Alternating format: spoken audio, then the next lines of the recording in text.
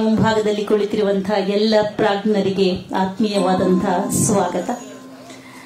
ಕನ್ನಡದ ಹಾಡುಗಳನ್ನ ಹಾಡಿ ಅದರಲ್ಲೂ ವಿಶೇಷವಾಗಿ ಜಾನಪದ ಗೀತೆಗಳನ್ನ ದೇಶ ವಿದೇಶಗಳಲ್ಲಿ ಝೇಂಕರಿಸಿ ಕನ್ನಡತನವನ್ನ ಮೆರೆಯುತ್ತಿರುವಂತಹ ನಾಡಿನ ಪ್ರಖ್ಯಾತ ಗಾಯಕಿ ಸವಿತಕ್ಕ ಅವರ ತಂಡ ಸನ್ನದ್ಧವಾಗಿದೆ. ಇಲ್ಲಿ ಜನಪದ ಗೀತೆಗಳ ಗುಚ್ಛವಿದೆ, ಭಾವಗೀತೆಗಳ ಗುಚ್ಛವಿದೆ, ವಚನ ಗಾಯನವಿದೆ. ಎಲ್ಲವನ್ನ ಒಳಗೊಂಡಿರುವಂತಹ ಕಾರ್ಯಕ್ರಮ ಇದಾನ ಮುಟ್ಟಲಿ ಎನ್ನುವಂತಹ ಆಶಯದಿಂದ ಸವಿತಕ್ಕರಿಗೆ ಕಾರ್ಯಕ್ರಮಕ್ಕೆ ಸ್ವಾಗತವನ್ನ ಕೋರ್ತಾ ಇದ್ದೀನಿ. ಇನ್ನು ನಿಮ್ಮ ಸರದಿ ಸವಿತಕ್ಕ.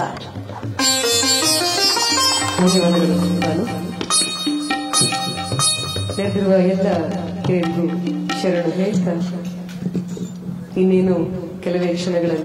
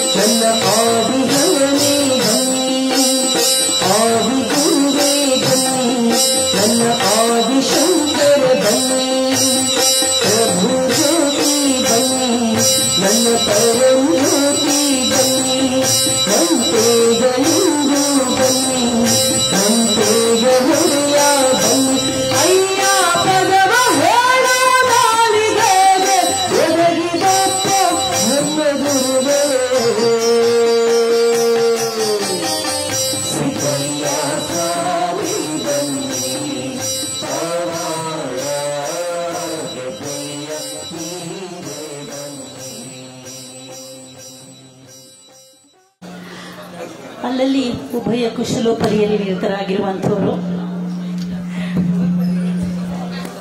ಕಾಫಿ ತಿಂಡಿ ಅಂತ ಹೊರಗಡೆ ಇರುವಂಥವ್ರು ಯಾರೇ ಆಗಿದ್ರು ಕೂಡ ಆ ದನಿಗೆ ಹೋಗಡದಿರೋದಕ್ಕೆ ಸಾಧ್ಯವೇ ಇಲ್ಲ. ಅದು ಎಲ್ಲರನ್ನ ಪ್ರೀತಿಸುವಂತಹ ಧ್ವನಿ, ಎಲ್ಲರನ್ನ ಒಳಗೊಳ್ಳುವಂತಹ ಧ್ವನಿ, ಎಲ್ಲರನ್ನ ಬೆಸೆಯುವಂತಹ ಅಪರೂಪದ ಧ್ವನಿ. ಸವಿತಕ್ಕನ ಜನಪದ ಗಾಯನವೆಂದರೆ ಕುಳಿತವರು ಕುಣಿಯಬೇಕು, ಅಂದ್ರೆ ಅವರ ಮನಸ್ಸಿನಲ್ಲಿ ಒಂದು ಕುಣಿತ ಪ್ರಾರಂಭವಾಗುತ್ತೆ. ಬಹಳ ಅಪರೂಪದ ಕಲಾವಿದೆ, ತಾಯ್ತನದ ಕಲಾವಿದೆ. ತಾನು ಕಲಿತದ್ದು, ತಾನು ಗಳಿಸಿದ್ದು, ತಾನು ಪಡೆದುಕೊಂಡದ್ದು ಅಷ್ಟೇ ಸಾಲದು, ಜನಪದವನ್ನ ಮತ್ತಷ್ಟು ಮಗದಷ್ಟು ಜನರಿಗೆ ಕಲಿಸಬೇಕು, ಈ ಕಲೆಯನ್ನ ಬೆಳೆಸಬೇಕು. ಪ್ರಪಂಚದ ಬೇರೆ ಬೇರೆ ಭಾಷೆಗಳ ಜನರು ಈ ಕನ್ನಡ ನೆಲದ ಸಂಪತ್ತನ್ನ, ನೆಲಮೂಲ ಸಂಸ್ಕೃತಿಯನ್ನ ಅರಿತು ಕನ್ನಡದ ಕಡೆಗೆ ಮುಖ ಮಾಡಬೇಕು, ಕನ್ನಡವನ್ನ ಗೌರವಿಸಬೇಕು ಎನ್ನುವ ಕಾಯಕದಲ್ಲಿ ನಿರತರಾಗಿರುವಂತಹ ಅತ್ಯಪರೂಪದ ಕಲಾವಿದೆ ನಮ್ಮ ಸವಿತಕ್ಕ. ನಾವೆಲ್ಲರೂ ಇಲ್ಲಿ ಬೆಂಗಳೂರಿನ ಮಳೆ ಒಮ್ಮೊಮ್ಮೆ ಸೋನೆ ಮಳೆಯಾಗಿ ಕೂಡ ಬರುತ್ತೆ. ಆದ್ರೆ ಇವತ್ತು ನಾನು ಬಂದಂತಹ ಭಾಗದಲ್ಲಿ ಸ್ವಲ್ಪ ಜೋರಾಗಿ ಮಳೆ ಇತ್ತು. ಚಪ್ಪಾಳೆ ಕೂಡ ಅದೇ ತರ ಜೋರಾಗಿ ಬಂದ್ರೆ, ಮಳೆಯ ಹಾಗೆ ಸುರಿದ್ರೆ ಕಲಾವಿದರಿಗೆ ಮತ್ತಷ್ಟು ಪ್ರೋತ್ಸಾಹ ಸಿಗುತ್ತೆ. ಇಲ್ಲಿ ಕಲೆಯನ್ನ ಗೌರವಿಸುವಂತಹ, ಕಲಾವಿದರನ್ನ ಗೌರವಿಸುವಂತಹ ಪ್ರಾಜ್ಞರು ಇದ್ದೀರಿ. ನಿಮ್ಮೆಲ್ಲರ ಪ್ರೋತ್ಸಾಹ, ನಿಮ್ಮೆಲ್ಲರ ಮೆಚ್ಚುಗೆಯ ಚಪ್ಪಾಳೆಗಳು ಸವಿತಕ್ಕನಂತಹ ನೂರಾರು ಕಲಾವಿದರನ್ನ ಬೆಳೆಸುತ್ತೆ. ಆ ಕಾರಣಕ್ಕಾಗಿ ತುಂಬಿಕೊಡೋಣ ನಾವೆಲ್ಲರೂ ಒಟ್ಟಾಗಿ ಪ್ರೀತಿಯ ಚಪ್ಪಾಳೆ.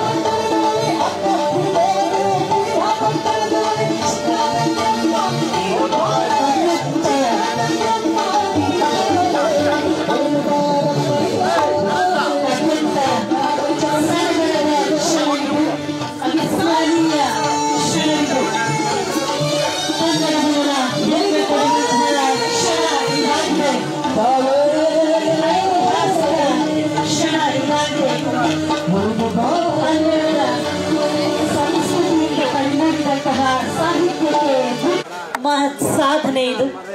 ಎಲ್ಲ ಮಹಿಳೆಯರ ಬದುಕಿಗೆ ಘನತೆಯನ್ನ ತಂದುಕೊಟ್ಟಂತಹ ಗೌರವ ಇದಾಗಿದೆ. ಕನ್ನಡ ಸಾಹಿತ್ಯಕ್ಕೆ ಘನತೆಯನ್ನ ತಂದುಕೊಟ್ಟಂತಹ, ಗೌರವವನ್ನು ವೃದ್ಧಿಸಿದಂತಹ ಕ್ಷಣವಿದು. ಈ ಕನ್ನಡದ ಮನೆ ಮಗಳನ್ನ ಅತ್ಯಂತ ಪ್ರೀತಿಯಿಂದ ನಾವು ಬರಮಾಡಿಕೊಳ್ತಾ ಇದ್ದೀವಿ. ಮನ ತುಂಬಿ ಬಂದಿದೆ, ಹೃದಯ ತುಂಬಿ ಬಂದಿದೆ, ಕಣ್ಣಾಳಿಗಳು ತುಂಬುತ್ತಿವೆ. ಅದೆಷ್ಟು ಜನರ ನಿರೀಕ್ಷೆಯ ಫಲವೋ, ಅದೆಷ್ಟು ಜನರ ಪ್ರಾರ್ಥನೆಯ ಫಲವೋ, ಅದೆಷ್ಟು ಜನರ ಪ್ರೋತ್ಸಾಹದ ಫಲವೋ, ಅವಿರತ ಪರಿಶ್ರಮದ ಫಲ. ಹೋರಾಟಗಾರ್ತಿಯಾಗಿ, ನ್ಯಾಯವಾದಿಯಾಗಿ, ಲೇಖಕಿಯಾಗಿ ಅವರ ಮನದ ಮಾತುಗಳೆಲ್ಲವೂ ಕೂಡ ಬರವಣಿಗೆಯ ರೂಪವನ್ನ ಪಡೆದು ಎಂದಿಲ್ಲಿ ಕನ್ನಡದ ಮಗಳನ್ನ ಗೌರವಿಸುವಂತಹ ಕ್ಷಣಕ್ಕೆ ನಾವೆಲ್ಲರೂ ಸಾಕ್ಷಿಯಾಗ್ತಾ ಇದ್ದೇವೆ ಅಂತ ಹೇಳಿದ್ರೆ, ಇದು ನಮ್ಮ ಬದುಕಿನಲ್ಲಿ ನಾವು ಮರೆಯಲಾಗದ, ಮರೆಯಬಾರದ ಅಮೃತ ಘಳಿಗೆ. ಈ ಘಳಿಗೆಗೆ ಸಾಕ್ಷಿಯಾಗಲು ಆಗಮಿಸಿರುವಂತಹ ಎಲ್ಲ ಕನ್ನಡ ಮನಸ್ಸುಗಳಿಗೆ, ಸಾಹಿತ್ಯಾಸಕ್ತರಿಗೆ, ಸಾಹಿತಿಗಳಿಗೆ, ಪ್ರಾಜ್ಞರಿಗೆ ಎಲ್ಲರಿಗೂ ಕೂಡ ಕರ್ನಾಟಕ ಕಾರ್ಯನಿರತ ಪತ್ರಕರ್ತರ ಸಂಘದ ವತಿಯಿಂದ, ಕರ್ನಾಟಕ ಗಾಂಧಿ ಸ್ಮಾರಕ ನಿಧಿಯ ವತಿಯಿಂದ ಆತ್ಮೀಯವಾದಂತಹ ಶುಭ ಸ್ವಾಗತ. ಕರ್ನಾಟಕ ಕಾರ್ಯನಿರತ ಪತ್ರಕರ್ತರ ಸಂಘದ ಅಧ್ಯಕ್ಷರಾಗಿರುವಂತಹ ಶಿವಾನಂತಗೌಡರು ಅವರು ಈಗಾಗಲೇ ಕಾರ್ಯಕ್ರಮದಲ್ಲಿ ಆಸೀನರಾಗಿದ್ದಾರೆ.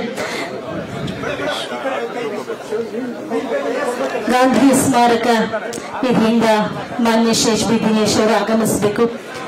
ನಮ್ಮೆಲ್ಲರ ಪ್ರೀತಿಗೆ ಯಾವತ್ತಿಗೂ ಪಾತ್ರರಾಗಿರುವಂತಹ ಮಮತಾಮಯಿ ಸನ್ಮಾನ್ಯ ಮುಖ್ಯಮಂತ್ರಿಗಳ ಮಾಧ್ಯಮ ಸಲಹೆಗಾರರಾಗಿರುವಂತಹ ಮಾನ್ಯ ಶ್ರೀ ಕೆ ವಿ ಪ್ರಭಾಕರ್ ಅವರನ್ನ ನಮ್ಮೆಲ್ಲರ ತುಂಬು ಪ್ರೀತಿಯ ಚಪ್ಪಾಳೆಗಳ ಮುಖೇನ ವೇದಿಕೆಗೆ ಆಹ್ವಾನಿಸೋಣ. ಬಂಧುಗಳೇ, ಎಲ್ಲರನ್ನ ಪ್ರೀತಿಯಿಂದ ಕಾಣುವಂತಹ ನಮ್ಮ ಮನೆಯ ಬಂಧು, ಎಲ್ಲರ ಕಷ್ಟಗಳಿಗೆ ಹೆಗಲಾಗುವಂತಹ, ಬೆಂಬಲವಾಗಿ ನಿಲ್ಲುವಂತಹ ಅಂತಃಕರುಣೆಯುಳ್ಳ ವ್ಯಕ್ತಿತ್ವ ಶ್ರೀ ಕೆ ವಿ ಪ್ರಭಾಕರ್ ಅವರು ವೇದಿಕೆಗೆ ದಯಮಾಡಿಸಿದ್ದಾರೆ.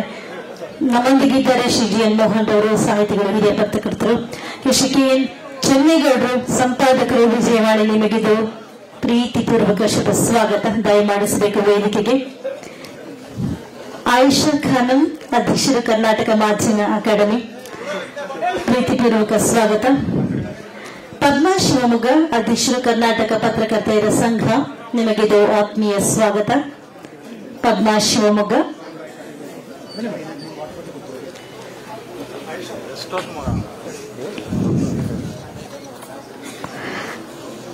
ಕರ್ನಾಟಕ ಕಾರ್ಯನಿರತ ಪತ್ರಕರ್ತರ ಸಂಘ, ಕರ್ನಾಟಕ ಗಾಂಧಿ ಸ್ಮಾರಕ ನಿಧಿಯ ಕನಸಿನ ಕಾರ್ಯಕ್ರಮ ಇದಾಗಿದೆ. ನಮ್ಮ ಕನ್ನಡದ ಹೆಮ್ಮೆಯ ಮಗಳು ಬಾನು ಮುಷ್ತಾಕ್ ಅವರು ಬೆಂಗಳೂರಿಗೆ, ಅದು ಕನ್ನಡ ನೆಲಕ್ಕೆ ಕಾಲಿಟ್ಟ ತಕ್ಷಣ ಪ್ರಪ್ರಥಮ ಕಾರ್ಯಕ್ರಮ ನಮ್ಮ ಕರ್ನಾಟಕ ರಾಜ್ಯ ಕಾರ್ಯನಿರತ ಪತ್ರಕರ್ತರ ಸಂಘದ ಆಗಿರಬೇಕು ಅನ್ನುವಂತಹ ಹಠವನ್ನ ತೊಟ್ಟು ಅಹರ್ನಿಶೆ ಶ್ರಮಿಸಿರುವಂತವರು ಅಧ್ಯಕ್ಷರಾಗಿರುವಂತಹ ಶಿವಾನಂತಗೌಡರವರು. ಹಾಗೆ ಕರ್ನಾಟಕ ಗಾಂಧಿ ಸ್ಮಾರಕ ನಿಧಿಯಿಂದ ಶ್ರೀ ಶ್ರೀದಿವೇಶ್ ಅವರು ದಯಮಾಡಿಸಬೇಕು ವೇದಿಕೆಗೆ. ಪ್ರಾರಂಭದಲ್ಲಿ ನಾನು ಆಹ್ವಾನಿಸಿದ್ದೇನೆ ಅವರನ್ನ. ಮೊನ್ನೆ ಶ್ರೀ ಬಿ ದಿನೇಶ್ ಅವರು ದಯಮಾಡಿಸಬೇಕು ವೇದಿಕೆಗೆ. ನಿಮ್ಮ ಬೆಂಬಲವಿಲ್ಲದೆ ಈ ಕಾರ್ಯಕ್ರಮ ಯಶಸ್ಸನ್ನ ಕಾಣಲು ಸಾಧ್ಯವೇ ಇಲ್ಲ. ಕರ್ನಾಟಕ ಗಾಂಧಿ ಸ್ಮಾರಕ ನಿಧಿಯ ಸಹಯೋಗ ಈ ಕಾರ್ಯಕ್ರಮವನ್ನ ತಮ್ಮೆಲ್ಲರಿಗೂ ಎಲ್ಲ ರೀತಿಯಾದಂತಹ ಸಹಕಾರವನ್ನಿತ್ತು ಕಾರ್ಯಕ್ರಮವನ್ನ ಸಾಧ್ಯ ಮಾಡಿಕೊಟ್ಟಿದೆ.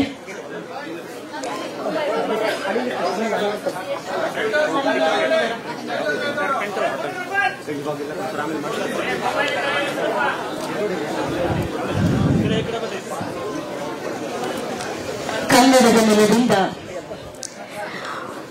ವಿಶ್ವಮಟ್ಟಕ್ಕೆ ಏರಿ ವಿಶ್ವದ ತುಂಬೆಲ್ಲ ಕನ್ನಡದ ಘಮರನ್ನ ಪಸರಿಸಿದಂತಹ ನಾಡಿನ ಖ್ಯಾತ ಸಾಹಿತಿ, ಹೋರಾಟಗಾರ್ತಿ, ನ್ಯಾಯವಾದಿ ಬಾನು ಮುಷ್ತಾಕ್ ಅವರನ್ನ ಅಭಿನಂದಿಸುವಂತಹ ಈ ಅವಿಸ್ಮರಣೀಯ ಗಳಿಗೆಗೆ ನಿಮ್ಮೆಲ್ಲರಿಗೂ ಪ್ರೀತಿಯ ಸ್ವಾಗತ.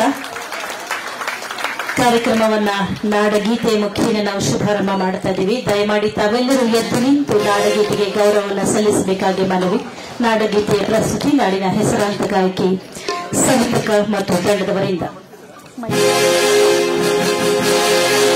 ಜಯ ಜನನೀಯ ತನುಜಾತೆ ಜಯ ಹೇ ಕರ್ನಾಟಕ ಮಾತೆ ಜಯ ಸುಂದರ ನದಿವನ ಬಲನಾಡೆ ಜಯ ಹೇ ರಸಋಷಿಗಳ ಬೀಡೆ ಭೂದೇವಿಯ ಮುಕುಟದ ನವಮಣಿಯೇ ಗಂಧದ ಚಂದದ ಹೂವಿನ ಗಣಿಯೇ ಮಾಧವ ಮಧುಸೂದನವತರಿಸಿದ ಭಾರತ ಜನನೀಯ ತನುಜಾತೆ ಜನನೀಯ ಜೋಗುಣ ವೇದದ ಘೋಷ ಜನನಿಗೆ ಜೀವವು ನಿಂದಾವೇಶ ಹಸುವಿನ ಗಿರಿಗಳ ಸಾಲೆ ನಿನ್ನಯ ಕೊರಳಿನ ಮಾಲೆ ಕಪಿಲಯದು ಜಗದೌತಮ ಚಿರರುತ ಭಾರತ ಜನನೀಯ ತನುಜಾತೆ ಶಂಕರನ ಮನುಜ ವಿದ್ಯಾರಣ್ಯ ಬಸವೇಶ್ವರ ಮಂಗಳ ವಿದ್ಯಾರಣ್ಯ ರಂಗಶರಕ್ಷರಿ ಪೊನ್ನ ಪಂಪಲ ಕುಣಿಪತಿ ಜನ್ಮ ಕುಮಾರದಾಸರ ಮಂಗಳ ನಾಮ ಕಲಿಯೋಗಿಗಳ ಪುಣ್ಯರಾಮ ನಾನಕ ರಾಮಾನಂದ ಕಬೀರರ ಭಾರತ ಜನನೀಯ ತನುಜಾತೆ ಕೈಲಕ ಹೊಯ್ಸಳರಾಡಿದ ನಾಡು ದಂಕಣ ಜನರ ನೆಚ್ಚಿನ ಬೀಡ ಕೃಷ್ಣ ಶರಾವಳಿ ತುಂಗ ಕಾವೇರಿಯವರ ರಂಗ ಚೈತನ್ಯ ಪರಮಹಂಸ ವಿವೇಕರು ಭಾರತ ಜನನೀಯ ತನುಜಾತೆ ಸರ್ವ ಜನಾಂಗದ ಶಾಂತಿಯ ತೋಟ ರಸಿಕರ ನಂಗಳ ಸೆಳೆಯುವ ನೋಟ ಹಿಂದೂ ಕ್ರೈಸ್ತ ಮುಸಲ್ಮಾನ ಪಾರಸಿಕ ಜೈನರು ಜ್ಞಾನ ಜಯಕನ ಓದುವ ಕರಿನರ ನಾಮ ಕಾಯಕ ವೈದಿಕರ ನಾಮ ಕನ್ನಡ ನುಡಿ ನುಡಿಯಾಡುವ ದೇಹ ಕನ್ನಡ ತಾಯಿಯ ಮಕ್ಕಳ ದೇಹ ಭಾರತ ಜನನೀಯ ತನುಜಾತೆ ಜಯ ಹೇ ಕರ್ನಾಟಕ ಮಾತೆ ಜಯ ಹೇ ಕರ್ನಾಟಕ ಮಾತೆ ಜಯ ಹೇ ಕರ್ನಾಟಕ ಮಾತೆ. ಧನ್ಯವಾದಗಳು.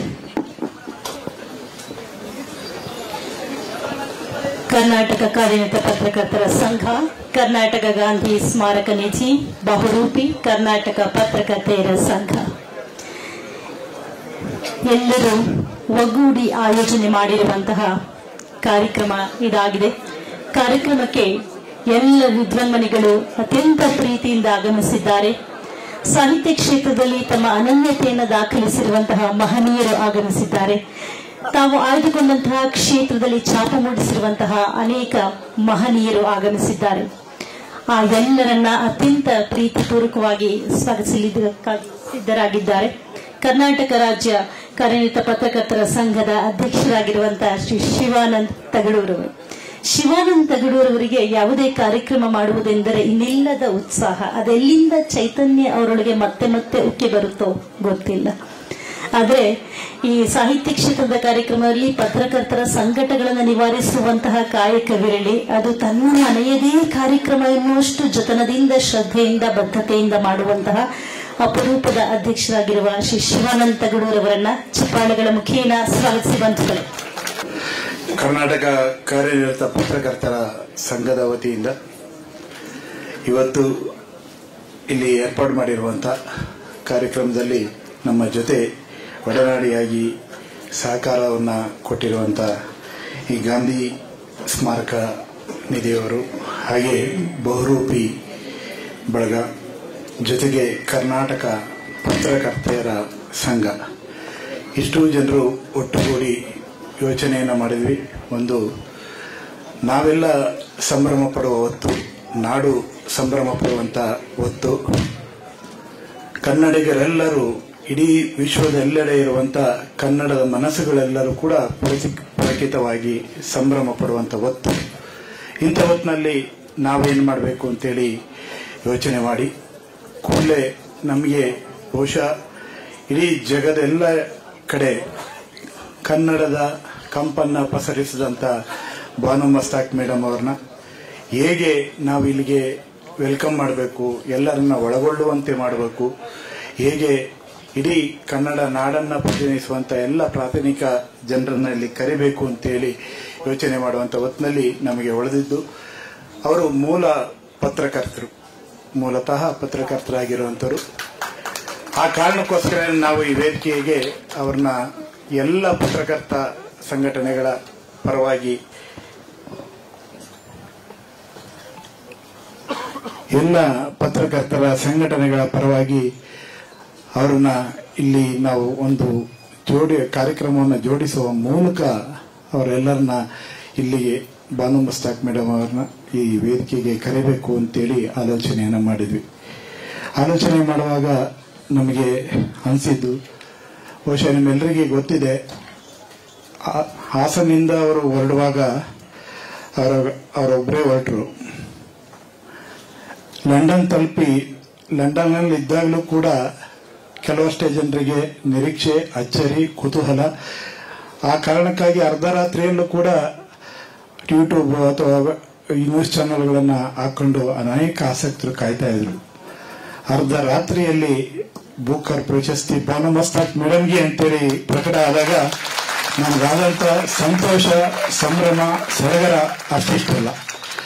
ಬೆಳಗಾಗೋದ್ರೊಳಗಡೆ ಬಾನೆಲ್ಲವೂ ಕೂಡ ಬಾನು ಮಸ್ತಾಕಾಗಿ ಹರಡಿದಂಥ ಕ್ಷಣಕ್ಕೆ ನಾವು ನಿಬ್ಬೆರಗಾಗಿ ನಿಂತಿದ್ವಿ, ಅಭಿಮಾನದಿಂದ ನಿಂತಿದ್ವಿ. ಯಾವತ್ತೂ ಕೂಡ ಮರೆಯಲಾಗದ ಒಂದು ಕ್ಷಣವನ್ನ ಆ ಸಂದರ್ಭದಲ್ಲಿ ನಾವೆಲ್ಲರೂ ಕೂಡ ಅನುಭವಿಸ್ತಾ ಇದ್ವಿ.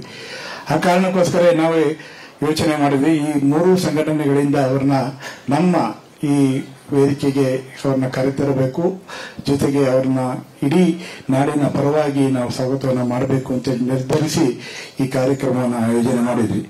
ಬಹಳ ಜನರು ನನಗೆ ಕ್ವಶನ್ ಕೇಳಿ, ನಿಮಗೂ ಅದಕ್ಕೂ ಏನು ಕಾರ್ಯಕ್ರಮ, ಹೇಗೆ ಇದೆಲ್ಲ ಅಂತೇಳಿ. ನಾನು ಆಮೇಲೆ ಒಂದು ನೋಟ್ ಕೂಡ ಹಾಕ್ತೆ. ಬಾನು ಮಸ್ತಾಕ್ ಫಸ್ಟು ಪತ್ರಕರ್ತರು, ಅದಾದ ನಂತರ ಲೇಖಕರಾದರು, ಅದಾದ ನಂತರ ಅನೇಕ ಸಾಹಿತ್ಯಗಳಿಗೆ, ಚಳುವಳಿಗಳಲ್ಲಿ, ಮತ್ತೆ ವಕೀಲರಾಗಿ, ನಗರಸಭೆಯ ಸದಸ್ಯರಾಗಿ ಅನೇಕ ಆಯಾಮಗಳಲ್ಲಿ ಕೆಲಸ ಮಾಡ್ತಾ ಬಂದರು. ಹಾಗಾಗಿ ಅನೇಕ ಆಯಾಮಗಳ ಸಾರವನ್ನ ಇಕ್ಕಿದಂತ, ಸೋಸಿದಂತ ಒಂದು ರಸಭರಿತ ಒಂದು ಹಣ್ಣು ಅಂತಾರಲ್ಲ, ಹಾಗೆ ಅವರು ರೂಪುಗೊಂಡಿದೆಯಲ್ಲ ಹಾಸನದ ನೆಲದಲ್ಲಿ, ಅದು ಎಲ್ಲರಿಗೂ ಕೂಡ ನಮಗೆ ನಿಬ್ಬೆರಗಾಗುವಂಥದ್ದು. ಆ ಕಾರಣಕ್ಕಾಗಿ ಇವತ್ತು ನಾವು ಬುಕರ್ ಅವಾರ್ಡ್ ಬಂದಂತ ಬಾನು ಮಸ್ತಾಕ್ ಮೇಡಮ್ ಅವರನ್ನ ದಯಮಾಡಿ ನೀವು ಇಡೀ ಸಭಾಂಗಣದಲ್ಲಿ ಎಲ್ಲರೂ 1 ನಿಮಿಷ ಎದ್ದು ನಿಂತು ಅವರಿಗೆ ಚಪ್ಪಾಳೆ ಕೊಟ್ಟು ಗೌರವ ಕೊಟ್ಟು ಅವರು ವೆಲ್ಕಮ್ ಮಾಡಬೇಕು ಅಂತ ವಿನಂತಿ ಮಾಡ್ತೀನಿ. ನಾಡಿನ ಪರವಾಗಿ ನೀವೆಲ್ಲರೂ ಜೋರು ಚಪ್ಪಾಳೆ ಬರಲಿ ಅವರಿಗೆ ಅಂತೇಳಿ ವಿನಂತಿ ಮಾಡ್ತೀನಿ.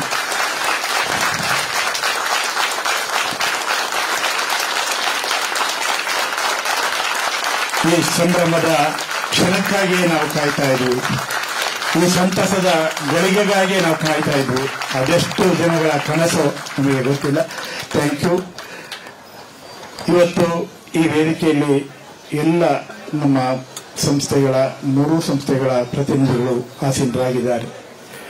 ಬಾನು ಮಸ್ತಾಕ್ ಮೇಡಮ್, ಬಾನು ಮಸ್ತಾಕ್ ಅವರು ಇವತ್ತು 77 ವಸಂತಗಳನ್ನ ಕಂಡಂತವರು.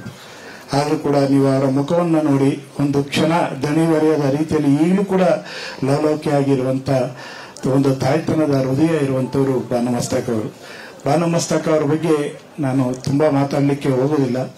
ಕಾರಣ ಏನಂದ್ರೆ, ಇವತ್ತು ಮಾತನಾಡುವ ವೇದಿಕೆಯಲ್ಲಿ ಅವರ ಮಾತಿಗಾಗಿ ನಾವು ಕಾಯ್ದಿದ್ದೇವೆ. ಆದರೆ ಸಾಂದರ್ಭಿಕವಾಗಿ ನಾವು ಅವರ ಬಗ್ಗೆ ಒಂದು 4 ಮಾತನ್ನ ಹೇಳಲೇಬೇಕು. ಹಾಸನದ ನೆಲ ಅಂದ್ರೆ ಬಹುಶಃ ಈ ಕಾರ್ಯಕ್ರಮದಲ್ಲಿ ಈ ಕ್ಷಣ ಬಿಟ್ಬಿಟ್ರೆ ಹಾಸನಕ್ಕೆ ಓಡೋಗ್ಬಿಡ್ತಾರೆ ಅವರು. ಅಷ್ಟರ ಮಟ್ಟಿಗೆ ಅವರಿಗೆ ಹಾಸನದ ಸೆಳೆತ.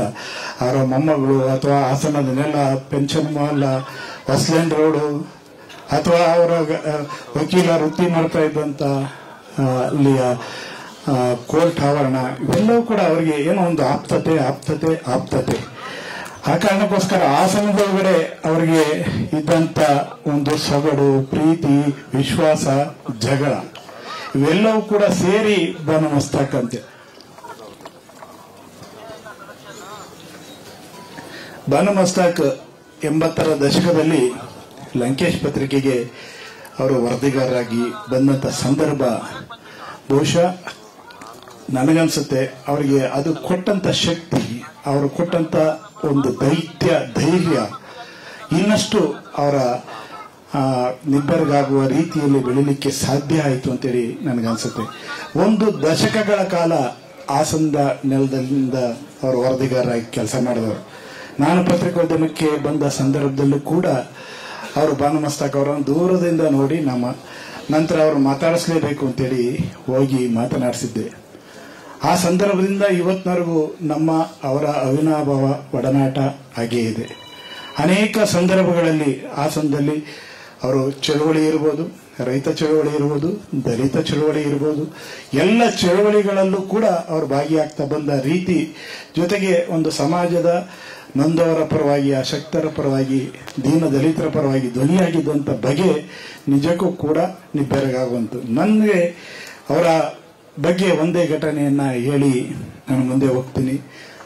ಬಾಗೂರು ನವಲೆ ಚಳವಳಿ ನಡೀತಾ ಇದ್ದಂಥ ಸಂದರ್ಭ. ಆ ಸಂದರ್ಭದಲ್ಲಿ ನಮಗೆ ಚಳವಳಿಗಾರರ ಮೇಲೆಲ್ಲ ಅಟ್ರಾಸಿಟಿ ಎಲ್ಲ ಹಳ್ಳಿಗಳ ನುಗ್ಗಿ ನಮ್ಮ ಮೇಲೆಲ್ಲ ಸುಮಾರು 10-15 ಕೇಸ್ಗಳೆಲ್ಲ ಹಾಕಿದ್ರು. ಅವತ್ತಿನಲ್ಲಿ ನಮಗೆ ಏನಪ್ಪಾ ಇದು, ಇನ್ನು ಈ ಕೇಸನ್ನೇ ತೀರ್ಸಕ್ಕಾಗದಿಲ್ವೇನೋ ಜೀವನದಲ್ಲಿ ಏನೋ ಅಷ್ಟರ ಮಟ್ಟಿಗೆ ಎಲ್ಲರ ಮೇಲೆ ದೌರ್ಜನ್ಯಗಳು ನಡೆದಿದ್ದಂಥ ದಿನಗಳದು. ಆ ಸಂದರ್ಭದಲ್ಲಿ ನಾವು ಹಾಸನದಲ್ಲಿ ಒಂದು ಆಲ್ ಪಾರ್ಟಿ ಮೀಟಿಂಗ್ ನಡೆಯುತ್ತೆ. ಬೆಳಿಗ್ಗೆಯಿಂದಲೇ ಧರಣಿ ಅಂತ ಹೇಳ್ತಾರೆ, ಹೇಮಾವತಿ ಪ್ರತಿಮೆ ಎದುರುಗಡೆ ಎಲ್ಲಾ ಪಾರ್ಟಿಯವರು ಬರ್ತಾರೆ ಅಂತ ಹೇಳ್ತಾರೆ. ನನಗೆ ಆನೆಯಷ್ಟು ಧೈರ್ಯ, ಎಲ್ಲರೂ ಬರ್ತಾರೆ ಬಹಳ ಜನರು ಅಂತ. ನಿಮ್ಗೆ ಆಶ್ಚರ್ಯ ಆಗುತ್ತೆ. ಅವತ್ತು ಅಲ್ಲಿ ಬಂದಿದ್ದು ಭಾನುಮಸ್ತಾಕ್, ಸಿಸ್ಟರ್ ಲಿನೆಟ್ ಮತ್ತೆ ವೆಂಕಟೇಶ್ ಮೂರ್ತಿ ಸೇರಿದಂತೆ 6 ಜನರು ಮಾತ್ರ ಧರಣಿಗೆ ಬಂದರು. ಉಳಿದವರು ಬರಲೇ ಇಲ್ಲ. ಇದು ವಾಸ್ತವ. ಅಂದ್ರೆ ಅಂತ ಸ್ಥಿತಿಯಲ್ಲೂ ಕೂಡ ನಮ್ಮ ಜೊತೆಯಲ್ಲಿ ನಿಂತಂತವರು ಕೂಡ ಭಾನುಮಸ್ತಾಕ್. ಆ ಕಾರಣಕ್ಕಾಗಿ ನಮಗೆ ಅವರು ಅತ್ಯಂತ ಎಂಥ ಸಂದರ್ಭದಲ್ಲೂ ಕೂಡ ಆಪ್ತವಾಗಿ ನಮಗೆ ಸದಾ ನಮ್ಮ ಜೊತೆಯಲ್ಲಿ ಇರುವಂತವರು. ಅವರು ಒಮ್ಮೆ ಅನೇಕ ಸಂದರ್ಭಗಳಲ್ಲಿ ಮಾತನಾಡುವಾಗ ಹೇಳ್ತಾ ಇದ್ರು, ಯಾವುದೇ ಕ್ಷಣದಲ್ಲಿ ನಮ್ಮ ಅಭಿಪ್ರಾಯಗಳನ್ನ ಗೌಣವಾಗಿ ಇಟ್ಕೊಳ್ಳಕ್ಕೆ ಹೋಗಬಾರದು. ಮೌನವಾಗಿದ್ರೆ ನಾವು ವ್ಯವಸ್ಥೆಯ ಭಾಗ ಆಗ್ತೀವಿ. ಮೌನವಾಗಿದ್ರೆ ಮತ್ತೆ ಅದು ಮತ್ತೊಂದು ಅನ್ಯಾಯಕ್ಕೆ ನಾವು ಕೂಡ ಸಹಕಾರ ಕೊಟ್ಟಂತೆ ಆಗುತ್ತೆ. ಕನಿಷ್ಠ ಧ್ವನಿಯನ್ನು ಎತ್ತಬೇಕು, ಕನಿಷ್ಠ ಬರವಣಿಗೆನ ಮಾಡಬೇಕು, ಕನಿಷ್ಠ ನಮ್ಮ ಪ್ರತಿಭಟನೆಯನ್ನ ದಾಖಲು ಮಾಡುವಂತ ಕೆಲಸವನ್ನ ಯಾವ್ದಾರು ರೂಪದಲ್ಲಿ, ಅದು ಲೇಖಕರಾಗಿರ್ಬೋದು ಅಥವಾ ಪತ್ರಕರ್ತರಾಗಿರ್ಬೋದು, ಯಾವ್ದಾರು ರೂಪದಲ್ಲಿ ಅದು ಮಾಡಲೇಬೇಕು ಅನ್ನೋಂಥ ಒಲವು ನಿಲುವನ್ನು ಇಟ್ಕೊಂಡು ಬಂದಂತರು. ಅದನ್ನು ಕೂಡ ನಮ್ಮ ಜೊತೆ ನಿರಂತರವಾಗಿ ಮಾತನಾಡುವ ಸಂದರ್ಭದಲ್ಲಿ ಅನೇಕ ಸಂದರ್ಭಗಳಲ್ಲಿ ಅದನ್ನ ನೆನಪು ಮಾಡ್ತಾ ಬಂದಂತವ್ರು. ಹಾಸನಕ್ಕೆ ಹೋದ್ರೆ ನೀವು ಹಾಸನದಲ್ಲಿ ಅಲ್ಲಿ ಬಸ್ ಸ್ಟ್ಯಾಂಡ್ ನಿಲ್ದಾಣದ ರಸ್ತೆಯಲ್ಲಿ ನಡೆದು ಹೋಗುವ ಸಂದರ್ಭದಲ್ಲಿ ಒಂದು ಕನ್ನಡಕದ ಅಂಗಡಿ ಸಿಗುತ್ತೆ, ಮುಸ್ತಾಕ್ ಅಂಗಡಿ ಅಂತೇಳಿ. ಮುಸ್ತಾಕ್ ಅವರು ಕನ್ನಡಕವನ್ನ ಮಾರಾಟ ಮಾಡುವಂತ ಅಲ್ಲಿ ಒಂದು ಅಂಗಡಿಯನ್ನು ಇಟ್ಕೊಂಡಿದ್ದಾರೆ. ಅಲ್ಲಿ ಬಹುತೇಕ ಜನರ ಕೇಂದ್ರ ಅಂದ್ರೆ ಅದು. ಇಲ್ಲಿ ನಮ್ಮ ಆಚಾರ್ಯ ಸ್ವಾಮಿ ಇದ್ದಾರೆ, ನಮ್ಮ ಲೀಲಾವತಿಯವರು ಬಂದಿದ್ದಾರೆ ಹಾಸನದವರು, ಅನೇಕರು ಅಲ್ಲಿ ಬಂದಿದ್ದಾರೆ. ಭಾನುಮಸ್ತಾಕ್ ಎಲ್ಲಿ ಸಿಗ್ತಾರೆ ಅಂದ್ರೆ ಅಲ್ಲಿ ಸೀದಾ ಮುಸ್ತಾಕ್ ಅಂಗಡಿಗೆ ಹೋಗುವಂಥದ್ದು. ಅವ್ರ ಮಗಳು ಕೂಡ ಬಂದಿದ್ದಾರೆ, ಎಲ್ಲರೂ ತುಂಬಾ, ಅವ್ರ ಇಡೀ ಫ್ಯಾಮಿಲಿ ಬಂದಿದೆ. ಅಲ್ಲಿ ಹೋಗಿ ಕೂತು ಒಂದು ಕಾಫಿ ಕುಡಿದು ಆಚೆ ಹೋದ್ರೆ ಏನೋ ಒಂದು ಸಮಾಧಾನ. ಅಂದ್ರೆ ಹಾಸನಕ್ಕೆ ಒಂದು ಸಾಂಸ್ಕೃತಿಕವಾಗಿ ಎಲ್ಲರ ಒಂದು ಕೇಂದ್ರ ಅಂದ್ರೆ ಅದು ಕೂಡ ಒಂದು, ಆ ಅಂಗಡಿ ಕೂಡ ಒಂದು. ಹಾಗಾಗಿ ಅಂತ ಹೊತ್ತಿನಲ್ಲಿ ನಮಗೆ ಈ ತರ ಅನೇಕ ಸಂಬಂಧಗಳನ್ನ, ನಾಡಿನ ಅನೇಕ ಸಂಬಂಧಗಳನ್ನ ಬೆಸೆದುಕೊಂಡು ಬಂದಂತವರು ನಮ್ಮ ಭಾನುಮಸ್ತಾಕ್ ಅವರು. ಭಾನುಮಸ್ತಾಕ್ ಅವ್ರನ್ನ ನಾವು, ನನಗೆ ಆಶ್ಚರ್ಯ ಆಗಿದ್ದವರಿಗೆ ಒಂದ್ಸಲ ಇಕ್ಕಿದ್ದಂಗೆ ನಗರಸಭೆ ಚುನಾವಣೆ ನಿಂತುಬಿಟ್ರು. ನಿಮ್ಗೆ ಆಶ್ಚರ್ಯ ಆಗುತ್ತೆ. ನಮ್ಗೆ ಗಾಬರಿ, ಏನಪ್ಪ ಇವರು ಹೋಗಿ ಚುನಾವಣೆ ನಿಂತುಬಿಟ್ಟಿದ್ದಾರೆ ಇದೇನಂತ. ನಾನು ಕೇಳಿದೆ, ಯಾವ್ದಾರ ಒಂದು ಪಕ್ಷದಿಂದ ನಿಲ್ತಾ ಇದ್ರೆ, ಇಲ್ಲ ಯಾವ ಪಕ್ಷದಿಂದ ನಿಲ್ಲಲ್ಲ, ಪಕ್ಷೇತರವಾಗಿ ನಿಲ್ತೀನಿ ಅಂದ್ರು. ಆಗ ಸಮಾಧಾನ ಆಯ್ತು. ಆಶ್ಚರ್ಯ ಆಗುತ್ತೆ, ನಗರಸಭೆ ಚುನಾವಣೆಯಲ್ಲಿ 2 ಬಾರಿ ಆಯ್ಕೆ ಆದ್ರು. 2 ಬಾರಿ. ಹಾಸನದ ರಾಜಕಾರಣ ನಿಮಗೆ ಗೊತ್ತಿದೆ. ಅಂತ 2 ಬಾರಿ ಆಯ್ಕೆಯಾಗಿ ಕೂಡ ಅತ್ಯಂತ ಯಶಸ್ವಿಯಾಗಿ ಕಾರ್ಯನಿರ್ವಹಣೆ ಮಾಡಿದಂಥವ್ರು. ನಮಗೆ ಇಡೀ ಅವರ ಸಾಹಿತ್ಯವನ್ನು ನೋಡುವಾಗ ಪೆನ್ಷನ್ ಮಾಲದಲ್ಲಿ ಇರುವಂತಹ ಅನೇಕ ಸಂಬಂಧಗಳು, ಜನರ ಜೀವನ, ಅದರೊಳಗಡೆ ತುಂಬಾ ಸಾರಗಳನ್ನು ಎಕ್ಕಿ ತೆಗೆದಿದ್ದಾರೆ ಅವರು. ನನಗನ್ಸುತ್ತದು. ಹಾಗೆ ಆ ತರದ ಸಂದರ್ಭದಲ್ಲಿ ಅವರು ನಗರಸಭೆ ಒಬ್ಬ ರಾಜಕಾರಣಿಯಾಗಿಯೂ ಕೂಡ ಅವರು ಕೆಲಸವನ್ನು ಮಾಡಿದಂಥವ್ರು. ಆದರೆ ಇವತ್ತಿನ ರಾಜಕಾರಣದ ಪಕ್ಷದ ಭಾಗಗಳಾಗಲಿಲ್ಲ ಅವರು. ಆದರೆ ಆ ಪಕ್ಷೇತರವಾಗಿ ನಿಂತು ಅವರು ಕೆಲಸ ಮಾಡಿದಂಥ ರೀತಿ ನಿಬ್ಬೆರಗಾಗುವಂಥದ್ದು. ಇಲ್ಲಿ ನಮ್ಮ ಮಾಜಿ ಶಾಸಕರಾದಂತಹ ಸಕಲೇಶ್ವರದ ವಿಶ್ವನಾಥ್ ಬಂದಿದ್ದಾರೆ.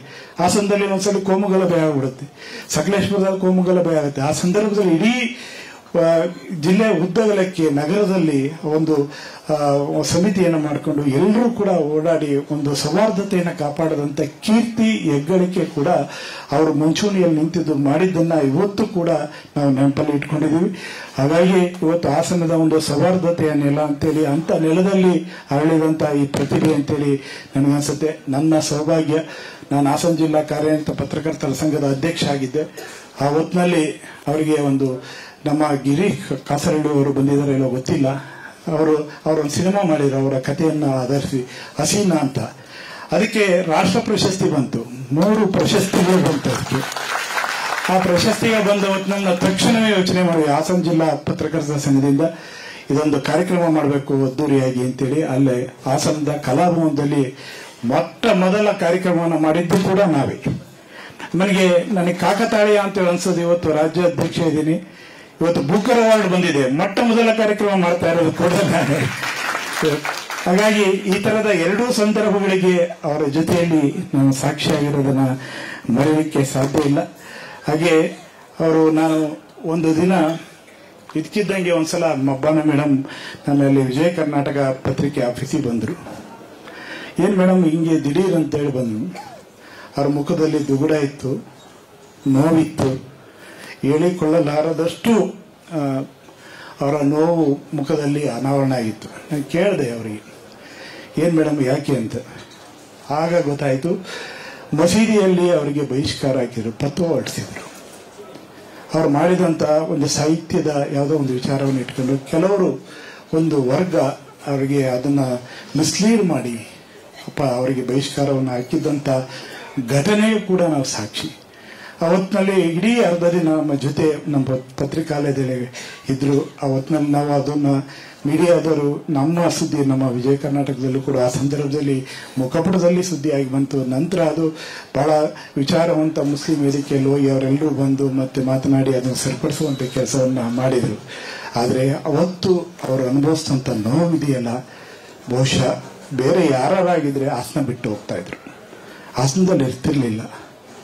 ಬಹುಶಃ ಅಂತ ನೋವನ್ನು, ಅಂತ ಕೊಲೆಯ ಬೆದರಿಕೆಗಳನ್ನ, ಅಥವಾ ಮಕ್ಕಳು ಮನೆಯಿಂದ ಆಚೆ ಹೋಗಿ ಆಸಿಡ್ ಹಾಕ್ತಾರೋ, ಕೊಲೆ ಮಾಡ್ತಾರೋ, ಅಥವಾ ಮನೆ ಮೇಲೆ ದಾಳಿ ಮಾಡ್ತಾರೋ, ಈ ತರದ ಸಂದರ್ಭದಲ್ಲೂ ಕೂಡ ಗಟ್ಟಿಯಾಗಿ ನಿಂತಂತ ಗಟ್ಟಿಗಿತ್ತಿ ಬಾನು ಮಸ್ತಾಕ್ ಅವರು. ಅದಕ್ಕೆ ನನಗೆ ಅವರು ಖುಷಿ ಆಯಿತು. ಆ ಕಾರಣಕ್ಕೋಸ್ಕರನೇ ಅನೇಕ ಯಾವುದೇ ರಾಜಿಗಳನ್ನು ಮಾಡ್ಕೊಳ್ಳಿಲ್ಲ ಅವರು. ಅವರ ನಿಲುವಿನಲ್ಲಿ, ಅವರ ಸಾಹಿತ್ಯದಲ್ಲಿ ನಾನು ಇಂಟರ್ವ್ಯೂ ಕೂಡ ಮಾಡಿದೆ. ಬೆಂಕಿಯ ಮಳೆ ಇದ್ರ ಬಗ್ಗೆ ಆ ಸಾಹಿತ್ಯ ಅವರ ಕೃತಿ ಬಂದ ಸಂದರ್ಭದಲ್ಲಿ ಯಾವತ್ತೂ ಕೂಡ ಅವರ ಸಿದ್ಧಾಂತಗಳನ್ನು, ಅವರು ನಂಬಿ ಬಂದಂತ ಸಿದ್ಧಾಂತಗಳ ಬಗ್ಗೆ ಯಾವತ್ತೂ ಕೂಡ ರಾಜಿಯನ್ನ ಮಾಡ್ಕೊಳ್ಳಿಲ್ಲ. ಅಂತ ಒಂದು ಗಟ್ಟಿ ವ್ಯಕ್ತಿತ್ವವನ್ನ ರೂಢಿಸ್ಕೊಂಡು ಬಂದಂತವರು ಬಾನುಮಸ್ತಾಕ್ ಅವರು. ಆದರೆ ಆ ಸಂದರ್ಭದಲ್ಲಿ ಒಂದು ನೋವಿನ ಸಂಗತಿ ಅಂದ್ರೆ, ಬಹುಶಃ 1 ವರ್ಷ 1.5 ವರ್ಷಕ್ಕೂ ಹೆಚ್ಚು ಕಾಲ ಅವರು ಯಾವುದೇ ಬರವಣಿಗೆಯನ್ನು ಮಾಡಲಿಲ್ಲ. ಅಷ್ಟರ ಮಟ್ಟಿಗೆ ಅವರಿಗೆ ಮಾನಸಿಕವಾದ ಹರಾಸ್ಮೆಂಟ್ ಅನ್ನ ಮಾಡಿದ್ರು. ಬಹುಶಃ ಅವರು ನಂತರ ಹಂತವಾಗಿ ಆ ಚೇತರಿಕೆಯನ್ನ ಕಾಣ್ತಾ ಬಂದ್ರು. ಅಂದ್ರೆ ಅಷ್ಟೂ ಜನರು, ಮಾಧ್ಯಮ ಸ್ನೇಹಿತರಿರ್ಬೋದು, ಅನೇಕ ಸಂಘಟನೆಗಳಿರ್ಬೋದು, ಸಿಸ್ಟರ್ ಲಿನೇಟ್ ಅವ್ರನ್ನ ಬಹುಶಃ ನಾನು ನೋಡಿದಾಗೆ ಅವರಿಗೆ ಆಪ್ತ ಒಡತಿಯಾಗಿ ನಿಂತು ಅವರಿಗೆ ಮಾನಸಿಕವಾಗಿ ಧೈರ್ಯವನ್ನ ತುಂಬಿದಂಥದ್ದು ಈ ಎಲ್ಲ ಕ್ಷಣಗಳಿಗೆ ನಾವು ಸಾಕ್ಷಿಯಾಗಿದ್ದೇವೆ. ಆ ಕಾರಣಕ್ಕೋಸ್ಕರ ಇವತ್ತು ಬಾನುಮಸ್ತಾಕ್ ಅವರು ಈ ಎತ್ತರಕ್ಕೆ ಹೋದ ಸಂದರ್ಭದಲ್ಲಿ ತುಂಬಾ ಸಂಭ್ರಮ ಆಗೋದು, ಸಡಗರ ಪಡುವಂಥದ್ದು. ನಮ್ಮ ಮನೆಯ ಹೆಣ್ಣುಮಗಳು, ನಮ್ಮ ಮನೆ ಒಳಗಡೆ ಬೆಳೆದಂತ ಹೆಣ್ಣುಮಗಳು ಒಬ್ಬರು ಆ ಎತ್ತರಕ್ಕೆ ಹೋದ್ರಲ್ಲ ಅಂತೇಳಿ ಆ ಸಂಭ್ರಮ ಸಡಗರ ಆಗುವಂಥದ್ದು ಅದೇ ಕಾರಣಕ್ಕಾಗಿ. ಆ ಕಾರಣಕ್ಕೋಸ್ಕರ ಇವತ್ತು ನಾವು ಎಲ್ಲರೂ ಸಂಭ್ರಮ ಪಡುವಂತ ಹೊತ್ತಿನಲ್ಲಿ ನೀವಿದ್ದೇವೆ. ಈ ನಾಡು ಹೆಮ್ಮೆ ಪಡುವಂತ ಹೊತ್ತಿನಲ್ಲಿ ನೀವು ಇದ್ದೇವೆ. ಅವತ್ತು ಬಾನುಮಸ್ತಾಕ್ ಅವತ್ತೇನಾದ್ರು ಎದುರಿ ಮನೆಯಲ್ಲಿ ಕುಳಿತಿದ್ರೆ, ಅಥವಾ ಅವರು ತಮ್ಮ ಪ್ರಾಣಕ್ಕೆ ಅಂಜಿ ಬೇರೆ ಎಲ್ಲಾದ್ರೂ ಹೋಗಿದ್ರೆ, ಅಥವಾ ಅವರ ಇಡೀ ಕುಟುಂಬದ ಸ್ಥಿತಿಯನ್ನು ನೆನೆಸ್ಕೊಂಡು ಬರವಣಿಗೆಯನ್ನೇ ನಿಲ್ಲಿಸಿದ್ರೆ, ಬಾನು ಇವತ್ತು ಬೂಕರ್ ಪ್ರಶಸ್ತಿಯನ್ನು ಪಡೀಲಿಕ್ಕೆ ಸಾಧ್ಯ ಆಗ್ತಿರ್ಲಿಲ್ಲ. ಇವತ್ತು ಅವೆಲ್ಲವನ್ನು ದಾಟಿ ಆ ಗಟ್ಟಿಗಿಟ್ಟಿಯಾಗಿ ಅವರು ಬೂಕರ್ ಪ್ರಶಸ್ತಿಗೆ ಪಡೆದ ತಕ್ಷಣ ಕನ್ನಡಿಗರೆಲ್ಲರೂ ಕೂಡ ಹೆಮ್ಮೆ ಪಡುವಂಥದ್ದು. ಆ ಕಾರಣಕ್ಕೋಸ್ಕರನೇ ಇವತ್ತು ನಮ್ಮ ಕರ್ನಾಟಕ ಕಾರ್ಯನಿರತ ಪತ್ರಕರ್ತರ ಸಂಘದ ವತಿಯಿಂದ ಮೂಲತಃ ಪತ್ರಕರ್ತರಾಗಿದ್ದವರು, ಜೊತೆಗೆ ನಮ್ಮ ಅಲ್ಲಿಯ ಸಂಘದ ಸದಸ್ಯರಾಗಿದ್ದವರು. ಆ ಕಾರಣಕ್ಕೋಸ್ಕರನೇ ಈ ಕಾರ್ಯಕ್ರಮವನ್ನ ಅತ್ಯಂತ ಪ್ರೀತಿಯಿಂದ, ಅತ್ಯಂತ ಆತ್ಮೀಯವಾಗಿ ನಾವು ಮಾಡಲೇಬೇಕು ಅಂತ ತೀರ್ಮಾನ ಮಾಡಿ ಅವರಿಗೆ ಈ ಕಾರ್ಯಕ್ರಮವನ್ನು ಏರ್ಪಾಡು ಮಾಡಿದ್ವಿ. ಅವ್ರ ಬೂಕರ್ ಪ್ರಶಸ್ತಿಗೆ ಶಾರ್ಟ್ ಲಿಸ್ಟ್ ಆದಾಗ ಎಲ್ಲಿಂದ, ಬೆಂಗಳೂರಿಂದ ಹಾಸನಿಗೆ ಇಡೀ ಸಂಘ ನಾವು ಓಡೋಡಿ ಅವ್ರ ಮನೆಗೆ. ಅವರಿಗೆ ಶಾಲಾಕಕ್ಕೆ ಹೋದಾಗ ಅಂದ್ರು, ಇನ್ನೂ ಅದು ಪ್ರಶಸ್ತಿ ಎಲ್ಲಿ ಬರುತ್ತೋ ಬರಲ್ಲೋ, ನೀವು ದಯವಿಟ್ಟು ಬೇಡ ಅಂತ. ನಾನು ಆ ಸಂದರ್ಭದಲ್ಲಿ ಹೇಳಿದೆ, ಖಂಡಿತ ಈ ಸರಿ ಬೂಕರ್ ಪ್ರಶಸ್ತಿ ಬಂದ್ರೆ ನಿಮ್ಗೆ ಬರೋದು ಅಂತ ಹೇಳಿ ಹಠ ಮಾಡಿ ಶಾಲಾಕ್ ಹೋಗಿದ್ದೆ. ಆದರೆ ಅದೇ ಆ ಮಾತು ನಿಜ ಆಯಿತು. ಅದನ್ನ ಫೋನ್ ಮಾಡಿದಾಗ ಪ್ರಶಸ್ತಿ ಪ್ರಕಟಗೊಂಡ ನಂತರ ಆ ಮಾತನ್ನ ಅವರು ನೆನಪು ಮಾಡ್ತಾ ಇದ್ರು. ಹಾಗಾಗಿ ಇವತ್ತು ನಾವು ಈ ಸಂಭ್ರಮ ಪಡುವಂತ ಹೊತ್ತಿನಲ್ಲಿ ನೀವು ಎಲ್ಲರೂ ಇದ್ದೇವೆ. ಈ ಕಾರಣಕ್ಕೋಸ್ಕರ ಇವತ್ತು ನಿಮ್ಮೆಲ್ಲರ ಪ್ರೀತಿಯಿಂದ, ನಿಮ್ಮೆಲ್ಲರ ಜೋರ ಚಪ್ಪಾಳೆ ಮೂಲಕ ನಾವು ಇವತ್ತು ಕರ್ನಾಟಕ ಕಾರ್ಯನಿರತ ಪತ್ರಕರ್ತರ ಸಂಘದ ವತಿಯಿಂದ ಹಾಗೂ ಕರ್ನಾಟಕ ಪತ್ರಕರ್ತರ ವತಿಯಿಂದ ಹಾಗೆ ಕರ್ನಾಟಕ ಗಾಂಧಿ ಸ್ಮಾರಕ ಮತ್ತು ಬಹುರೂಪಿ ವತಿಯಿಂದ ಇವತ್ತು ನಾವು ಅವರನ್ನ ಸ್ವಾಗತ ಮಾಡ್ತಾ ಇದ್ದೀವಿ. ಅವರನ್ನು ಸ್ವಾಗತ ಮಾಡಲಿಕ್ಕೆ ದಯಮಾಡಿ ನಮ್ಮ ಭಾರತೀಯ ಕಾರ್ಯನಿರತ ಪತ್ರಕರ್ತ ಒಕ್ಕೂಟದ ಅಧ್ಯಕ್ಷರಾಗಿರುವಂತಹ BV ಮಲ್ಲಿಕಾರ್ಜುನಯ್ಯನವರು ಹಾಗೆ ನಮ್ಮ ರಾಜ್ಯ ಸಮಿತಿಯ ಸದಸ್ಯರಾಗಿರುವಂತಹ ಟೆಲೆಕ್ಸ್ ರವಿ ಅವರು ದಯಮಾಡಿ ವೇದಿಕೆಯಲ್ಲಿ ಬಂದು ಅವರ ಬಗ್ಗೆ ಕೊಟ್ಟು ಸ್ವಾಗತ ಮಾಡಬೇಕು ಅಂತ ವಿನಂತಿಯನ್ನು ಮಾಡ್ತೇನೆ. ದಯಮಾಡಿ ವೇದಿಕೆಯಲ್ಲಿ ಬನ್ನಿ ಸರ್.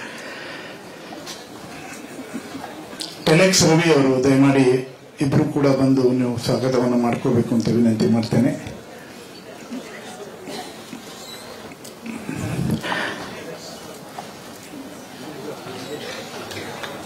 ಮತ್ತೊಮ್ಮೆ ನಿಮ್ಮೆಲ್ಲರ ಜೋರು ಚಪ್ಪಾಳೆ ಮೂಲಕ ನಮ್ಮ ಹಾಗೆ ಹಾಕಿದ್ರು ಸರ್, ಹಾಗೆ ಹಾಕಿ.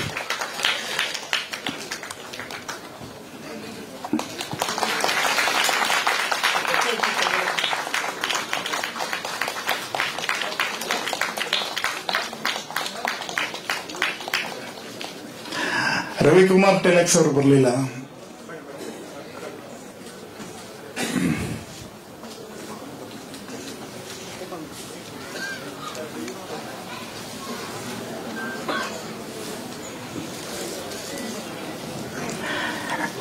ಹಾಗೆ ಇವತ್ತು ನಮ್ಮ ಕಾರ್ಯಕ್ರಮ ಆಯೋಜನೆ ಮಾಡುವ ಸಂದರ್ಭದಲ್ಲಿ ಮೊಟ್ಟ ಮೊದಲಿಗೆ ನಾವು ಚರ್ಚೆಯನ್ನು ಮಾಡಿದ್ದು ನಮ್ಮ ಎಲ್ಲ ಸಂದರ್ಭಗಳಲ್ಲಿ ನಮ್ಮೆಲ್ಲ ಪತ್ರಕರ್ತರ ಧ್ವನಿಯಾಗಿ ವಿಧಾನಸೌಧದ ಮೆಟ್ಟಿಲಲ್ಲಿ ವಿಧಾನಸೌಧದ ಕೊಠಡಿಯಲ್ಲಿ ಕುಳಿತು ಕೆಲಸವನ್ನು ಮಾಡ್ತಾ ಇರುವಂತಹ KV ಪ್ರಭಾಕರ್ ಅವರನ್ನು ಸರ್ ಈ ತರದೊಂದು ಕಾರ್ಯಕ್ರಮವನ್ನು ಮಾಡೋದಕ್ಕೆ ಯೋಚನೆ ಮಾಡಿದ್ದೀವಿ ಅಂತೇಳಿ ಅವ್ರ ಜೊತೆ ಚರ್ಚೆ ಮಾಡುವಂತ ಹೊತ್ತಿನಲ್ಲಿ ಕೂಡಲೇ ನೀವು ಒಂದು ಮಾತು ಕೂಡ ಎರಡನೇ ಮಾತು ಆಡದೆ ಇಲ್ಲ ಖಂಡಿತ ಒಳ್ಳೆ ಕಾರ್ಯಕ್ರಮ ಮಾಡಿ ನಾನು ಬರ್ತೀನಿ ಅಂತ ಹೇಳಿ ನಿಮ್ಮೆಲ್ಲರ ಪ್ರೀತಿಯ ಒತ್ತಾಸೆಯಾಗಿ ಇವತ್ತು ಕಾರ್ಯಕ್ರಮಕ್ಕೆ KV ಪ್ರಭಾಕರ್ ಅವರು ಮುಖ್ಯಮಂತ್ರಿಗಳ ಮಾಧ್ಯಮ ಸಲಹೆಗಾರರು ಅವರು ಇವತ್ತು ಇಲ್ಲಿ ಬಂದಿದ್ದಾರೆ.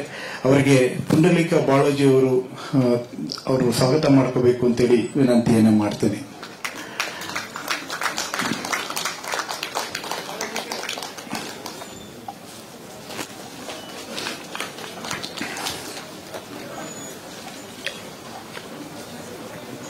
ಹಾಗೆ ನಮ್ಮ ಇಷ್ಟು ದೊಡ್ಡ ಕಾರ್ಯಕ್ರಮವನ್ನು ರೂಪಿಸುವಂತ ಹೊತ್ತಿನಲ್ಲಿ ದೊಡ್ಡ ಸವಾಲುಗಳಿದ್ದು ಹೇಗೆ ಏನು ಎತ್ತ ಅಂತ ನಮಗೆ ನಿಜ ಹೇಳಬೇಕಂದ್ರೆ ಅವರಿಗೆ ಇಲ್ಲಿ ವಿಮಾನ ಲ್ಯಾಂಡ್ ಆಯ್ತು ಅಂದಾಗ ನಮ್ಮ ಹಾರ್ಟ್ ಬೀಟ್ ಕರೆಕ್ಟಾಗಿ ಬಂತು.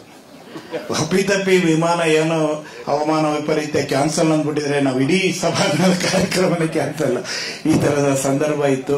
ಆದರೆ ಅದರ ನಡುವೆ ಕೂಡ ನಾವು ಗಟ್ಟಿಯಾಗಿ ನಿಂತಿಲ್ಲ, ಕಾರ್ಯಕ್ರಮ ಮಾಡೋಣ, ಜೊತೆಯಾಗಿ ಮಾಡೋಣ, ನೀವು ಯೋಚನೆ ಮಾಡಬೇಡಿ, ಎಲ್ಲರೂ ಒಟ್ಟಾಗಿ ಮಾಡೋಣ ಅಂತೇಳಿ ಎಲ್ಲ ಹಂತಗಳಲ್ಲಿ ಎಲ್ಲ ಆಯಾಮಗಳಲ್ಲಿ ನಮಗೆ ಪೂರ್ಣ ಸಹಕಾರವನ್ನು ಕೊಡ್ತಾ ಬಂದಂತವರು ಬಹುರೂಪಿ ಪ್ರಕಾಶನದ ನಮ್ಮ GN ಮೋಹನ್ ಅವರು, ಅವರನ್ನ ನಮ್ಮ ಭವಾನಿ ಸಿಂಗ್ ಠಾಕೂರ್ ಅವರು ಹಾಗೆ ನಮ್ಮ ಗಾಂಧಿ ಅವರು ಇಬ್ರು ಸೇರಿ ವೆಲ್ಕಮ್ ಮಾಡ್ಕೋಬೇಕು ಅಂತ ವಿನಂತಿಯನ್ನು ಮಾಡ್ತೀನಿ. ಸೋಮಶೇಖರ್ ಗಾಂಧಿ ಅವರು.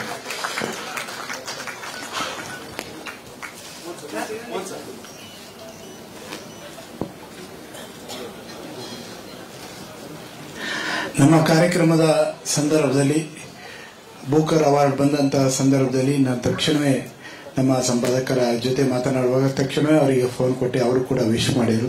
ಈ ತರದ ಒಂದು ಕಾರ್ಯಕ್ರಮ ಆಯೋಜನೆ ಮಾಡಬೇಕು ಅಂತೇಳಿ ಯೋಚನೆ ಮಾಡಿದೀವಿ ಅಂತ ತಕ್ಷಣವೇ ಮಾಡಿ ಅವ್ರು ಬಂದ ತಕ್ಷಣವೇ ಅಂತೇಳಿ ಆ ಸಲಹೆಯನ್ನು ಕೊಟ್ಟಂತವರು. ಜೊತೆಗೆ ನಮ್ಮ ಎಲ್ಲ ಸಂದರ್ಭಗಳಲ್ಲಿ ನಮ್ಮ ಜೊತೆಯಾಗಿ ನಮಗೆ ಮಾರ್ಗದರ್ಶನ ಮಾಡ್ತಾ ಇರುವಂತವರು ವಿಜಯವಾಣಿ ಸಂಪಾದಕರಾದಂಥ KN ಚೆನ್ನೇಗೌಡರು, ಅವ್ರನ್ನ ನಮ್ಮ ವಾಸುದೇವ ಒಳ್ಳ ಅವರು ವೆಲ್ಕಮ್ ಮಾಡ್ಕೋಬೇಕು ಅಂತೇಳಿ ವಿನಂತಿ ಮಾಡ್ತೇನೆ. ವಾಸುದೇವ ಒಳ್ಳ ಮತ್ತೆ ನರೇಂದ್ರ ಪಾರಿಕಟ್ ಅವರು.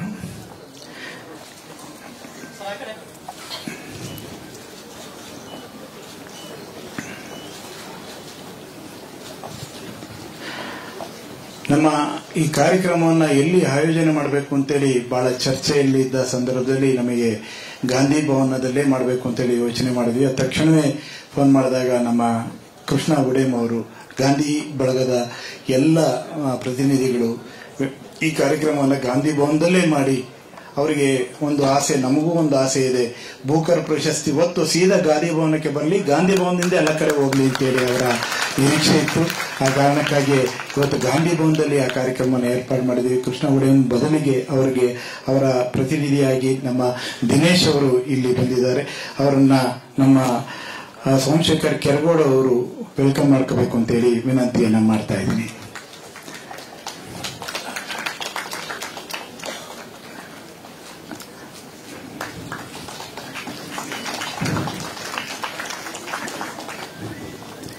ಹಾಗೆ ಈ ಕಾರ್ಯಕ್ರಮದ ಆಯೋಜನೆ ಮಾಡುವ ಸಂದರ್ಭದಲ್ಲಿ ನನಗೆ ದಿಢೀರ್ ಅಂತೇಳಿ ಫೋನ್ ಬಂತು. ಕರ್ನಾಟಕ ಮೀಡಿಯಾ ಅಕಾಡೆಮಿ ಚೇರ್ಮನ್ ನಮ್ಮ ಆಯಿಷಾ ಖಾನೂನ್ ಅವರು, ನಾವು ಕಾರ್ಯಕ್ರಮ ಮಾಡೋಣ ಅಂತ ಯೋಚನೆ ಮಾಡ್ತಾ ಇದೀವಿ ಅಂತ. ಅಷ್ಟೊತ್ತಿಗೆ ನಮ್ದು ತೀರ್ಮಾನ ಆಗಿ ಇನ್ವಿಟೇಷನ್ ಹೋಗ್ತಾ ಇತ್ತು. ಆಗ ಅವ್ರು ಫೋನ್ ಮಾಡಿದ್ರು, ಮೇಡಮ್ ಇಲ್ಲ ಈಗಾಗಲೇ ತೀರ್ಮಾನ ಆಗಿದೆ, ಆದರೆ ನೀವು ನಮ್ಮ ಅತಿಥಿಯಾಗಿ ಭಾಗವಹಿಸಬೇಕು, ಅದರಿಂದ ಈ ಕಾರ್ಯಕ್ರಮದಲ್ಲಿ ನೀವು ಇರಬೇಕು ಅಂತ ಹೇಳಿದಾಗ ನಮ್ಮ ಪ್ರೀತಿಯ ಕರೆಗೆ ಒತ್ತಾಸೆಯಾಗಿ ಇವತ್ತು ಇಲ್ಲಿ ಬಂದಿದ್ದಾರೆ. ಅವರನ್ನ ನಮ್ಮ ಮಂಜುಶ್ರೀ ಕಡಕೊಳ ಅವರು ಮತ್ತೆ ಅವರ ಬಳಗ ದಯಮಾಡಿ ವೆಲ್ಕಮ್ ಮಾಡ್ಕೋಬೇಕು ಅಂತ ವಿನಂತಿಯನ್ನ ಮಾಡ್ತೇನೆ. ಕರ್ನಾಟಕ ಪತ್ರಕರ್ತೆಯರ ಸಂಘದ ಪ್ರಧಾನ ಕಾರ್ಯದರ್ಶಿ ಅವರು.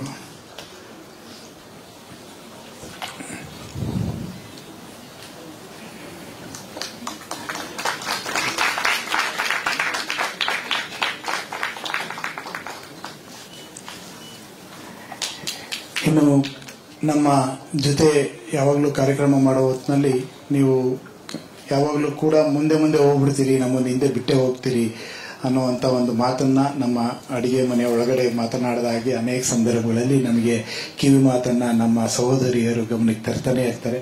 ಅದು ಕರ್ನಾಟಕ ಪತ್ರಕರ್ತೆಯರ ಸಂಘದ ಪದಾಧಿಕಾರಿಗಳು ಅನೇಕ ಸಂದರ್ಭಗಳಲ್ಲಿ ಅವರನ್ನ ಒಡಗೂಡಿ ನಾವು ಕಾರ್ಯಕ್ರಮವನ್ನು ಮಾಡ್ತಾ ಬಂದಿದ್ದೇವೆ. ಅವರ ಬೆಂಬಲವಾಗಿ ನಿಂತಿದ್ದೇವೆ, ಅವರಿಗೆ ಧ್ವನಿಯಾಗಿ ನಿಂತಿದ್ದೇವೆ. ಈ ಕಾರ್ಯಕ್ರಮದಲ್ಲಿ ನಾವು ಕೂಡ ಭಾಗಿಯಾಗ್ತೀವಿ ಅಂತೇಳಿ ಅವರ ಆಸಕ್ತಿಯನ್ನು ತೋರಿಸಿದಾಗ ಅವರನ್ನು ಕೂಡ ಈ ಕಾರ್ಯಕ್ರಮದಲ್ಲಿ ಜೋಡಿಸ್ಕೊಂಡಿದ್ವಿ. ಅವರು ಈ ಕರ್ನಾಟಕ ಪತ್ರಕರ್ತೆಯರ ಸಂಘದ ಅಧ್ಯಕ್ಷ ಆದಂತ ಪದ್ಮಾ ಶಿವಮೊಗ್ಗ ಅವ್ರನ್ನ ಶ್ರೀಜಾ ಅವರು ದಯಮಾಡಿ ವೆಲ್ಕಮ್ ಮಾಡ್ಕೋಬೇಕು ಅಂತೇಳಿ ವಿನಂತಿಯನ್ನ ಮಾಡ್ತೇನೆ. ಶ್ರೀಜಾ ಮತ್ತೆ ನಮ್ಮ ಟೆಲೆಕ್ಸ್ ರವಿ ಅವರು ದಯಮಾಡಿ ಒಂದಿಬ್ಬರು ಕೂಡ ವೆಲ್ಕಮ್ ಮಾಡಬೇಕು ಅಂತೇಳಿ ವಿನಂತಿ ಮಾಡ್ತೇನೆ.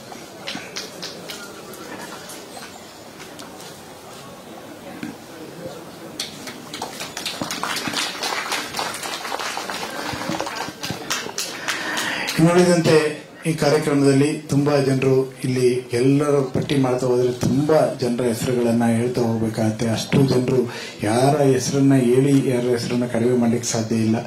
ಎಲ್ಲರೂ ಕೂಡ ನಮ್ಮ ಈ ವೇದಿಕೆ ಮುಂಭಾಗದಲ್ಲಿ ಪ್ರೊಫೆಸರ್ ಬರಗೂರು ರಾಮಚಂದ್ರಪ್ಪನವರು ಬಹಳ ಪ್ರೀತಿಯಿಂದ ಬಂದಿದ್ದಾರೆ.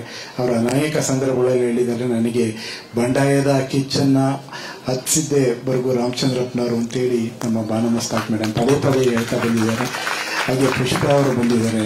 ಹಾಗೆ ನಮ್ಮ ಮಹಿಳಾ ಪತ್ರಕರ್ತೆಯರ ಲೇಖಕಿಯರ ಬಳಗದ ಅಧ್ಯಕ್ಷರು, ಹಾಗೆ ವಿಶ್ವಕುಮಾರ್ ಅವರು ಮತ್ತೆ ಅವರ ದಂಪತಿಗಳು, ಹಾಗೆ ನಮ್ಮ ಜೋಗಲ್ ಇಂದ ನಮ್ಮ ಸ್ನೇಹಿತರು ಎಲ್ಲರೂ ಕೂಡ ಇಲ್ಲಿ ಇವತ್ತು ಬಂದಿದ್ದಾರೆ. ನಮ್ಮ ಪ್ರಸನ್ನ ಅವರು ಬಂದಿದ್ದಾರೆ, ಅಗ್ರಹಾರ ಕೃಷ್ಣಮೂರ್ತಿ ಅವರು ಬಂದಿದ್ದಾರೆ, ನಮ್ಮ ಅಕಾಡೆಮಿ ಸಾಹಿತ್ಯ ಅಕಾಡೆಮಿ ಚೇರ್ಮನ್, ಹಾಗೆ ಪುಸ್ತಕ ಪ್ರಾಧಿಕಾರದ ಚೇರ್ಮನ್ ಸೇರಿದಂತೆ ಅನೇಕ ಆರಾಧ್ಯ ಅವರು, ಶೇಷ ಹಂಪನ ಅವರು ಅವರ ವಯಸ್ಸನ್ನು ದಾಟಿ ಬಹಳ ಲವಲಕ್ಕಿಯಾಗಿ ಅವರು ಈಗಿಂತ ಕಾರ್ಯಕ್ರಮದ ಭಾಗವಹಿ ಆಗಬೇಕು ಅಂತೇಳಿ ಬಂದಿದ್ದಾರೆ.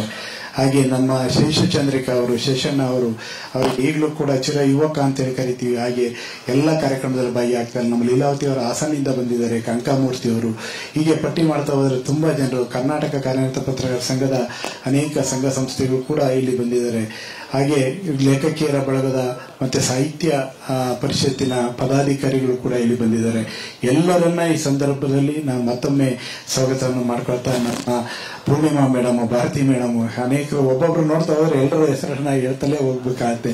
ಎಲ್ಲರನ್ನ ಮತ್ತೆ ನಾನು ಈ ವಿಶೇಷವಾಗಿ ನಮ್ಮ ಎಲ್ಲರೂ ನೀವು ಈ ಸಂದರ್ಭದಲ್ಲಿ ಒಂದು ಕ್ಲಾಪ್ಸ್ ಅನ್ನ ಕೊಡ್ಲೇಬೇಕು.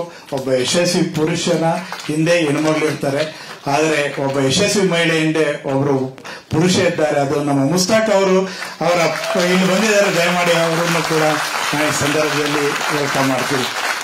ಯಾಕೆಂದ್ರೆ ಅವರ ಇಡೀ ಕುಟುಂಬ ಈ ಕಾರ್ಯಕ್ರಮದಲ್ಲಿ ಭಾಗಿಯಾಗಿದೆ. ಅವರೆಲ್ಲರಿಗೆ ನಾನು ಈ ಸಂದರ್ಭದಲ್ಲಿ ಈ ಬಂದಿರುವಂತಹ ಎಲ್ಲ ಮಾಧ್ಯಮ ಮಿತ್ರರಿಗೆ, ಬೇರೆ ಬೇರೆ ಸಂಘ ಸಂಸ್ಥೆಗಳಿಂದ ಬಂದಿರುವಂತಹ ಎಲ್ಲರಿಗೆ ಈ ಸಂದರ್ಭದಲ್ಲಿ ನಾನು ಮತ್ತೊಮ್ಮೆ ಹೃದಯಪೂರ್ವಕವಾಗಿ ಎಲ್ಲ ಸಂಸ್ಥೆಗಳ ಪರವಾಗಿ ನಾನು ಎಲ್ಲರನ್ನ ಸ್ವಾಗತ ಮಾಡ್ಕೊಳ್ತಾ ನಾನು ಮಾತನ್ನು ಮುಗಿಸ್ತೇನೆ. ನಮಸ್ಕಾರ, ಧನ್ಯವಾದ.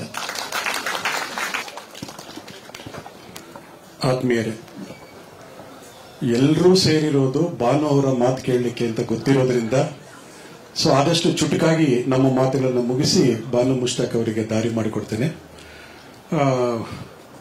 ಆಗಲೇ ಇಬ್ಬರಿಗೆ ಚಪ್ಪಾಳೆ ಹೊಡೆಸಿದ್ರು ಶಿವಾನಂತ್. ಅಷ್ಟೇ ಅಲ್ಲ, ಇದರಲ್ಲಿ ಇನ್ನೊಂದು ರೆಕಾರ್ಡ್ ಅನ್ನ ಭಾನು ಮುಷ್ತಾಕ್ ಅವರು ಮಾಡಿದ್ದಾರೆ. ಇಡೀ ಬೂಕರ್ನ ಇತಿಹಾಸದಲ್ಲಿ ಕನ್ನಡದ ಕತೆಗಳಿಗೆ ಬೂಕರ್ ತಂದುಕೊಟ್ಟ ಮೊದಲ ಲೇಖಕಿ ಅನ್ನುವ ಒಂದು ಅಚ್ಚಳಿಯದ ಒಂದು ರೆಕಾರ್ಡ್ ಅನ್ನ ಅವರು ಮಾಡಿದ್ದಾರೆ. ಇವರ ತಂದೆ ಭಾನು ಮುಷ್ತಾಕ್ ಅನ್ನ ಕರ್ಕೊಂಡು ಶಾಲೆಗೆ ಸೇರಿಸಲಿಕ್ಕೆ ಹೋದಾಗ ಶಿವಮೊಗ್ಗದಲ್ಲಿ ಅಲ್ಲಿದ್ದವರೆಲ್ಲ ಗಾಬರಿ ಆಗ್ಬಿಟ್ರು. ಮುಸ್ಲಿಂ ಹುಡುಗಿಗೆ ಕನ್ನಡ ಕಲ್ಸಕ್ಕಾಗತ್ತಾ ಅಂತೇಳಿ. ಆಮೇಲೆ ಹೇಳಿದ್ರು, ಅಲ್ಲ ನೋಡಿ, ನಾವೊಂದು ಕೆಲಸ ಮಾಡ್ತೀವಿ, ಅವರನ್ನ ಸೇರಿಸ್ಕೊಳ್ತೀವಿ, 6 ತಿಂಗಳಲ್ಲಿ ಕನ್ನಡ ಕಲಿತರೆ ಸರಿ, ಇಲ್ಲ ಅಂದ್ರೆ TC ತಗೊಂಡು ಹೋಗ್ತಾ ಇರ್ಬೇಕಷ್ಟೇ ಅಂತ. 4ನೇ ಕ್ಲಾಸಿಗೆ ಸೇರ್ಬೇಕಾಗಿದ್ದಂತ ಹುಡುಗಿಯನ್ನ 1ನೇ ಕ್ಲಾಸಿಗೆ ಕರ್ಕೊಂಡೋಗಿ ಕೂಡಿಸ್ತಾರೆ. 1ನೇ ಕ್ಲಾಸಿನಲ್ಲಿ 6 ತಿಂಗಳಲ್ಲಿ ಕನ್ನಡದ ಕಾಗುಣಿತದಿಂದ ಹಿಡಿದು ಎಲ್ಲವನ್ನ ಕಲಿತು ಆ ಹುಡುಗಿ ಹೇಳ್ತಾಳೆ, ನಾನು ರೆಡಿ ಇದ್ದೇನೆ ಅಂತೇಳಿ. ಕನ್ನಡವನ್ನೇ ಒಂದು ಏಣಿಯಾಗಿ ಮಾಡಿಕೊಂಡ ಭಾನು ಇವತ್ತು ಇಡೀ ಜಗತ್ತು ಕನ್ನಡ ಭಾಷೆಯದಂತೆ ಅಂತೇಳಿ ಗೂಗಲ್ ಮಾಡ್ತಾ ಇದ್ದಾರೆ. ಯಾವುದು ಅತ್ಯಂತ ಹೆಚ್ಚು ಗೂಗಲ್ ಆಗಿದೆ ಅನ್ನುವ ಅಂಕಿ ಅಂಶಗಳನ್ನ ಅಂತರ್ಜಾಲದಲ್ಲಿ ಕೊಡ್ತಾರೆ. ಅದರಲ್ಲಿ ಕನ್ನಡ ಅನ್ನೋದು ಟಾಪ್ ಅಲ್ಲಿ ಬರ್ತಾ ಇದೆ. ಅಷ್ಟರ ಮಟ್ಟಿಗೆ ಇಡೀ ಒಂದು ಜಗತ್ತು ನಮ್ಮನ್ನ ನೋಡುವ ಹಾಗೆ, ಕನ್ನಡವನ್ನ ನೋಡುವ ಹಾಗೆ ಮಾಡಿದ್ರಲ್ಲ, ಅದು ನಮಗೆ ತುಂಬಾ ಖುಷಿ ಕೊಟ್ಟಿದೆ ಅಂತ ಹೇಳಲಿಕ್ಕೆ ಇಷ್ಟಪಡ್ತೀನಿ. ಅಷ್ಟೇ ಅಲ್ಲ, 6 ತಿಂಗಳಾದ್ಮೇಲೆ ಮೇಷ್ಟ್ರುಗಳು ಹೋಗಿ ಭಾನುವಿನ ಕೈಯನ್ನ ಹಿಡಿದು ಕರ್ಕೊಂಡು ಬಂದು ಅವರು ಎಲ್ಲಿ ಸೇರ್ಬೇಕಾಗಿತ್ತ ಆ 4ನೇ ಕ್ಲಾಸಿನಲ್ಲಿ ಕರ್ಕೊಂಡೋಗಿ ಕೂಡಿಸ್ತಾರೆ. ಅವರು ಅಭಿಮಾನದಿಂದ ಏನು ಕರ್ಕೊಂಡೋಗಿ ಕೂಡಿಸಿದ್ರಲ್ಲ, ಆ ಕೂಡಿಸಿದ ಅಭಿಮಾನವನ್ನ ಭಾನು ಯಾವತ್ತೂ ಸುಳ್ಳು ಮಾಡಲಿಲ್ಲ. ಅದನ್ನ ಕನ್ನಡವನ್ನ ಅವರು ಎಷ್ಟು ಎತ್ತರಕ್ಕೆ ತಗೊಂಡೋಗಿ ಕೂಡಿಸಿದ್ದಾರೆ ಅಂತಂದ್ರೆ ಎಲ್ಲರೂ ಕೂಡ ನಾವು ನಿಬ್ಬೆರಗಾಗಿದ್ದೀವಿ. ಅಷ್ಟು ಎತ್ತರಕ್ಕೆ ಇಡೀ ಜಗತ್ತು ನೋಡುವ ಕಾರಣಕ್ಕೆ ಇದು ಮಾಡಿದ್ದಾರೆ. ಬ್ರೆಕ್ಟ್ ಹೇಳ್ತಾನೆ, ಪ್ರಶ್ನೆ ಕೇಳುವುದಕ್ಕೆ ಹೆದರದಿರು ಒಡನಾಡಿ ಅಂತೇಳಿ.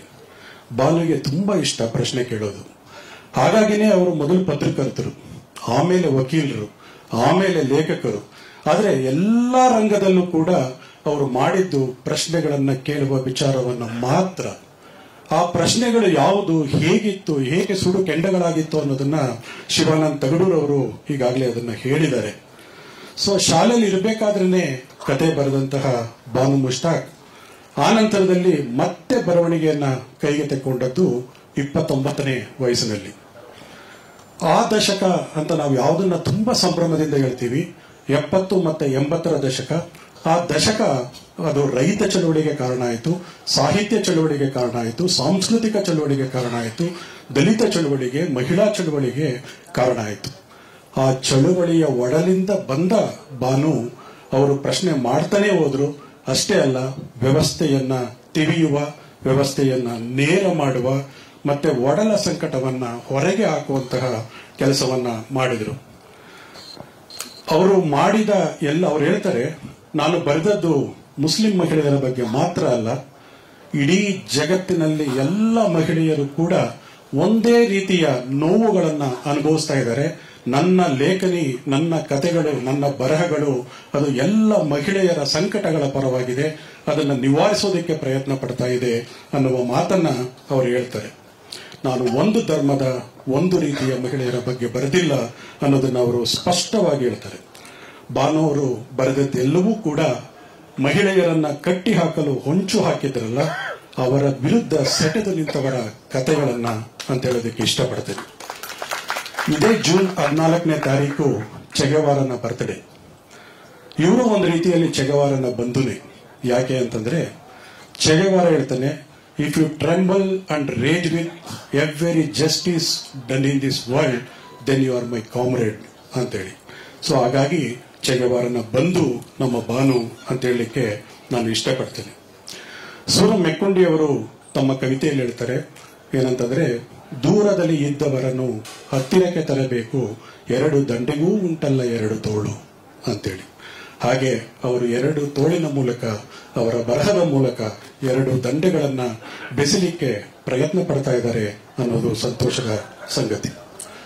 ಹಾಮನಾಯಕರು ಒಂದ್ಸಲ ನನ್ನ ಜೊತೆ ಮಾತಾಡ್ತಾ ರವೀಂದ್ರನಾಥ ಟ್ಯಾಗೋರರ ಒಂದು ಕವಿತೆಯನ್ನ ನನ್ನ ಹತ್ರ ಚರ್ಚಿಸಿದ್ರು. ಅದರಲ್ಲಿ ಇಡೀ ಕೋಣೆಗೆ ಕತ್ತಲಾಗಿದೆ. ಅವಾಗ ಎಲ್ಲರೂ ಕೂಡ ದಿಕ್ಕೆಟ್ಟಿರ್ತಾರೆ. ಅವಾಗ ಒಂದು ಪುಟ್ಟ ಹಣತೆ ಹೇಳುತ್ತೆ, ಹೆದರಬೇಡಿ ನಾನಿದ್ದೀನಿ ಅಂತ. ಬಾನು ಮುಷ್ತಾಕ್ ಅಂತಹ ಒಂದು ಪುಟ್ಟ ಹಣತೆ. ಅವರು ಕೇವಲ ಆ ಬೆಳಕನ್ನ, ಇಡೀ ಕತ್ತಲನ್ನ ಓಡಿಸ್ಲಿಕ್ಕೆ ಮಾತ್ರ ಅಲ್ಲ, ಎಲ್ಲರ ಎದೆಗಳಲ್ಲಿ ಒಂದೊಂದು ಹಣತೆಯನ್ನ ಇಡೋದಕ್ಕೆ ಅವರು ತಮ್ಮ ಬರಹಗಳ ಮೂಲಕ ಪ್ರಯತ್ನಿಸ್ತಾನೇ ಬಂದಿದ್ದಾರೆ ಅಂತ ಹೇಳಲಿಕ್ಕೆ ಇಷ್ಟಪಡ್ತೀನಿ. ಚಂದ್ರನ ಮೇಲೆ ನೀಲ್ ಆರ್ಮ್ಸ್ಟ್ರಾಂಗ್ ಕಾಲಿಟ್ಟಾಗ ಇಲ್ಲಿ ನೆಲದಿಂದ ಅವರನ್ನ ಕೇಳ್ತಾರೆ, ಹೇಗಿದೆ, ಹೇಗನ್ನಿಸ್ತಾ ಇದೆ ಅಂತ. ಆಗ ಆ ನೀಲ್ ಆರ್ಮ್ಸ್ಟ್ರಾಂಗ್ ಹೇಳ್ತಾನೆ, ನನ್ನದೊಂದು ಪುಟ್ಟ ಹೆಜ್ಜೆ ಮನುಕುಲಕ್ಕೆ ದೊಡ್ಡ ಹೆಜ್ಜೆ ಅಂತ. ಮೇಡಮ್, ನಿಮ್ಮ ಪುಟ್ಟ ಹೆಜ್ಜೆ ನಮ್ಮೆಲ್ಲರಿಗೂ ಕೂಡ ದೊಡ್ಡ ಹೆಜ್ಜೆ ಆಗಿದೆ. Thank you. ಎಲ್ಲರಿಗೂ ನಮಸ್ಕಾರ. ಇಂದಿನ ಕಾರ್ಯಕ್ರಮದ ಕೇಂದ್ರ ಬಿಂದುಗಳು 7 ಕೋಟಿ ಕನ್ನಡಿಗರ ಮನಸ್ಸನ್ನ ಗೆದ್ದಿರುವಂತಹ ಶ್ರೀಮತಿ ಬಾನು ಮುಷ್ತಾಕ್ ಮೇಡಮ್ ಅವರೇ, ಈ ಕಾರ್ಯಕ್ರಮವನ್ನು ಸಂಘಟಿಸುವಲ್ಲಿ ಪ್ರಮುಖ ಪಾತ್ರವನ್ನು ವಹಿಸಿರುವಂತಹ ಕರ್ನಾಟಕ ರಾಜ್ಯ ಕಾರ್ಯನಿರತ ಪತ್ರಕರ್ತರ ಸಂಘದ ಅಧ್ಯಕ್ಷರು, ನನ್ನ ಗೆಳೆಯರಾದಂತಹ ಶಿವಾನಂದ ತಗಡೂರು ಅವರೇ, ಹಿರಿಯರಾದ GN ಮೋಹನ್ ಅವರೇ, ದಿನೇಶ್ ಅವರೇ, ವಿಜಯವಾಣಿ ದಿನಪತ್ರಿಕೆಯ ಸಂಪಾದಕರು ಗೆಳೆಯರಾದಂತಹ ಚೆನ್ನೇಗೌಡ್ರೆ, ಕರ್ನಾಟಕ ಮಾಧ್ಯಮ ಅಕಾಡೆಮಿ ಅಧ್ಯಕ್ಷರಾದಂತಹ ಆಯೇಷಾ ಖಾನಂ ಅವರೇ, ಪತ್ರಕರ್ತೆಯರ ಸಂಘದ ಅಧ್ಯಕ್ಷರಾದಂತಹ ಪದ್ಮಾ ಮೇಡಮ್ ಅವರೇ, ವೇದಿಕೆಯ ಮುಂಭಾಗದಲ್ಲಿ ಹಲವಾರು ಜನ ಹಿರಿಯರಿದ್ದಾರೆ. ಅವರೆಲ್ಲರ ಹೆಸರುಗಳನ್ನು ಈಗಾಗಲೇ ಶಿವಾನಂದ ತಗಡೂರು ಅವರು ಪ್ರಸ್ತಾಪ ಮಾಡಿದ್ದಾರೆ. ಹಿರಿಯರಾದಂತಹ ಬರಗೂರು ರಾಮಚಂದ್ರಪ್ಪ ಅವರಿದ್ದಾರೆ, ಪುಷ್ಪಾ ಮೇಡಮ್ ಅವರಿದ್ದಾರೆ, ವಿಶ್ವಕುಮಾರ್ ಸರ್ ಅವರಿದ್ದಾರೆ. ಎಲ್ಲದಕ್ಕಿಂತ ಹೆಚ್ಚಾಗಿ ನಮ್ಮ ಹಂಪ ನಾಗರಾಜ ಸರ್ ಇದ್ದಾರೆ, ನಮ್ಮ ಸಕಲೇಶ್ಪುರದ ಮಾಜಿ ಶಾಸಕರಾದಂತಹ ವಿಶ್ವನಾಥ್ ಅವರಿದ್ದಾರೆ, ಕೃಷ್ಣಮೂರ್ತಿ ಅವರಿದ್ದಾರೆ. ಈಗ ನಮ್ಮ ಹಿರಿಯರಾದಂತಹ ಜಯಶ್ರೀ ಮೇಡಮ್ ಅವರು ಕೂಡ ಬಂದು ಹಿಂದ್ಗಡೆ ಸಾಲಿನಲ್ಲಿ ಆಸೀನರಾಗಿದ್ದಾರೆ. ನನಗೆ ಶಿವಾನಂದ ತಗಡೂರು ಅವರು ಫೋನ್ ಮಾಡಿ, ಬಾನು ಮೇಡಮ್ ಅವರಿಗೆ ಒಂದು ಸನ್ಮಾನ ಸಮಾರಂಭ ಇಟ್ಕೊಂಡಿದ್ದೀವಿ ಅಂತ ಹೇಳಿದ್ರು. ನನಗೆ ಸ್ವಲ್ಪ ತಲೆ ಬಿಸಿ ಆಯ್ತು. ಯಾಕೆ ಅಂತ ಎಲ್ಲಿ ಇಟ್ಕೊಂಡಿದ್ದೀರಾ ಅಂತ ಕೇಳಿದ್ರೆ ಗಾಂಧಿ ಭವನ ಅಂತ ಹೇಳಿದ್ರು. ನನಗೆ ಇನ್ನೂ ಜಾಸ್ತಿ ತಲೆ ಬಿಸಿ ಆಗೋಯ್ತು. ಯಾಕೆಂದ್ರೆ ಪತ್ರಕರ್ತರ ಸಂಘದವರು ಸಾಮಾನ್ಯವಾಗಿ ನಮ್ಮ ಪತ್ರಕರ್ತರ ಭವನದಲ್ಲಿ ಕಾರ್ಯಕ್ರಮ ಮಾಡ್ತಾರೆ, ಇಲ್ಲ ಪ್ರೆಸ್ ಕ್ಲಬ್ ಅಲ್ಲಿ ಮಾಡ್ತಾರೆ. ಅಲ್ಲಿ ಪತ್ರಕರ್ತರು ಬಿಟ್ರೆ ಯಾರು ಬರಲ್ಲ, ಪತ್ರಕರ್ತರು ಬರಲ್ಲ, ಪತ್ರಕರ್ತರು ಬಿಟ್ರೆ ಯಾರು ಬರೋದಿಲ್ಲ. ಆಮೇಲೆ ಏನಪ್ಪ ಇದು ಅಂತ ಸ್ವಲ್ಪ ತಲೆ ಬಿಸಿ ಆಯ್ತು. ಆಮೇಲೆ ಈಗ ಈ ಕಾರ್ಯಕ್ರಮಕ್ಕೆ ಬಂದಾಗ ನೋಡಿದೆ, ಗಾಂಧಿ ಭವನ ಸಂಪೂರ್ಣವಾಗಿ ಇವತ್ತು ಭಾನು ಭವನ ಆಗ್ಬಿಟ್ಟಿದೆ. ಇವತ್ತು ಎಷ್ಟು ಜನ ಅಭಿಮಾನವನ್ನ ಇಟ್ಟು ಮೇಡಮ್ ಅವರ ಮೇಲೆ ಇಲ್ಲಿಗೆ ಬಂದಿದ್ದಾರೆ. ನಿಜಕ್ಕೂ ಕೂಡ ಪತ್ರಕರ್ತರ ಸಂಘ ಇವತ್ತು ಒಂದು ಮೊದಲ ಬಾರಿಗೆ ಒಂದು ಒಳ್ಳೆಯ ಕೆಲಸವನ್ನ ಮಾಡಿದೆ ಅಂತ ಈ ಸಂದರ್ಭದಲ್ಲಿ ನಾನು ಹೇಳ್ತಾ ಶಿವಾನಂದ ತಗಡೂರು ಮತ್ತೆ ಪತ್ರಕರ್ತರ ಸಂಘದ ಎಲ್ಲ ಪದಾಧಿಕಾರಿಗಳನ್ನು ನಾನು ಈ ಸಂದರ್ಭದಲ್ಲಿ ಅಭಿನಂದನೆ ಸಲ್ಲಿಸಕ್ಕೆ ಇಷ್ಟಪಡ್ತೇನೆ. ಎಲ್ಲದಕ್ಕಿಂತ ಮೇಲಾಗಿ ಬೂಕರ್ ಪ್ರಶಸ್ತಿಯನ್ನ ತಮ್ಮ ಮಿಡಿಲಿಗೆ ಹಾಕಿಕೊಂಡು ಇವತ್ತು ನಾಡಿನ ಮನೆ ಮಾತಾಗಿರುವ ಬಾನು ಮೇಡಮ್ ಅವರಿಗೆ ಮತ್ತು ಅವರ ಎಲ್ಲ ಕುಟುಂಬ ಸದಸ್ಯರಿಗೆ ವೈಯಕ್ತಿಕವಾಗಿ ಮತ್ತು ರಾಜ್ಯ ಸರ್ಕಾರದ ಪರವಾಗಿ ಹೃತ್ಪೂರ್ವಕವಾದಂತಹ ಅಭಿನಂದನೆ ಹೇಳಕ್ಕೆ ನಾನು ಇಷ್ಟಪಡ್ತೇನೆ. ಪತ್ರಕರ್ತರ ಸಂಘದ ಕಾರ್ಯಕ್ರಮ ಹಾಗೆ ಸುಮಾರಾಗಿ ಮಾತಾಡಬಹುದು ಅಂತ ನಾನು ಅನ್ಕೊಂಡು ಬಂದೆ. ಇಲ್ಲೆಲ್ಲ ನೋಡಿ ಸ್ವಲ್ಪ ದಸಕಂದೋಯ್ತು. ಹೆಂಗಪ್ಪ ಇಷ್ಟೊಂದು ಜನ ಹಿರಿಯರಿದ್ದಾರೆ, ಇವ್ರ ಮುಂದೆ ನಿಂತು ಹೆಂಗ್ ಮಾತಾಡಬೇಕು ಅನ್ನೋದು ಕೂಡ ಸಾಮಾನ್ಯವಾಗಿ ನಾವು ಪತ್ರಕರ್ತರ ಸಂಘದ ಸಭೆ ಸಮಾರಂಭಗಳಲ್ಲಿ ಮಾತಾಡ್ತೀವಿ. ಇವತ್ತು ಮೊದಲ ಬಾರಿಗೆ ಇವತ್ತು ನಮಗೆ ಸಾಹಿತ್ಯಕ್ಕೆ ಸಂಬಂಧಪಟ್ಟ ಅದು ಬಾನು ಮೇಡಮ್ ಅವ್ರ ಮುಂದೆ ನಿಂತು ಮಾತಾಡುವಂತ ಒಂದು ಅವಕಾಶ ನನಗೆ ಸಿಕ್ಕಿರೋದು ನನ್ನ ಜೀವನದ ಅತ್ಯಂತ ಶ್ರೇಷ್ಠ ಗಳಿಗೆ ಅಂತ ನನ್ನ ಸಂದರ್ಭದಲ್ಲಿ ಹೇಳಬೇಕು. ಜೊತೆಗೆ ಅವ್ರ ಪಕ್ಕದಲ್ಲಿ ಕೊಡುವಂತ ಒಂದು ಅವಕಾಶವನ್ನ ಶಿವಾನಂದ ತಗಡೂರು ಅವರು ಇವತ್ತು ಮಾಡಿಕೊಟ್ಟಿದ್ದಾರೆ. ಆದ್ರೂ ಕೂಡ ಕೆಲವೊಂದು ವಿಚಾರಗಳನ್ನ ನಾನು ಇವತ್ತು ನಿಮ್ಮ ಮುಂದೆ ವ್ಯಕ್ತಪಡಿಸೋದಕ್ಕೆ ಇಷ್ಟಪಡ್ತೇನೆ. ತಪ್ಪಿದ್ರೆ ದಯವಿಟ್ಟು ಕ್ಷಮಿಸಬೇಕು. ವಿಚಿತ್ರಕಾರಿ ಶಕ್ತಿಗಳು ಮತಾಂಧತೆ ಹಾಗೂ ಮೂಲಭೂತವಾದ ಒಟ್ಟಾಗಿ ಬೆಸೆದುಕೊಂಡು ಜಗತ್ತನ್ನ ನಾಶ ಮಾಡ್ತಾರಂತಹ ಈ ಹೊತ್ತಲ್ಲಿ ಬಾನು ಮುಷ್ತಾಕ್ ಅವರ ಮಾನವೀಯತೆಯ ಬೆಸುಗೆ ಮತ್ತು ಭಾರತೀಯತೆಯ ಬೆಸುಗೆಗೆ ಬೂಕರ್ ಇಂಟರ್ನ್ಯಾಷನಲ್ ಪ್ರಶಸ್ತಿ ಬಂದಿದೆ. ಸಾಹಿತ್ಯದ ಹೆಸರಿನಲ್ಲಿ ಕೊಡ್ತಾ ಇರುವಂತಹ ಈ ಸಂದೇಶ ಎಲ್ಲ ಮೂಲಭೂತವಾದ ಶಕ್ತಿಗಳಿಗೆ ಕೊಟ್ಟಿರುವ ಒಂದು ಭರ್ಜರಿ ಕಪಾಳ ಮೋಕ್ಷ ಅಂತ ನಾನು ಭಾವಿಸಿದೆ. ಇವತ್ತು ಎಲ್ಲಾ ರೀತಿಯ ಧಾರ್ಮಿಕ ದರ್ಪಗಳಿಗೆ ಕೊಟ್ಟಿರುವಂತಹ ಏಟು ಮತ್ತು ಮಾನವೀಯತೆಯ ಧರ್ಮಕ್ಕೆ ಎಲ್ಲಾ ಧರ್ಮದಲ್ಲಿರುವ ಮಾನವೀಯತೆಯ ವ್ಯಕ್ತಿತ್ವಗಳಿಗೆ ಸಿಕ್ಕಿರುವ ಮನ್ನಣೆ ಕೂಡ ಇದು ಅಂತ ನಾನು ಈ ಸಂದರ್ಭದಲ್ಲಿ ಹೇಳಕ್ಕೆ ಇಷ್ಟಪಡ್ತೇನೆ. ಕೆಲವು ಪ್ರಗತಿಪರ ಲೇಖಕರು ಗೊತ್ತು ನಿಮಗೆ ಸೋಷಿಯಲ್ ಮೀಡಿಯಾದಲ್ಲಿ ಯಾವ ರೀತಿ ಮಾತಾಡ್ತಾರೆ ಅಂತ.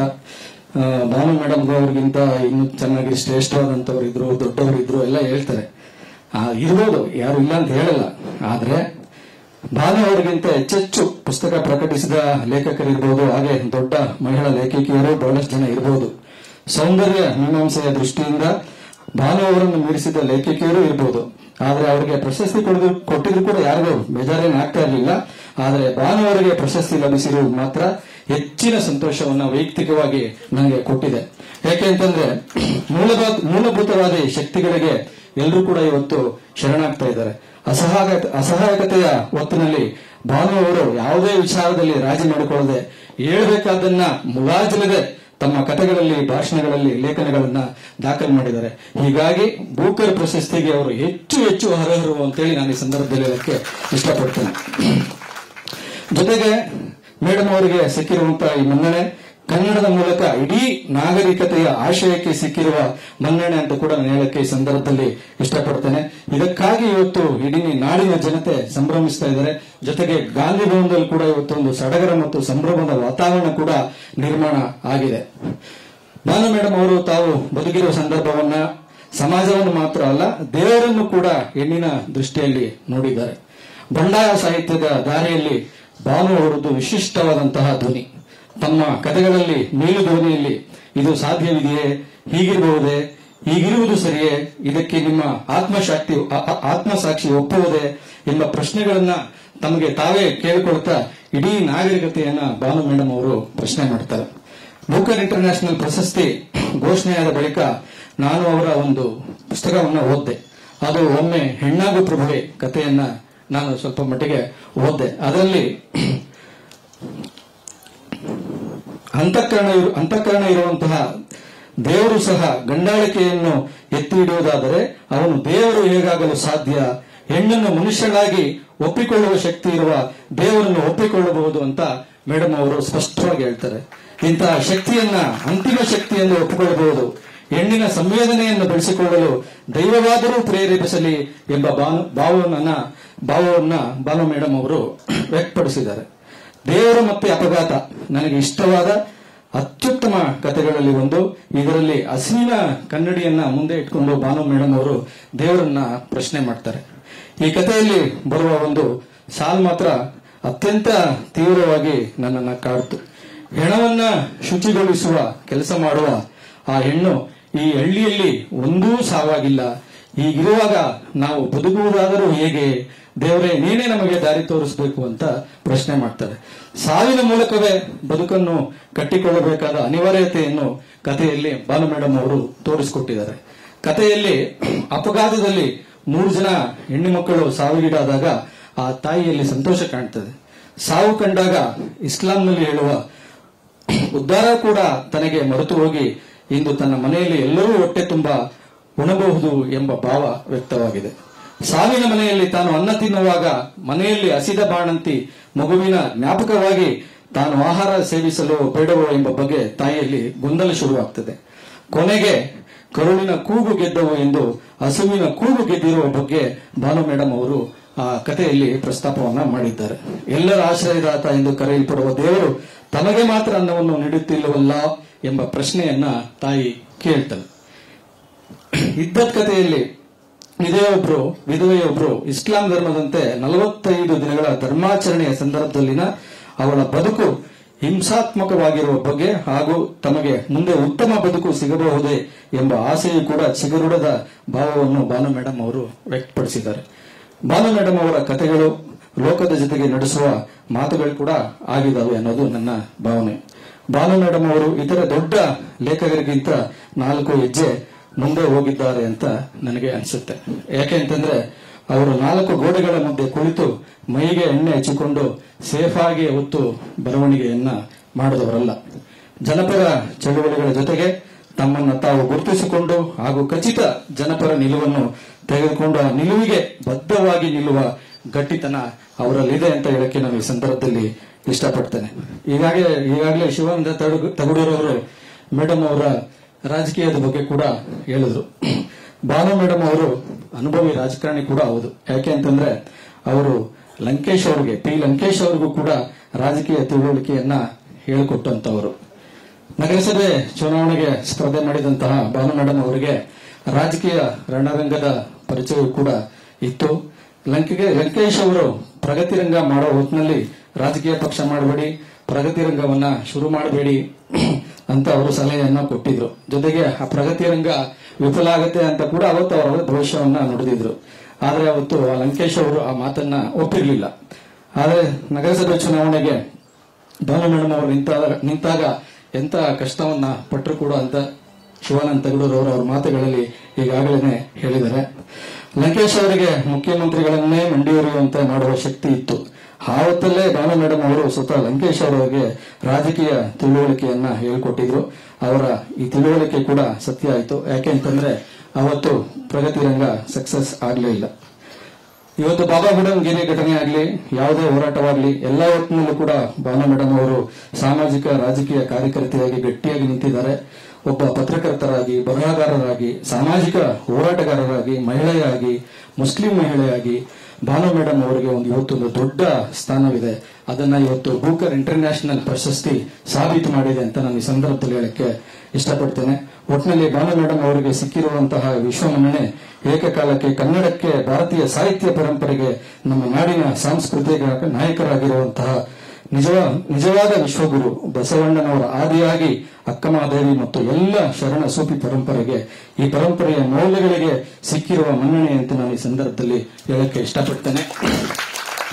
ಭಾನು ಮೇಡಮ್ ಅವರು ಈಗಾಗಲೇ ಹೇಳಿದಂತೆ ಕರ್ನಾಟಕದ ಕೀರ್ತಿ ಪತಾಕೆಯನ್ನ ಮುಗಿಲೆತ್ತಕ್ಕೆ ಆರಿಸಿದರೆ ಅವರಿಗೆ ಇನ್ನೂ ಹೆಚ್ಚೆಚ್ಚು ಪ್ರಶಸ್ತಿಗಳನ್ನ ಗಳಿಸಲಿ, ಜೊತೆಗೆ ನಮ್ಮ ನಾಡಿನ ಕೀರ್ತಿ ಪತಾಕೆಯನ್ನ ಇನ್ನಷ್ಟು ಬೆಳೆಸಲಿ ಅಂತ ಈ ಸಂದರ್ಭದಲ್ಲಿ ಹಾರೈಸ್ತಾ ಈ ಕಾರ್ಯಕ್ರಮದಲ್ಲಿ ನನಗೆ ಅತ್ಯಂತ ಆತ್ಮೀಯವಾಗಿ ಬರಮಾಡಿಕೊಂಡು ಮಾತಾಡೋದಕ್ಕೆ ಅವಕಾಶ ಮಾಡಿಕೊಟ್ಟಂತ ಕರ್ನಾಟಕ ರಾಜ್ಯ ಕಾರ್ಯನಿರತ ಪತ್ರಕರ್ತರ ಸಂಘದ ಎಲ್ಲ ಪದಾಧಿಕಾರಿಗಳಿಗೆ ಮತ್ತು ಕೇಳಿದಂತಹ ತಮ್ಮೆಲ್ಲರಿಗೂ ಕೂಡ ಧನ್ಯವಾದಗಳನ್ನು ತಿಳಿಸಿ ನನ್ನ ಮಾತು ಮುಗಿಸ್ತೇನೆ. ನಮಸ್ಕಾರ. ಆಮೇಲೆ ಇನ್ನೊಂದು ತಗಡೂರವ್ರ ಬಗ್ಗೆ ಇನ್ನೊಂದು ಹೊಟ್ಟೆ ಕಿಚ್ಚಿತ್ತು. ಯಾಕೆ ಅಂತಂದ್ರೆ ನಾವು ತೀರ್ಮಾನ ಮಾಡಿದ್ವಿ ಸರ್ಕಾರದ ಕಡೆಯಿಂದ ಮೊದಲು ಫಸ್ಟ್ ಭಾನು ಮೇಡಮ್ ಅವರಿಗೆ ಒಂದು ಸನ್ಮಾನ ಮಾಡಬೇಕು ಅಂತ. ಆದ್ರೆ ಅಷ್ಟೊತ್ತಿಗಾಗ್ಲೇ ಇವರು ಶಿವಾನಂದ ತಗಡೂರವರು ನಾವು 2 ಸತಿ ಮೇಡಮ್ ಅವ್ರನ್ನ ಸಂಪರ್ಕ ಮಾಡೋದಕ್ಕೆ ಪ್ರಯತ್ನ ಪಟ್ಟು ಅವ್ರ ಫೋನ್ ಸಿಗ್ಲಿಲ್ಲ. ಬಟ್ ಇವ್ರು ಹೆಂಗ್ ಹಿಡಿದ್ಬಿಟ್ರೋ ಗೊತ್ತಾಗ್ಲಿಲ್ಲ. ಸರ್ಕಾರಿ ವ್ಯವಸ್ಥೆಯಲ್ಲಿ ಸಾಧ್ಯವಾಗದೇ ಇರೋದನ್ನ ಇವರು ಬೇರೆ ವ್ಯವಸ್ಥೆಯಲ್ಲಿ ಮಾಡಿದ್ದಾರೆ. ಆದ್ರೂ ಕೂಡ ಇವತ್ತು ನಮ್ಮ ಕನ್ನಡ ಸಂಸ್ಕೃತಿ ಇಲಾಖೆ ಅಧಿಕಾರಿಗಳು ಹೋಗಿ ಅವರನ್ನ ಬರಮಾಡಿಕೊಂಡಿದ್ದಾರೆ. ಇದೇ ತಿಂಗಳ ಜೂನ್ 2ನೇ ತಾರೀಕು ಬೆಳಗ್ಗೆ 11 ಗಂಟೆಗೆ ವಿಧಾನಸೌಧದ ಬ್ಯಾಂಕ್ವೆಟ್ ನಲ್ಲಿ ಸರ್ಕಾರದ ಕಡೆಯಿಂದ ಭಾನು ಮೇಡಮ್ ಅವರಿಗೆ ಗೌರವಿಸುವಂತಹ ಕಾರ್ಯಕ್ರಮ ಇದೆ. ದಯವಿಟ್ಟು ತಾವೆಲ್ಲರೂ ಕೂಡ ಈ ಕಾರ್ಯಕ್ರಮಕ್ಕೆ ತಪ್ಪದೆ ಬರಬೇಕು. ಮೇಡಮ್ ಅವರ ಸಮಾರಂಭದಲ್ಲಿ ತಾವೆಲ್ಲರೂ ಕೂಡ ಹಾಜರಿದ್ದು ಶುಭಾಶಯಗಳನ್ನ ಕೋರಬೇಕು ಅಂತ ನಿಮ್ಮಲ್ಲಿ ಮನವಿ ಮಾಡಿ ನನ್ನ ಮಾತು ಮುಗಿಸ್ತೇನೆ. ನಮಸ್ಕಾರ. ಎಲ್ರಿಗೂ ನಮಸ್ಕಾರ. ಅತ್ಯಂತ ವಿಶೇಷವಾದಂತಹ ಕಾರ್ಯಕ್ರಮ. ಕಾರ್ಯನಿರತ ಪತ್ರಕರ್ತರ ಸಂಘದವ್ರು ಕಾರ್ಯಕ್ರಮ ಮಾಡಿದಾಗೆಲ್ಲ ಫಸ್ಟ್ ನನ್ ಕರೀತಾರೆ. ಶಿವಾನಂದ್ ನಮ್ಮ ಆಫೀಸಲ್ಲೇ ಕೆಲಸ ಮಾಡ್ತಾರೆ, ಎದುರುಗಡೆ ಇರ್ತಾರೆ, ಕರಲೇಬೇಕು. ಇಲ್ಲಾಂದ್ರೆ ಲೇಟ್ ಆಯ್ತು, ರಜಾ ಇಲ್ಲ, ಈ ತರದೆಲ್ಲ ಇಶ್ಯೂ ಬಂದ್ಬಿಡುತ್ತೆ, ಫಸ್ಟ್ ನನ್ ಕರೀತಾರೆ. ನಾನು ಪ್ರತಿ ಕಾರ್ಯಕ್ರಮಕ್ಕೂ ಬರಲ್ಲ ಅಂತ ಹೇಳಿ ಫಸ್ಟ್ ಹೇಳ್ತೀನಿ. ಬಟ್ ಭಾನು ಮೇಡಮ್ ಅವರ ಅಭಿನಂದನಾ ಕಾರ್ಯಕ್ರಮಕ್ಕೆ ಅತ್ಯಂತ ಖುಷಿಯಿಂದ ಬಂದೆ. ಯಾಕೆಂದ್ರೆ ಇದು ನಾವು ಸಂಭ್ರಮಿಸುವಂತ ಕಾರ್ಯ. ಇದು ಇವತ್ತು ಬೆಂಗಳೂರಿನಲ್ಲಿ ಕನ್ನಡ ಭಾಷೆಗೆ ಉಳಿವಿಲ್ಲ, ಜಾಗತಿಕ ಮಟ್ಟದಲ್ಲಿ ನಮಗೆ ಸಮಸ್ಯೆ ಇದೆ ಅನ್ನೋ ಗೊಂದಲಗಳಿರ್ಬೇಕಾದ್ರೆ, ಕನ್ನಡ ಯಾವಾಗ ಹುಟ್ಟಿತು ಅನ್ನುವಂತ ಪ್ರಶ್ನೆ ಎದ್ದಿರುವಂತ ಸಂದರ್ಭದಲ್ಲಿ ಕನ್ನಡವನ್ನ ಜಾಗತಿಕ ಮಟ್ಟದಲ್ಲಿ ಇದರ ಹೆಗ್ಗಳಿಕೆಯನ್ನ, ಕೀರ್ತಿ ಪತಾಕೆಯನ್ನ ಆರಿಸಿದ್ದು ನಮ್ಮ ಬಾನು ಮುಸ್ತಾಕ್ ಅವರು. ನಾನು ಜನವಾಹಿನಿ ಪತ್ರಿಕೆಯಲ್ಲಿ ಕೆಲಸ ಮಾಡಬೇಕಾದ್ರೆ ಮೇಡಮ್ ಅವ್ರ ತಂಗಿ ನನಗೆ ಕೊಲಿಗು. ಸೊ ಅವರು ಭಾನು ಮೇಡಮ್ ಬಗ್ಗೆ ತುಂಬಾ ಹೇಳೋರು. ಅವ್ರು ಮಾಡಿದ ಸ್ವೀಟ್ ಎಲ್ಲ ಕೊಡ್ತಾ ಇದ್ರು, ಅದೆಲ್ಲ ತಿಂದಿದ್ ಋಣ ಇದೆ. ಸೊ ಅದನ್ನೆಲ್ಲವನ್ನ ತೀರಿಸುವ ಸಮಯ ಇದು. ಸೊ ಪ್ರಭಾಕರ್ ಸರ್ ಹೇಳಿದ್ರಾಗ್ಲೆ, ಸೊ ತುಂಬಾ ದೊಡ್ಡ ಹಿರಿಯರಿದ್ದಾರೆ, ಅವ್ರು ಮುಂದೆ ಏನ್ ಮಾತಾಡ್ಬೇಕು ಅನ್ನೋ ಇದು ಬಾಯಿ ಕಟ್ತಿದೆ ಅಂತೇಳಿ. ನಾನು ಅದೇ ಸ್ಥಿತಿನಲ್ಲಿ ಇದ್ದೀನಿ. ನಾವೆಲ್ಲರೂ ಭಾಷಣ ಮಾಡ್ತಾ ಕೂತ್ಕೊಂಡ್ರೆ ಮೇಡಮ್ ಮಾತು ಕಡಿಮೆ ಆಗ್ಬಾರ್ದು. ಸೊ ಆ ಕಾರಣಕ್ಕೆ ಮೇಡಮ್ ಮಾತಾಡ್ಲಿ, ನಾವೆಲ್ಲರೂ ಕೇಳೋಣ. ಮತ್ತೊಮ್ಮೆ ಅವರಿಗೆ ನಾನು ಅಭಿನಂದನೆಗಳನ್ನ ಸಲ್ಲಿಸ್ತೇನೆ. ಕನ್ನಡದ ಹೋರಾಟಗಾರರಿಗೆ ಇವರು ಮಾಡಲ್ಲು. ಯಾಕೆಂದ್ರೆ ಅಂಬಾಸಿಡರ್ ಯಾರಾಗ್ಬೇಕು ಅಂತೇಳಿ ಸಂಸ್ಥೆಗಳು ಒದ್ದಾಡ್ಬೇಕಾದ್ರೆ ಕನ್ನಡದ ಕೀರ್ತಿ ಪತಾಕೆಯನ್ನ ಸದ್ದಿಲ್ದೇ ಹೋಗಿ ಆರಿಸಿ ಬಂದಿದ್ದಾರೆ. ಸೊ ಅರ್ಧರಾತ್ರಿನಲ್ಲಿ ನಮ್ಗೆ ಸಂಭ್ರಮ ಸಡಗರ ಸಿಕ್ಕಿದೆ. ಅವ್ರಿಗೆ ಮತ್ತೊಮ್ಮೆ ಅಭಿನಂದನೆಗಳು. ವೇದಿಕೆಯಲ್ಲಿರುವಂತ ಎಲ್ಲರಿಗೆ ಮತ್ತೆ ಅವಕಾಶವನ್ನ ಕೊಟ್ಟಂತ ಶಿವಾನಂದ ತಗಡೂರ್ ಅವ್ರಿಗೂ ಕೂಡ ಧನ್ಯವಾದಗಳು. ನಾನೇನು ಮಾತನಾಡುವುದಿಲ್ಲ. ಕರ್ನಾಟಕ ಗಾಂಧಿ ಸ್ಮಾರಕ ನಿಧಿಯ ಪರವಾಗಿ ಬಾನು ಮುಸ್ತಾಕ್ ಮೇಡಮ್ಗೆ ಅಭಿನಂದನೆಗಳು. ಮಹಾತ್ಮ ಗಾಂಧಿಯವರು ಏನು ಸಾಮಾಜಿಕ ಮೌಲ್ಯಗಳ ಬಗ್ಗೆ ಮಾತನಾಡ್ತಿದ್ರು, ಬರಿತಾ ಇದ್ರು, ಅದೆಲ್ಲ ಸಾರ ಇವ್ರ ಕಥೆಗಳಲ್ಲಿದೆ. ಈ ಪ್ರಶಸ್ತಿ ಬಂದ ನಂತರ ಅವರು ಮೊದಲು ಗಾಂಧಿ ಸ್ಮಾರಕ ನಿಧಿ ಗಾಂಧಿ ಭವನಕ್ಕೆ ಬಂದಿದ್ದು ನಮ್ಗೆಲ್ಲ ಬಹಳ ಸಂತೋಷ ತಂದಿದೆ. ಇದಕ್ಕೆ ಕಾರಣೀಭೂತರಾದ ಕರ್ನಾಟಕ ಕಾರ್ಯನಿರತ ಪತ್ರಕರ್ತರ ಸಂಘದ ಅಧ್ಯಕ್ಷರು, ಗೆಳೆಯರಾದ ಶಿವಾನಂದ ತಗಡೂರು ಹಾಗೂ ಎಲ್ಲ ನಮ್ಮ ಪತ್ರಕರ್ತರ ಸಂಘದ ಪ್ರತಿನಿಧಿಗಳಿಗೆ ನಾನು ವಂದನೆಗಳನ್ನು ಅರ್ಪಿಸ್ತೇನೆ.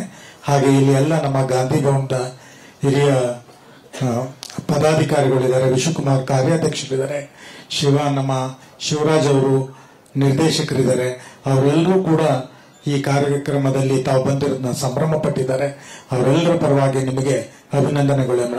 ನಿಮ್ಮ ಮಾತುಗಳನ್ನ ಕೇಳೋದಕ್ಕೆ ನಾವೆಲ್ಲ ಕಾಯ್ತಾ ಇದ್ದೀವಿ. Thank you so much. ನಮಸ್ಕಾರ ಎಲ್ಲರಿಗೂ. ವೇದಿಕೆಯ ಮೇಲೆ ಇರುವ ಎಲ್ಲ ಗಣ್ಯರು, specially the star of the evening Banu Mushtaq. Please give her big round of applause again and again again and again, so that this round of applause London ವರೆಗೂ ಕೇಳಿಸ್ಬೇಕು. ಅಂಡ್ ಟುಡೇ ನಾನು ಲಿಬರ್ಟಿ ತಗೊಳ್ತೀನಿ ಇಂಗ್ಲಿಷ್ ಅಲ್ಲಿ ಮಾತಾಡಕ್ಕೆ. ಯಾಕೆಂದ್ರೆ ನಮ್ಮ ಬಾನು ಮುಷ್ತಾಕ್ ಅವ್ರ ಬುಕ್ ಇಂಗ್ಲಿಷ್ ಅಲ್ಲಿ ಟ್ರಾನ್ಸ್ಲೇಟ್ ಆಗಿದೆ. ಸೊ ನಮ್ಮ ಇಂಗ್ಲಿಷ್ ಮೀಡಿಯಂ ಅವ್ರಿಗೆ ಒಂದು ದೊಡ್ಡ ಅಚೀವ್ಮೆಂಟ್ ಇದು. So I will definitely feel very proud about it. And ಇವತ್ತು ಯಾರು ನನ್ನ ಕನ್ನಡ ಬಗ್ಗೆ ಟೀಕೆ ಮಾಡೋಂಗಿಲ್ಲ. ಯಾಕೆಂದ್ರೆ ನನ್ನ ಕನ್ನಡ ಐಡೆಂಟಿಟಿ, ನನ್ನ Kannada voice Banu Mushtaq. So I know Banu Mushtaq. So ಅಷ್ಟೇ, ಅಲ್ಲಿ ಮುಗೀತು. Nobody can question my Kannada ನಾವು. ಬಟ್ ಬಾನು ಮುಷ್ತಾಕ್ ಆಗ್ಬೇಕಂದ್ರೆ you have to take another ಜನ್ಮ. The first time I heard about Banu Mushtaq was when I was in college. ನಾನು ಯೂನಿವರ್ಸಿಟಿಯಲ್ಲಿ ಜರ್ನಲಿಸಂ ಮಾಡುವಾಗ ನಮ್ಮ ಪ್ರೊಫೆಸರ್ ಅಶೋಕ್ ಕುಮಾರ್ ಒಂದು ಎಡಿಟೋರಿಯಲ್ ಬರೆಯಕ್ಕೆ ಹೇಳಿದ್ರು. Right an editorial about women, Muslim women, minority women and how they suffer. ನಾನೇನು ಬರೆದೆ, I wrote it and sir saw that. I said, what is this? There's nothing in this. You have to write something you should feel. ನೀವು minority ಕಮ್ಯುನಿಟಿಯಿಂದ ಬರ್ತಾರೆ, you should feel that. Read Banu Mushtaq. First time I heard that word, read Banu Mushtaq. They should be fire in your belly when you write. So that was those were the words. Since then Banu Mushtaq is in my mind. I confess that ನಾನು ಅವ್ರ ಕನ್ನಡ ಪುಸ್ತಕ ಓದಿಲ್ಲ, ಆದ್ರೆ ನಾನು track ಮಾಡ್ತಾ ಇದ್ದೀನಿ ಅವ್ರ ಬಗ್ಗೆ. ನನ್ನ ಫ್ರೆಂಡ್ಸ್ ಜೊತೆ, ನನ್ನ ಕನ್ನಡ ಮಾಧ್ಯಮದಲ್ಲಿ ಇರುವ ಫ್ರೆಂಡ್ಸ್ ಜೊತೆ ನಾನು ಇಂಟ್ರಾಕ್ಟ್ ಮಾಡಿ ಅವ್ರ ಬಗ್ಗೆ ಕೇಳಿಸ್ಕೊಡ್ತಾ ಇದ್ದೀನಿ. So I know what she writes. ಇಲ್ಲಿ ಇರೋ ತುಂಬಾ ಜನರಿಗೆ ಹಾರ್ಟ್ ಲ್ಯಾಂಪ್ಸ್ ಅಲ್ಲಿ ಇರುವ characters, they are just characters. ಆದ್ರೆ for middle class Muslim women like us, ನಾವು we are living those characters. ನಾವೇ ಆ characters. It is not a story. It is, the living experience that we go through. And that is the voice. She's given the voice to those characters. There is little bit of Banu Mushtaq in all of us, all the women, irrespective of the religion, irrespective of the caste community. There is little bit of that Banu in us. But you need to bring out that. You need to bring out that and express that the way Banu has done it, the way Banu Mushtaq ma'am has done it. And only when you can do that, perhaps you can break the shackles of the patriarchal society, which some of us have done. One of the commendable work that Zoya Fateh has done, she brought out a book where 100 Muslim achievers, Muslim women achievers, ನಮಗೆ ಗೊತ್ತಿರಲಿಲ್ಲ ಎಷ್ಟೊಂದು ಜನ achievers ಇದ್ದಾರೆ. They are pilots, they are doctors, they are teachers, they are weightlifters, they are journalists, they are in the army. They are there in every profession, but they are not heard. their voice is not heard. Adyake, that is one of the biggest questions, that I feel, that I always ask people. So these voices need to be brought out. These voices need to be heard so that there is a change. Banu madam our pustaka cover page alli pomegranate symbol ide. It symbolizes, a seed grown into a fruit with seeds. That is what perhaps represents women, the struggles of women, And perhaps reading her book, we will realize, hege one marginalized society, marginalized struggling women give one voice kotre, how they can be achievers, how they can stand high and stand tall in the society. So I would also wait for her to speak, and it was one thing I must tell, Shivananda Guru did beat all of us. ಅವ್ರನ್ನ ಕರ್ಕೊಂಡು ಬರೋಕೆ first he said ಇದು ನಾವೇ ಮಾಡ್ತೀವಿ first ಅಂತ. No, not I beat him. ನನ್ನ consolation ಏನಂದ್ರೆ airport ಅಲ್ಲಿ ನಾನು ಶ್ರೀಜಾ ಹೋಗಿ ಅವ್ರನ್ನ ಎಸ್ಕಾರ್ಟ್ ಮಾಡ್ಬೇಕಾಗಿತ್ತು. ಅದೇ ನನಗೆ ಕಾನ್ಸಲೇಷನ್ ಆಯ್ತು. ಓಕೆ, ನೀವು ಫಸ್ಟ್ ಮಾಡ್ತಾ ಇದ್ರಲ್ಲ, ಫಸ್ಟ್ ನಾನೇ ಅವ್ರ ಜೊತೆ ಬರ್ತಾ ಇದ್ದೀನಿ. ಸೊ ಅದು ನನಗೆ ಒಂದು ಕಾನ್ಸಲೇಷನ್ ಆಯ್ತು. So competition ends here. But ನಾವು ಫ್ರಮ್ ಕರ್ನಾಟಕ ಮೀಡಿಯಾ ಅಕಾಡೆಮಿಯಿಂದ we will have an interaction program because Banu madam is a journalist. So there are a lot of journalists, women who want to interact with her. So we will have a women's interaction program with you, ma'am, very soon. And I also thank Samina, who's been a great support to Banu ma'am. And Samina is perhaps writing another book, The Journey to Booker. So the next Booker will be perhaps it will go to Samina also. So thank you all of you, and I look forward to more interactions with Banu ma'am. And it is still not sinking that I came with her. It is still not sinking. So thank you so much for giving me this time. Thank you. ವೇದಿಕೆ ಮೇಲಿರುವ ಎಲ್ಲ ಗಣ್ಯರಿಗೆ ವಂದಿಸ್ತಾ ವಿಶೇಷವಾಗಿ Banu madam ಅವರಿಗೆ ಅಭಿನಂದನೆಗಳನ್ನು ತಿಳಿಸ್ತಾ ನನ್ನ ಮಾತನ್ನ ಪ್ರಾರಂಭಿಸ್ತಿದ್ದೇನೆ. ಇದು ಬಹುಶಃ ಎಲ್ಲರಿಗಿಂತ ಹೆಚ್ಚು ಖುಷಿ ಕೊಟ್ಟಿದ್ದು ನಮಗೆ. ಕಾರಣ ಬಾನು ಮೇಡಮ್ ಪತ್ರಕರ್ತೆ, ಮಹಿಳೆ, ಜೊತೆಯಲ್ಲಿ ಹೋರಾಟಗಾರ್ತಿ. ಅಷ್ಟೇ ಅಲ್ಲ, ಅವರ ಬರೆದಂತಹ ಕತೆಗಳು, ವರದಿಗಳು ಕೂಡ ಮಹಿಳೆಯನ್ನ ಕುರಿತಾಗಿದ್ದು, ಮಹಿಳೆಯ ನೋವು ದುಮ್ಮಾನಗಳನ್ನ ಕುರಿತಾಗಿದ್ದಂಥದ್ದು. ಹಾಗಾಗಿ ಮಹಿಳೆಯರಾಗಿ, ಪತ್ರಕರ್ತೆಯರಾಗಿ ನಮ್ಗೆಲ್ರಿಗೂ ಹೆಚ್ಚಿನ ಖುಷಿನ ತಂದಿದೆ. ಒಂದು ಜೋರಾದ ಚಪ್ಪಾಳೆ ನಮ್ಮ ಪತ್ರಕರ್ತೆಯರ ಸಂಘದ ಪರವಾಗಿ ಅವರಿಗೆ ನಾವು ಪ್ರೀತಿಯಿಂದ ಅಭಿನಂದನೆಯನ್ನ ತಿಳಿಸ್ತಾ ಇದ್ದೀವಿ. ಬಾನು ಮೇಡಮ್ ಅವರು ಪತ್ರಕರ್ತೆಯಾಗಿ ಮಾತ್ರ ವರದಿಗಳನ್ನ ಮಾಡ್ತಾ ಇದ್ದಿದ್ದಕ್ಕೆ ಮಾತ್ರ ಅವರಿಂದ ಇಂತಹ ಕತೆಗಳ ಹುಟ್ಟಿತು ಅಂತ ಹೇಳೋದಕ್ಕೆ ಸಾಧ್ಯ ಆಗಲ್ಲ. ಆ ಕತೆನಲ್ಲಿ ಇರುವಂತಹ ಗಟ್ಟಿತನ ಎಲ್ಲಿಂದ ಬಂದಿದ್ದು ಅಂತ ನೋಡಿದಾಗ, ಆ ಪತ್ರಕರ್ತೆಯಲ್ಲಿ ಒಬ್ಳು ಹೋರಾಟಗಾರ್ತಿ ಇದ್ಲು.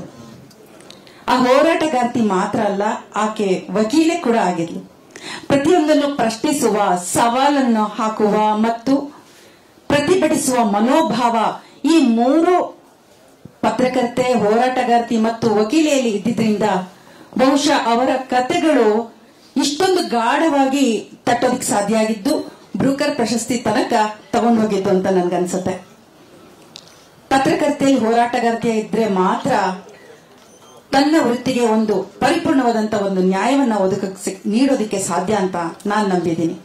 ಹಾಗಾಗಿ ಬಹುಶಃ ನಾನು ಕಾಲೇಜು ದಿನಗಳಲ್ಲಿದ್ದಾಗ ಲಂಕೇಶ್ ಪತ್ರಿಕೆಯಲ್ಲಿ ಒಂದಕ್ಷರನು ಬಿಡದ ಹಾಗೆ ಮೊದಲಿನಿಂದ ಕೊನೆವರೆಗೂ ಓದುವಾಗ ನನ್ನನ್ನು ಒಂದು ಹೊಸ ಜಗತ್ತಿಗೆ ಕರ್ಕೊಂಡು ಹೋಗ್ತಾ ಇದ್ದಿದ್ದು ಬಾನು ಮುಷ್ತಾಕ್ ಅವರ ವರದಿ ಮತ್ತೆ ಕತೆಗಳು, ಸಾರಾ ಅಬೂಬಕರ್ ಕತೆಗಳು. ಆಗಷ್ಟೇ ಇದೊಂದು ಜಗತ್ತನ್ನ ಅರ್ಥ ಮಾಡ್ಕೊಳ್ಳೋದಿಕ್ಕೆ ಕುತೂಹಲದಿಂದ ನೋಡುವಾಗ ಅವರ ಕತೆಗಳು ನನ್ನನ್ನ, ಆ ಸಮುದಾಯವನ್ನ ಅರ್ಥ ಮಾಡ್ಕೊಳ್ಳೋದಕ್ಕೆ ತುಂಬಾ ಸಹಕಾರಿ ಮಾಡಿತು. ಅಷ್ಟೇ ಅಲ್ಲ, ನಾವು ಮಹಿಳೆಯರಾಗಿ ಆ ಸಮುದಾಯದಲ್ಲಿ ಧರ್ಮದ ಕಟ್ಟುಪಾಡಲ್ಲಿ ಅವರು ಅನುಭವಿಸ್ತಿರ್ಬಹುದು ಆ ನೋವುಗಳನ್ನ, ಆ ಶೋಷಣೆಯನ್ನ. ಆದರೆ ಅದರ ಹೊರತಾಗಿ ಕೂಡ ನಾವು ಕೂಡ ಆ ಸಮುದಾಯದಲ್ಲಿ ಅವರು ಅನುಭವಿಸ್ತಿರೋಂತ ನೋವುಗಳನ್ನು ಕೂಡ ಅನುಭವಿಸ್ತಾ ಇದ್ದೀವಿ.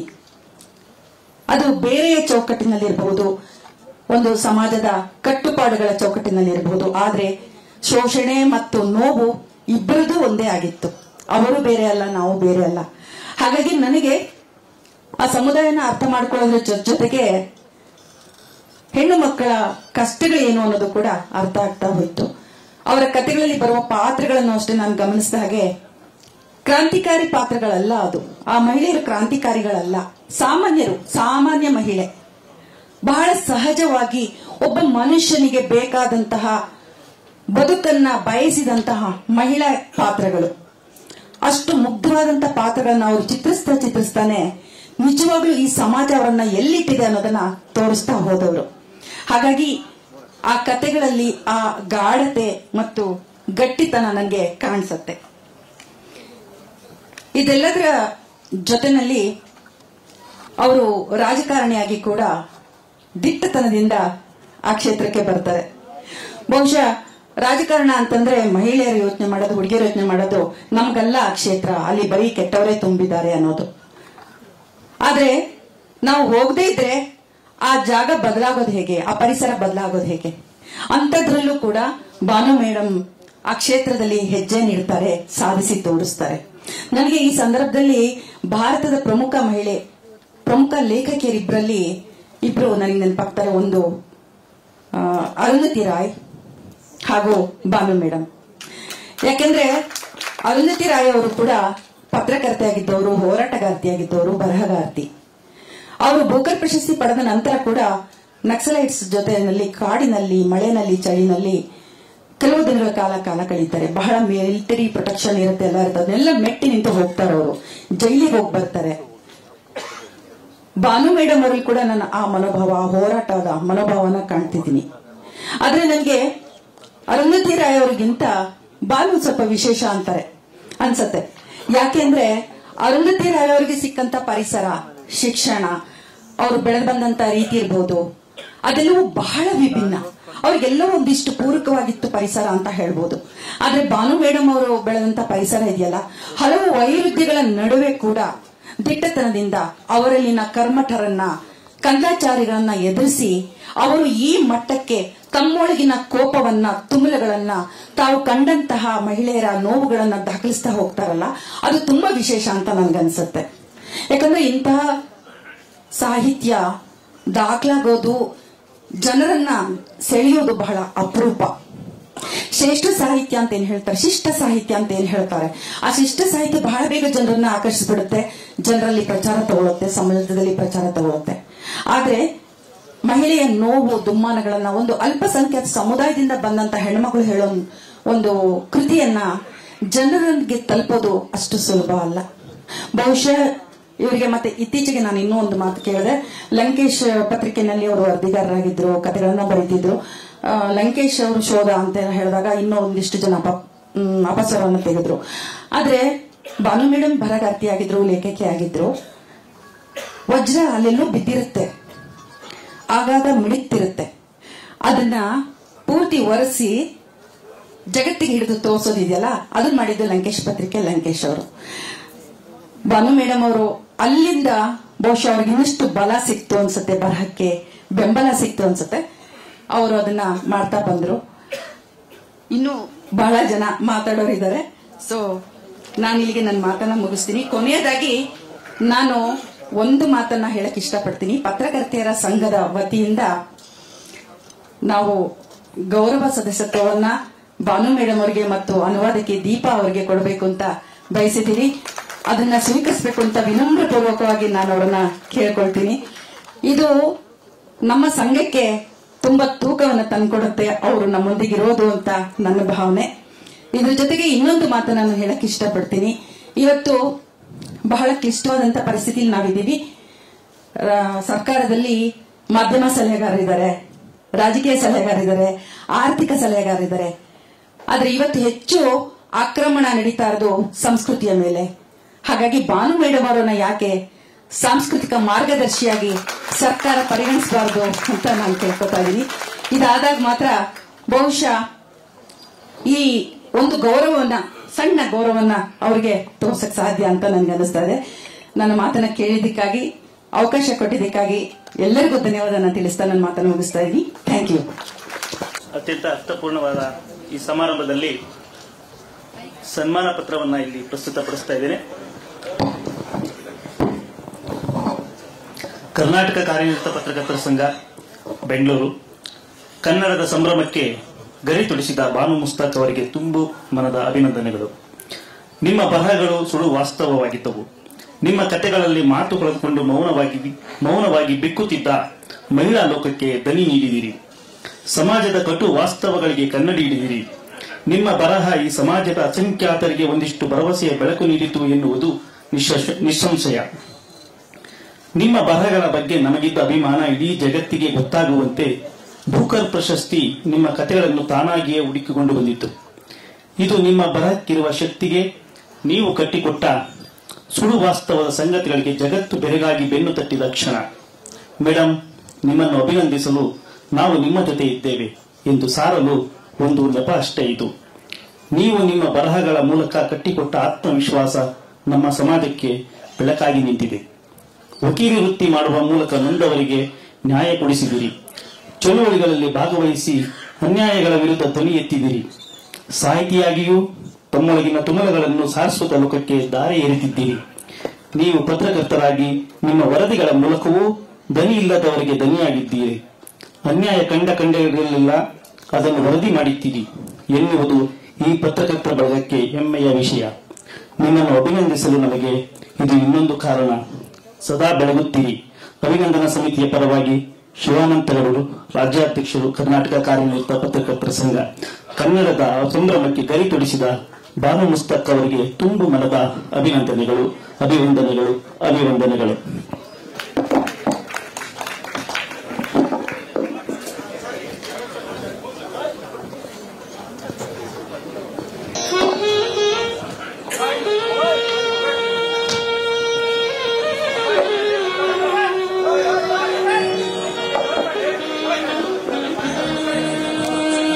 ಚಂದ್ರಶೇಖರ ಕಂಬಾರರ ಸಾಲು ನೆನಪಾಗುತ್ತಿದೆ. ಕ್ಷಿತಿಜದ ಕಣ್ಣಲ್ಲಿ ಬೆಳಕು ಹೊಳೆಯೋ ಹಾಗ ಹಾಡಬೇಕು ತಮ್ಮ ಹಾಡಬೇಕು. ವಿಶ್ವದ ಜನರೆಲ್ಲರೂ ಕನ್ನಡದ ಬಗ್ಗೆ ಬೆರಗು ಗಣ್ಣಿನಿಂದ ನೋಡುವ ಹಾಗೆ, ಕುತೂಹಲದ ಕಣ್ಣಿನಿಂದ ಕನ್ನಡ ಭಾಷೆಯನ್ನ ಅರಿಯಬೇಕಲ್ಲ ಎನ್ನುವಂತಹ ಭಾವ ಮೂಡುವ ಹಾಗೆ ಕನ್ನಡಕ್ಕೆ ಹೆಮ್ಮೆಯನ್ನ ತಂದುಕೊಟ್ಟಂತಹ ಮಹತ್ವದ ಸಾಹಿತಿ ಬಾನು ಮುಸ್ತಾಕ್. ಬೂಕರ್ ಜಗತ್ತು ಅತ್ಯಂತ ನಿರೀಕ್ಷೆಯಿಂದ ನೋಡುವಂತಹ ಪ್ರಶಸ್ತಿ. ಸಾಹಿತ್ಯ ಲೋಕದಲ್ಲಿ ಮೇರು ಶಿಖರ ಎನ್ನುವಂತಹ ಸ್ಥಾನವನ್ನ ಅಲಂಕರಿಸಿ ಎಲ್ಲರ ಮೆಚ್ಚುಗೆಗೆ ಪಾತ್ರವಾಗಿ ತನ್ನ ನೆಲಮೂಲ ಸಂಸ್ಕೃತಿಯನ್ನ ಬಿಡದೆ ಆಗಸದೆತ್ತರಕ್ಕೆ ಏರಿದ್ದರೂ ಕೂಡ ತನ್ನ ಬೇರುಗಳನ್ನು ಭೂಮಿಯಲ್ಲೇ ಗಟ್ಟಿಯಾಗಿ ಇರಿಸಿಕೊಂಡು ಕನ್ನಡತನವನ್ನ ಮೆರೆಸುವ ಮನಸ್ಥಿತಿ ಉಳ್ಳಂತಹ ಅತ್ಯಪರೂಪದ ವ್ಯಕ್ತಿ ಬಾನು ಮುಸ್ತಾಕ್ ಅವರು. ಅವರಿಂದ ಪ್ರೇರಿತರಾಗಿ ಮುಂದಿನ ದಿನಮಾನಗಳಲ್ಲಿ ಮತ್ತಷ್ಟು ಮಹಿಳಾ ಸಾಹಿತಿಗಳು ಬೂಕರ್ ಪ್ರಶಸ್ತಿಯನ್ನ ಪಡೆಯುವಂತಾಗಲಿ, ಕನ್ನಡಕ್ಕೆ ಅಂತ ಒಂದು ಘನತೆಯನ್ನ ಗೌರವವನ್ನ ತಂದುಕೊಡುವಂತಹ ಪ್ರೇರೇಪಣೆ ಈ ಪ್ರಥಮ ಕಾರ್ಯಕ್ರಮದ ಮುಖೇನ ಲಭ್ಯವಾಗಲಿ ಎನ್ನುವಂತಹ ಆಶಯದಿಂದ ಹಮ್ಮಿಕೊಂಡಿರುವಂತಹ ಕಾರ್ಯಕ್ರಮ ಇದಾಗಿದೆ. ಈ ಕಾರ್ಯಕ್ರಮದಲ್ಲಿ ನೀವೆಲ್ಲರೂ ಭಾಗಿಗಳಾಗಿ ಅತ್ಯಂತ ಸಡಗರವಿದೆ. ಇಲ್ಲಿ ಸಂಭ್ರಮ ಮನೆ ಮಾಡಿದೆ. ಗೌರವಿಸುವಂತಹ ಈ ಹೊತ್ತಿನಲ್ಲಿ ನಾವು ಕೈಕಟ್ಟಿಕೊಳ್ಳುತ್ತಾರೆ ಆದೀತೆ ಬರಲಿ ಪ್ರೀತಿಪೂರ್ವಕ ಚಪ್ಪಾಳೆಗಳು, ಭರಪೂರ ಚಪ್ಪಾಳೆಗಳು, ಧೋ ಧೋ ಎಂದು ಸುರಿಯುವ ಮಳೆಯ ಹಾಗೆ ನಿರಂತರವಾಗಿ ಮೊಳಗಲಿ ಚಪ್ಪಾಳೆಗಳು.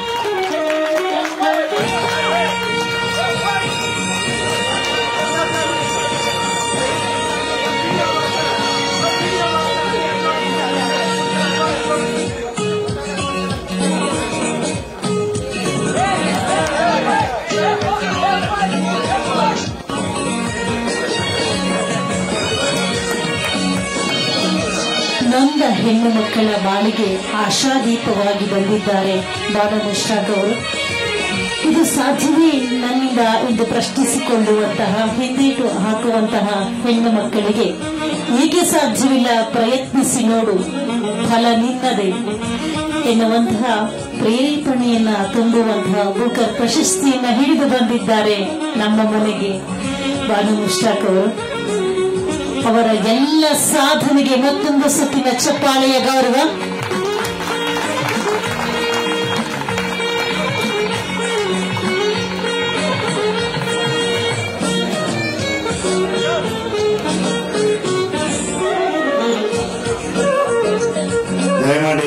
ಎಲ್ಲರೂ ಸಾವಧಾನವಾಗಿ ಕೂತ್ಕೋಬೇಕು. ಎಲ್ಲರಿಗೆ ಕೊನೆಯಲ್ಲಿ ಅಭಿನಂದಿಸುವಂತ ಅವಕಾಶವನ್ನ ಖಂಡಿತವಾಗಿ ನಾವು ಮಾಡ್ಕೊಡ್ತೀವಿ. ಒಂದು 10 ನಿಮಿಷ ವ್ಯತ್ಯಾಸ ಆಗ್ಬೋದು. ಇವತ್ತು ನೀವು ಇಲ್ಲಿ ಸನ್ಮಾನ ಮಾಡುವ ಹೊತ್ತಿನಲ್ಲಿ ನೀವೆಲ್ಲರೂ ಸಾಕ್ಷಿಯಾಗಿದ್ದೀರಿ.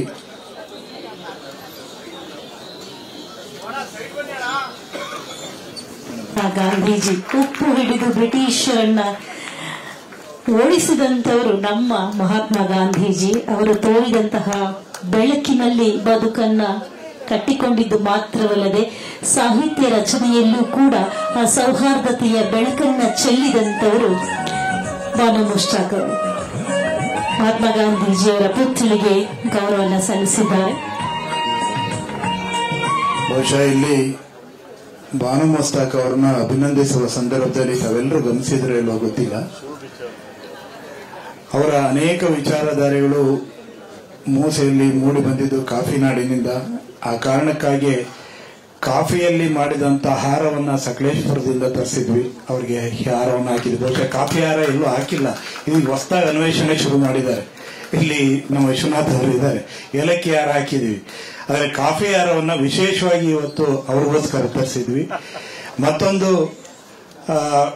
ತಾವೆಲ್ಲ ಗಮನಿಸಿದ್ರಿ, ಅವರ ಭಾವಚಿತ್ರವನ್ನ ಒಬ್ಬ BP ಲೋಕೇಶ್ ಅಂತೇಳಿ ಪೆನ್ಸಿಲ್ ಮೂಲಕ ಆರ್ಟ್ ಮಾಡಿ 3 ದಿನಗಳ ಕಾಲ ಆರ್ಟ್ ಮಾಡಿ ತೋರಿಸಿದ್ದಾರೆ. ದಯಮಾಡಿ ನೋಡಿ, ಅಲ್ಲಿ ನಿಮ್ಮೆಲ್ಲ ಒಂದು ಚಪ್ಪಾಳೆ ಅವರಿಗೆ ಕೊಡಿ ಅಂತೇಳಿ ನಾನು ವಿನಂತಿ ಮಾಡ್ತೇನೆ. ಮತ್ತೊಂದು, ಆಗಲೇ ನಾನು ಮಾತನಾಡುವಾಗ ಒಂದು ಮಾತನ್ನ ಮರೆತೆ. ಬಹುಶಃ ಅವರು ಮಗಳ ಮನೆಗೆ ಹೋಗಿದ್ದಂತ ಸಂದರ್ಭ, ಅಬುದಾಬಿನ ಅಥವಾ ಎಲ್ಲೋ ಅವರ ಸೌದಿಗೆ ಮಗಳ ಮನೆಗೆ ಹೋಗಿದ್ರು. ಇದಕ್ಕಿದ್ದಂಗೆ ಅವರು ಕುಸ್ತು ಬಿದ್ದು ಹೋಗ್ತಾರೆ. ಏನು ಅಂತಲೇ ಅವ್ರಿಗೆ ಗೊತ್ತಾಗೋದಿಲ್ಲ. ಆಸ್ಪತ್ರೆಗೆ ತೆಗೆದುಕೊಂಡು ಹೋದ್ರೆ ಅವರಿಗೆ ಆಗ ಗೊತ್ತಾಗಿದೆ ಹೃದಯದ ಸಮಸ್ಯೆ ಇದೆ ಅಂತ. ಬಹುಶಃ ಅವತ್ತು ತಕ್ಷಣಕ್ಕೆ ಚಿಕಿತ್ಸೆ ಸಿಗದೇ ಇದ್ರೆ ಇವತ್ತು ನಾವೇನು ಮಾತನಾಡ್ತಾ ಇದೀವಿ, ಎದೆಯ ಹಣತೆ ಆರ್ಟ್ ಲ್ಯಾಂಪ್ ಇಡೀ ವಿಶ್ವವನ್ನು ಬೆಳಗ್ತಾ ಇದೆ ಅಂತ, ಅವತ್ತೇನಾರು ಅವರ ಎದೆಯ ಹಣತೆ ಆರಿ ಹೋಗಿದ್ರೆ ಬಹುಶಃ ಇಷ್ಟಕ್ಕೆಲ್ಲ ನಾವು ಇವತ್ತು ಸಾಕ್ಷಿನೇ ಆಗ್ತಾ ಇರಲಿಲ್ಲ. ಅಂತ ಸಂದರ್ಭವನ್ನ ದೇವರ ಕೃಪೆಯಿಂದ, ನಮ್ಮೆಲ್ಲರ ಆಶೀರ್ವಾದದಿಂದ, ಇಡೀ ಕನ್ನಡ ನಾಡಿನ ಜನರ ಆಶೀರ್ವಾದದಿಂದ ಸಾವನ್ನ ಗೆದ್ದು ಬಂದವರು ಬಾನು ಮೇಡಮ್ ಅವರು. ಹಾಗಾಗಿ ನಿಮ್ಮೆಲ್ಲ ಚಪ್ಪಾಳೆ ಅವರ ಮಾತಿಗಾಗಿ ನಾವೀಗ ಸಾಕ್ಷಿಯಾಗೋಣ. ಸ್ನೇಹಿತರೆ, ಕಾರ್ಯಕ್ರಮದ ಅಧ್ಯಕ್ಷತೆಯನ್ನು ವಹಿಸಿರುವ ಶಿವಾನಂದ ತಗಡೂರವರೇ, GN ಮೋಹನ್, KV ಪ್ರಭಾಕರ್ ಅವರೇ, KN ಚನ್ನೇಗೌಡ್ರೆ, ಉಡುಪಿ ಕೃಷ್ಣರವರೇ, ಆಯೇಷಾ ಖಾನಂರವರೇ ಹಾಗೂ ಪದ್ಮಾ ಶಿವಮೊಗ್ಗರವರೇ ಮತ್ತು ಇಲ್ಲಿ ನೆರೆದಿರ್ತಕ್ಕಂತಹ ನನ್ನ ಎಲ್ಲ ಸ್ನೇಹಿತರೆ, ಎಲ್ಲ ನನ್ನ ಹಳೆಯ ಮಿತ್ರರೇ, ಸುಮಾರು ಜನ ಇಲ್ಲಿ ಸೇರಿರೋರು. ಮತ್ತೆ ನಾನು ಅದೇ ಹಳೆಯ ಬಾನುವೆ ನಿಮ್ಮ ಎದುರಿಗೆ ಇರುವಂತಹದ್ದು. ಆದರೆ ನಿಮ್ಮೆಲ್ಲರ ಪ್ರೀತಿ ಮತ್ತು ಅಭಿಮಾನದಿಂದ ಸ್ವಲ್ಪ ಹೆಚ್ಚು ಹೊಳಿತಾ ಇದ್ದೀನಿ ಅಷ್ಟೇ, ಇದೇನು ವ್ಯತ್ಯಾಸ ಇಲ್ಲ. ಸ್ನೇಹಿತರೆ, ಇವತ್ತು ನಾನು ನಿಮ್ಮ ಜೊತೆಯಲ್ಲಿ ನನ್ನ ಬುಕರ್ ಅನುಭವವನ್ನ ತೆರೆದು ಇಡ್ಲಿಕ್ಕೆ ಇಷ್ಟಪಡ್ತೀನಿ. ಬುಕರ್ ಅಂದ್ರೆ ಏನು ಅಂತ ನನಗೆ ಗೊತ್ತಿರಲಿಲ್ಲ. ಆಮೇಲೆ ನನಗೆ ಒಂದೇ ಒಂದು ಆಸೆ ಏನಿತ್ತು ಅಂತ ಹೇಳಿದ್ರೆ, ನನ್ನ ಕೃತಿಗಳು ಇಂಗ್ಲಿಷ್ಗೆ ಅನುವಾದ ಆಗಬೇಕು, ಮತ್ತೆ ನನಗೆ ಹೆಚ್ಚು ಓದುಗರು ಸಿಗಬೇಕು. ಈ ಬೌಂಡ್ರೀಸ್ ಭಾಷೆಯ ಕಾರಣಕ್ಕೆ ಇರ್ತಕ್ಕಂಥ ಈ ಎಲ್ಲೆಗಳನ್ನ ಮೀರಬೇಕು ಅನ್ನುವಂಥದ್ದು ಒಂದು ನನಗೆ ಇದ್ದಂತಹ ಆಸೆ.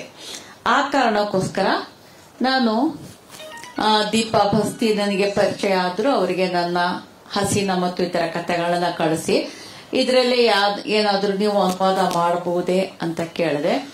ಅದಕ್ಕೆ ಅವರು ಆಯ್ತು ಅಂತ ಹೇಳ್ಬಿಟ್ಟು 12 ಕಥೆಗಳ ಅನುವಾದ ಮಾಡಿದ್ರು. ಅನುವಾದ ಮಾಡಿ ಯಾವುದೋ ಒಂದು ಕಥೆಯನ್ನ ಅವರು ಒಂದು ಸ್ಪರ್ಧೆಗೆ ಕಳಿಸಿದಾಗ ಆ ಸ್ಪರ್ಧೆಯಲ್ಲಿ ವಿಜಯಿ ಆಯ್ತು ಆ ಕಥೆಯ ಅನುವಾದ. ಆ ನಂತರ ಅದು ಇಂಗ್ಲಿಷ್ಗೆ ಪಬ್ಲಿಷ್ ಮಾಡಲಿಕ್ಕೆ, ಇಂಗ್ಲಿಷ್ನಲ್ಲಿ ಪಬ್ಲಿಷ್ ಮಾಡಲಿಕ್ಕೆ ಒಬ್ರು ಪಬ್ಲಿಷರ್ ಸಿಕ್ಕಿದ್ರು, ಅಂಡ್ ಅದರ್ ಸ್ಟೋರೀಸ್ ಅಂತ. ಅವಾಗ ನಮಗೆ ಬಹಳ ಇದ್ದಂಥ ಬರೀ ಒಂದು ಮುಖ್ಯ ಉದ್ದೇಶ ಏನು ಅಂತಂದ್ರೆ ನನ್ನದು ಇಂಗ್ಲಿಷ್ಗೆ ಅನುವಾದ ಆದ್ರೆ ಸಾಕು ನನ್ನ ಕೃತಿಗಳು ಅನ್ನೋದಷ್ಟೇ ಸ್ಯಾಟಿಸ್ಫ್ಯಾಕ್ಷನ್ ಇತ್ತು. ಇವತ್ತು ನಾನು ಲಂಡನ್ನಲ್ಲಿದ್ದಾಗ ಸುಮ್ಮನೆ ಒಂದು ಲೆಕ್ಕಾಚಾರ, ನನಗೆ ಕಂಡು ಬಂದ ಒಂದು ದತ್ತಾಂಶದ ಬಗ್ಗೆ ನಾನು ಲೆಕ್ಕಾಚಾರ ಮಾಡಿದ್ರೆ ನನ್ನ ಇಂಗ್ಲಿಷ್ ಪಬ್ಲಿಷರ್ಗೆ ಸುಮಾರು 6 ಕೋಟಿ ರೂಪಾಯಿಗಳ ವ್ಯವಹಾರ ಈ ಪುಸ್ತಕದಿಂದ ಮಾಡಿದೆ. ಪುಸ್ತಕ ಹೇಗೆ ಕನ್ನಡದ ಪುಸ್ತಕಗಳ ಕತೆ ನಮಗೇನಿದೆ ಮತ್ತು ಇಂಗ್ಲಿಷ್ ಪುಸ್ತಕಗಳ ಯಾವ ರೀತಿಯ ಒಂದು ಸಂಸ್ಕೃತಿ ಅಲ್ಲಿದೆ ಅನ್ನೋದು ನನಗೆ ಆಶ್ಚರ್ಯ ಆಯ್ತು. ನನಗೆ ಈ ಬುಕ್ಕರ್ ಬಗ್ಗೆ ಏನು ಗೊತ್ತಿಲ್ಲದೆ ಇದ್ರು ಕೂಡ ನಮ್ಮ ಪಬ್ಲಿಷರ್ ಅದನ್ನ ಬುಕ್ಕರ್ ಸ್ಪರ್ಧೆಗೆ ಕಳಿಸಿದ್ರು. ಬುಕ್ಕರ್ ಸ್ಪರ್ಧೆಗೆ ಕಳಿಸಿದ್ರೆ ಆಯಾ ವರ್ಷದ ಮೇನಿಂದ ಸೆಪ್ಟೆಂಬರ್ ವರೆಗೆ ಪಬ್ಲಿಷ್ ಆದ ಇಂಗ್ಲಿಷ್ಗೆ ಅನುವಾದಿತ ಕೃತಿ ಇರಬೇಕು ಮತ್ತು ಇಂಗ್ಲೆಂಡ್ ಹಾಗೂ ಐರ್ಲೆಂಡ್ ನಲ್ಲಿ ಅದು ಪಬ್ಲಿಷ್ ಆಗಿರಬೇಕು ಅನ್ನೋದು ಒಂದು ನಿಬಂಧನೆ. ಹೀಗಾದಾಗ ನನ್ನ ಒಂದು ದಿನ ನನ್ನ ಆಫೀಸ್ನಲ್ಲಿ ಏನಿದಂತೆ ನಮ್ ಚಿಕ್ಕವರು, ನಿಮ್ ಚಿಕ್ಕ ಕೆಲಸ, ಚಿಕ್ಕದಾದಂಥ ಪರಿಸರ, ಚಿಕ್ಕ ವಲಯ, ನಮ್ಮ ಪಾಡಿಗೆ ನಾವು ನೆಮ್ಮದಿಯಾಗಿ ಇದ್ದಂಥ ಜನ. ಒಂದು ಸಂಜೆ 8 ಗಂಟೆ ಅಷ್ಟೊತ್ತಿಗೆ ಫೋನ್ ಬಂತು ನಮ್ಮ ಪಬ್ಲಿಷರ್ದು, ನನ್ನ ಏಜೆಂಟ್ದು. ಅವ್ರು ಹೇಳ್ತಾ ಇದ್ರು, ನೀವು ಲಾಂಗ್ ಲಿಸ್ಟ್ ಆಗಿದ್ದೀರಿ. ಆಯ್ತಾಯ್ತು, ಥ್ಯಾಂಕ್ ಯು ವೆರಿ ಮಚ್ ಅಂದೆ. ನನಗೆ ಲಾಂಗ್ ಲಿಸ್ಟ್ ಏನು ಅಂದ್ರೆ ನಿಜಕ್ಕೂ ಗೊತ್ತಿರ್ಲಿಲ್ಲ. ಅಷ್ಟರಲ್ಲಿ ಹೊರದೇಶಗಳಲ್ಲಿ ಇರುವ ನನ್ನ ಮಕ್ಕಳು ಫೋನ್ ಮಾಡ್ಲಿಕ್ಕೆ ಶುರು ಮಾಡಿದ್ರು. ನನ್ನ ಮಗ ಫೋನ್ ಮಾಡ್ಲಿಕ್ಕೆ ಶುರು ಮಾಡ್ದ, ನೀವು ಲಾಂಗ್ ಲಿಸ್ಟ್ ಆಗಿದ್ದೀರಿ ಬುಕ್ಕರ್ಗೆ ಅಂತ. ಹೌದಾ, ಏನ್ ಹಂಗಂದ್ರೆ ಅಂತ ಕೇಳಿದೆ. ಅವರು ಎಕ್ಸ್ಪ್ಲೈನ್ ಮಾಡಿದ್ರು, ಬುಕ್ಕರ್ ಲಾಂಗ್ ಲಿಸ್ಟ್ ಅಂದ್ರೆ ಹಿಂಗೆ ಹಿಂಗೆ ಹಿಂಗೆ. ಹೌದಾ ಅಂತ ಸುಮ್ಮನಿದ್ನ. ಆ ರಾತ್ರಿ ಕಳೆದು ಬೆಳಗಾಯ್ತು. ನಾನು ಒಂದು 9:30 10 ಗಂಟೆ ಅಷ್ಟೊತ್ತಿಗೆ ಕೋರ್ಟ್ಗೆ ಹೋಗ್ಬೇಕು ಅಂತ ರೆಡಿ ಆಗ್ತಿರ್ಬೇಕಾದ್ರೆ ಎಷ್ಟು ಜನ ಪತ್ರಕರ್ತರು ಬಂದ್ರು ಅಂದ್ರೆ ಇಡೀ ನಮ್ಮ ಹಾಲ್ನಲ್ಲಿ ಪೂರ್ತ ಕ್ಯಾಮ್ರಾಗಳನ್ನ ನಿಲ್ಲಿಸ್ಬಿಟ್ರು. ಅಷ್ಟು ಜನ ಬಂದ್ರು. ನನಗೆ ಯಾಕೆ ಇವ್ರು ಹಿಂಗ್ ಆಡ್ತಾ ಇದ್ದಾರೆ ಅಂತ ಒಂದು. ಆಮೇಲೆ ಆಯ್ತು ಏನೋ ಕೇಳ್ತಾ ಇದ್ದಾರೆ ಅಂದ್ರೆ ನನಗೆ ಗೊತ್ತಿಲ್ಲ ಅವ್ರಿಗೆ ಒಂದು ಸಮಾಧಾನಕರವಾಗಿ ಉತ್ತರ ಕೊಡ್ಲಿಕ್ಕೆ. ಆಮೇಲೆ ನಾನು ತಿಳ್ಕೊಂಡು ವಿಷಯವನ್ನು ಅವ್ರಿಗೆ ತಿಳಿಸ್ದಂಗೆ ಫೆಬ್ರವರಿಯಲ್ಲಿ ಆರಂಭವಾದಂತ ಈ ಒಂದು ಪತ್ರಕರ್ತರ ಕುತೂಹಲ ಇವತ್ತಿನವ್ರಿಗೂ ತಣದಿಲ್ಲ. ಇವತ್ತು ಕೂಡ ನೀವು ನೋಡ್ತಾ ಇದ್ದೀರಿ. ಮತ್ತೆ ಇದರ ಬಗ್ಗೆ ನನಗೆ ಬೇಸರಗಳೇನಿಲ್ಲ, ನನಗೆ ಅಭಿಮಾನ ಅನ್ಸುತ್ತೆ. ಇಲ್ಲಿ ಅಲ್ಲ, ಲಂಡನ್ ನಲ್ಲಿ ಕೂಡ ಅದು ಈವೆಂಟ್, ಬುಕ್ಕರ್ ಈವೆಂಟ್ ನಡೆದ ಅವತ್ತು ರಾತ್ರಿನೇ ನಮಗೆ 12:30 1 ಗಂಟೆ ಆಗಿತ್ತು ಅಲ್ಲಿಂದ ಮರಳಿ ಬರ್ಬೇಕಾದ್ರೆ. ಬಂದು ಹೇಗೆ ಮಲಗಿದ್ನೋ ಬೆಳಗ್ಗೆ 7 ಗಂಟೆಗೆನೆ ಪಬ್ಲಿಷರ್ ಬಂದು ನಮ್ಮ ಎಬ್ಬಿಸ್ಕೊಂಡು BBC ಕರ್ಕೊಂಡು ಹೋಗ್ಬಿಟ್ರು. BBCಯಿಂದ ಹಿಡಿದು ಮಾಧ್ಯಮ ಕೇಂದ್ರಕ್ಕೆ ಕರ್ಕೊಂಡೋಗಿ ಎಲ್ಲಾ ಮೇಜರ್ ಪತ್ರಕರ್ತರು, ಆಡಿಯೋ, ವಿಡಿಯೋ ಅಥವಾ ಇದು ನ್ಯೂಸ್ ಗೆ ಸಂಬಂಧಪಟ್ಟಂತ ಎಲ್ಲ ಪತ್ರಕರ್ತರು ಅಲ್ಲೇ ಬಂದ್ರು. ಸುಮಾರು 10 ಇಂಟರ್ವ್ಯೂಗಳನ್ನ ಕೊಟ್ಟಿದ್ದೀನಿ ಅಲ್ಲಿ. ಆಮೇಲೆ ಅಲ್ಲಿ ಹೇಗಾಗ್ತಾ ಬಂತು ಅಂದ್ರೆ ನನಗೆ ಬರೀ ಸುಸ್ತಾಗತೊಡಗ್ತು. ಏನಾಯ್ತು ಅಂತಲೇ ಗೊತ್ತಾಗ್ತಿಲ್ಲ. ಸುಸ್ತು ಯಾಕೆ ಸುಸ್ತಾಯ್ತು ಅಂದ್ರೆ ಊಟನೇ ಮಾಡಿಲ್ಲ, ತಿಂಡಿನೂ ಮಾಡಿಲ್ಲ. ಆಮೇಲೆ ನನ್ನ ಮಕ್ಕಳು ಜೊತೆ ಇದ್ರು. ಸಮೀನಾ ನನ್ನ ಜೊತೆ ಇದ್ದಾಳೆ. ಅವಳು ಒಂಥರ ತಾಯಿ ಹಂಗೆ. 3 ಜನ ಹೆಣ್ಮಕ್ಳು ನನಗೆ. ನಾನು ಲಂಡನ್ಗೆ ಹೋಗ್ಬೇಕು ಅಂತ ಹೇಳಿದ್ರೆ ಇಡೀ ಒಂದು ರಾತ್ರಿ ನಿದ್ರೆ ಇಲ್ದೆ ಕಳೆದೆ. ಲಂಡನ್ಗೆ ಹೆಂಗ್ ಹೋಗೋದು, ಅಲ್ಲ ಏನ್ ಮಾಡೋದು, ಊಟಕ್ಕೆ ಏನ್ ಮಾಡೋದು, ಎಲ್ಲಿ ಸುತ್ತಾಡೋದು, ಬರೀ ಇದೇ ಚಿಂತೆಗಳು. ನೋಡಿದ್ರೆ ನನಗ್ ಗೊತ್ತಿಲ್ದಂಗೆ ಅವಳ ಜಾಗದಲ್ಲಿ ಟಿಕೆಟ್ ಬುಕ್ ಮಾಡಿಸ್ದಾಳೆ. ಅವಳು ಎಲ್ಲ ಅವ್ರ ಸಂಸಾರಗಳ ಸಮೇತ ಬುಕ್ ಮಾಡಿಸ್ಬಿಟ್ಟು ಮಗನಿಗೆ ಮಾತ್ರ ಇದು ಪಾಸ್ಪೋರ್ಟ್ ಇಶ್ಯೂ ಆಯ್ತು. ಅದಕ್ಕೆ ಅವ್ನು ಬರ್ಲಿಲ್ಲ. ಬಾಕಿ 3 ಜನ ಹೆಣ್ಮಕ್ಳು ಹಳೆಯದ್ರ ಜೊತೆ ಮೊಮ್ಮಕ್ಕಳ ಜೊತೆ ಸೀದಾ ನನ್ನನ್ನು ಜೊತೆಯಲ್ಲಿ ಕರ್ಕೊಂಡು ಕೈ ಹಿಡ್ಕೊಂಡು ಲಂಡನ್ಗೆ ಕರ್ಕೊಂಡು ಹೋದ್ರು. ಅವ್ರ ಕೆಲಸಗಳನ್ನ ಹಂಚ್ಕೊಂಡ್ರು. ಸಮೀನಾ ನನ್ನ ತಾಯಿಯಂಗೆ ನನಗೆ ಊಟ ಉಪಚಾರ ಮಾಡೋದು, ನನ್ನ ಬಟ್ಟೆ ಒದಗಿಸೋದು ಎಲ್ಲ. ಆಯುಷಾ ಇದ್ದವಳು, ಅವಳು PR, ಎಲ್ಲ ಇನ್ಸ್ಟಾಗ್ರಾಮ್, ಫೇಸ್ಬುಕ್ ಎಲ್ಲ ಅವಳು ನೋಡುವಂತದ್ದು. ಲುಬ್ನಾ ನನ್ನ ಜೊತೆ ಎಲ್ಲ ಇಂಟರ್ವ್ಯೂಗಳಿಗೆ ಬರುವಂತದ್ದು.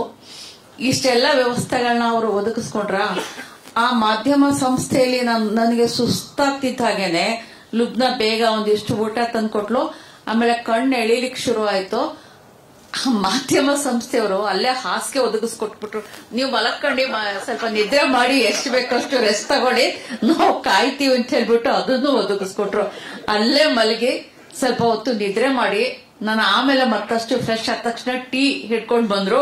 ಟೀ ಕುಡ್ದು ಆಮೇಲೆ ಮತ್ತೆ ರಾತ್ರಿ 8ರವರೆಗೂ ಕೂಡ ಅದ್ ನಡೀತು. ಇದು ಇಂಟರ್ವ್ಯೂಗಳು ನಡೆದ್ವು. ನನಗೆ ಪತ್ರಕರ್ತರ ಈ ಕುತೂಹಲದ ಬಗ್ಗೆ ನನಗೆ ಸ್ವಲ್ಪ ಅನಾರೋಗ್ಯ ಆದ್ರೂ ಕೂಡ ನನಗೆ ಬೇಸರ ಆಗ್ಲಿಲ್ಲ. ಯಾಕೆಂದ್ರೆ ಇದು ಒಂದು ಬದುಕಿನಲ್ಲಿ ಒಂದು ಇಂಟ್ರಾಕ್ಟ್ ಮಾಡ್ಲಿಕ್ಕೆ ಸಿಗತಕ್ಕಂಥ ಬಹಳ ಒಂದು ಒಳ್ಳೆಯ ಸಂದರ್ಭ. ಮತ್ತೆ ಬಿಬಿಸಿಯಲ್ಲಿ ನಾನು ಹೋದಾಗ ಇಂಟರ್ವ್ಯೂನ ಸಂದರ್ಭದಲ್ಲಿ, ಮತ್ತೆ CNN ಬಹಳ ಮುಖ್ಯವಾಗಿ CNN ಹೋದಂತಹ ಸಂದರ್ಭದಲ್ಲಿ ಆಕೆ ಆಂಕರ್ ಹೇಳ್ತಾ ಇದ್ಲು, ಇದು ಯಾವ ಭಾಷೆ ನಾನು ಕೇಳೇ ಇಲ್ಲ, ಕ್ಯಾನಡ ಅಂತ. ನಾನು ಕ್ಯಾನಡ ಅಲ್ಲ, ಅದು ನಾನು ಹೇಳ್ತೀನಿ, ನೀನ್ ಹತ್ರ ಹೇಳು ಅಂತ ಹೇಳ್ಬಿಟ್ಟು ಕನ್ನಡ ಅಂತ ಹೇಳ್ಬಿಟ್ಟು ಅವಳಿಗೆ ಕನ್ನಡವನ್ನು ಕಲಿಸಿ ಬಂದಂತ ಒಂದು ಸಂದರ್ಭ. ನಾವು ಹೀಗಿರ್ಬೇಕಾದ್ರೆ ಅಂತಹ ಬ್ಯುಸಿ ಶೆಡ್ಯೂಲ್ನಲ್ಲೂ ಕೂಡ ನನ್ನ ಮೊಬೈಲು ಹಗಲು ರಾತ್ರಿ ರಿಂಗ್ ಆಗ್ತಾನೆ ಇತ್ತು. ಅದಕ್ಕೆ ಸಮೀನಾ ಫೋನ್ ಎತ್ಕೊಂಡು ಹೋಗ್ಬಿಟ್ಲು, ನೀವು ಮಲಗಿ ಪರವಾಗಿಲ್ಲ, ನಾವು ಅಟೆಂಡ್ ಮಾಡ್ತೀವಿ ಅಂತ. ಆಮೇಲೆ ಇವತ್ತು ಕಾರ್ನಲ್ಲಿ ನನಗೆ ಆಯಿಷಾ ಖಾನಂ ಮತ್ತು ಶ್ರೀಜಾ ಎತ್ತಾಕೊಂಡು ಬಂದ್ರು. ಹಾಗೆ ಬರ್ತಿರ್ಬೇಕಾದ್ರೆ ಸಮೀನಾ ಕೇಳ್ತಾ ಇದ್ಲು, ನನ್ನ ಹಿಟ್ ಲಿಸ್ಟ್ ನಲ್ಲಿ ಇಬ್ಬರಿದ್ದಾರೆ, ಒಬ್ರು ಶಿವಾನಂದ, ಇನ್ನೊಬ್ರು ಅಭಿರುಚಿ ಗಣೇಶ್. ಅದಕ್ಕೆ ನಾನು ಅವ್ರದ್ದು ಮಾತ್ರ ಸುಮ್ಮನೆ ಬಿಡೋದಿಲ್ಲ. ಅಂದ ತಕ್ಷಣ ಇವರಿಬ್ಬರಿಗೆ ಬಲ ಬಂದ್ಬಿಡ್ತು.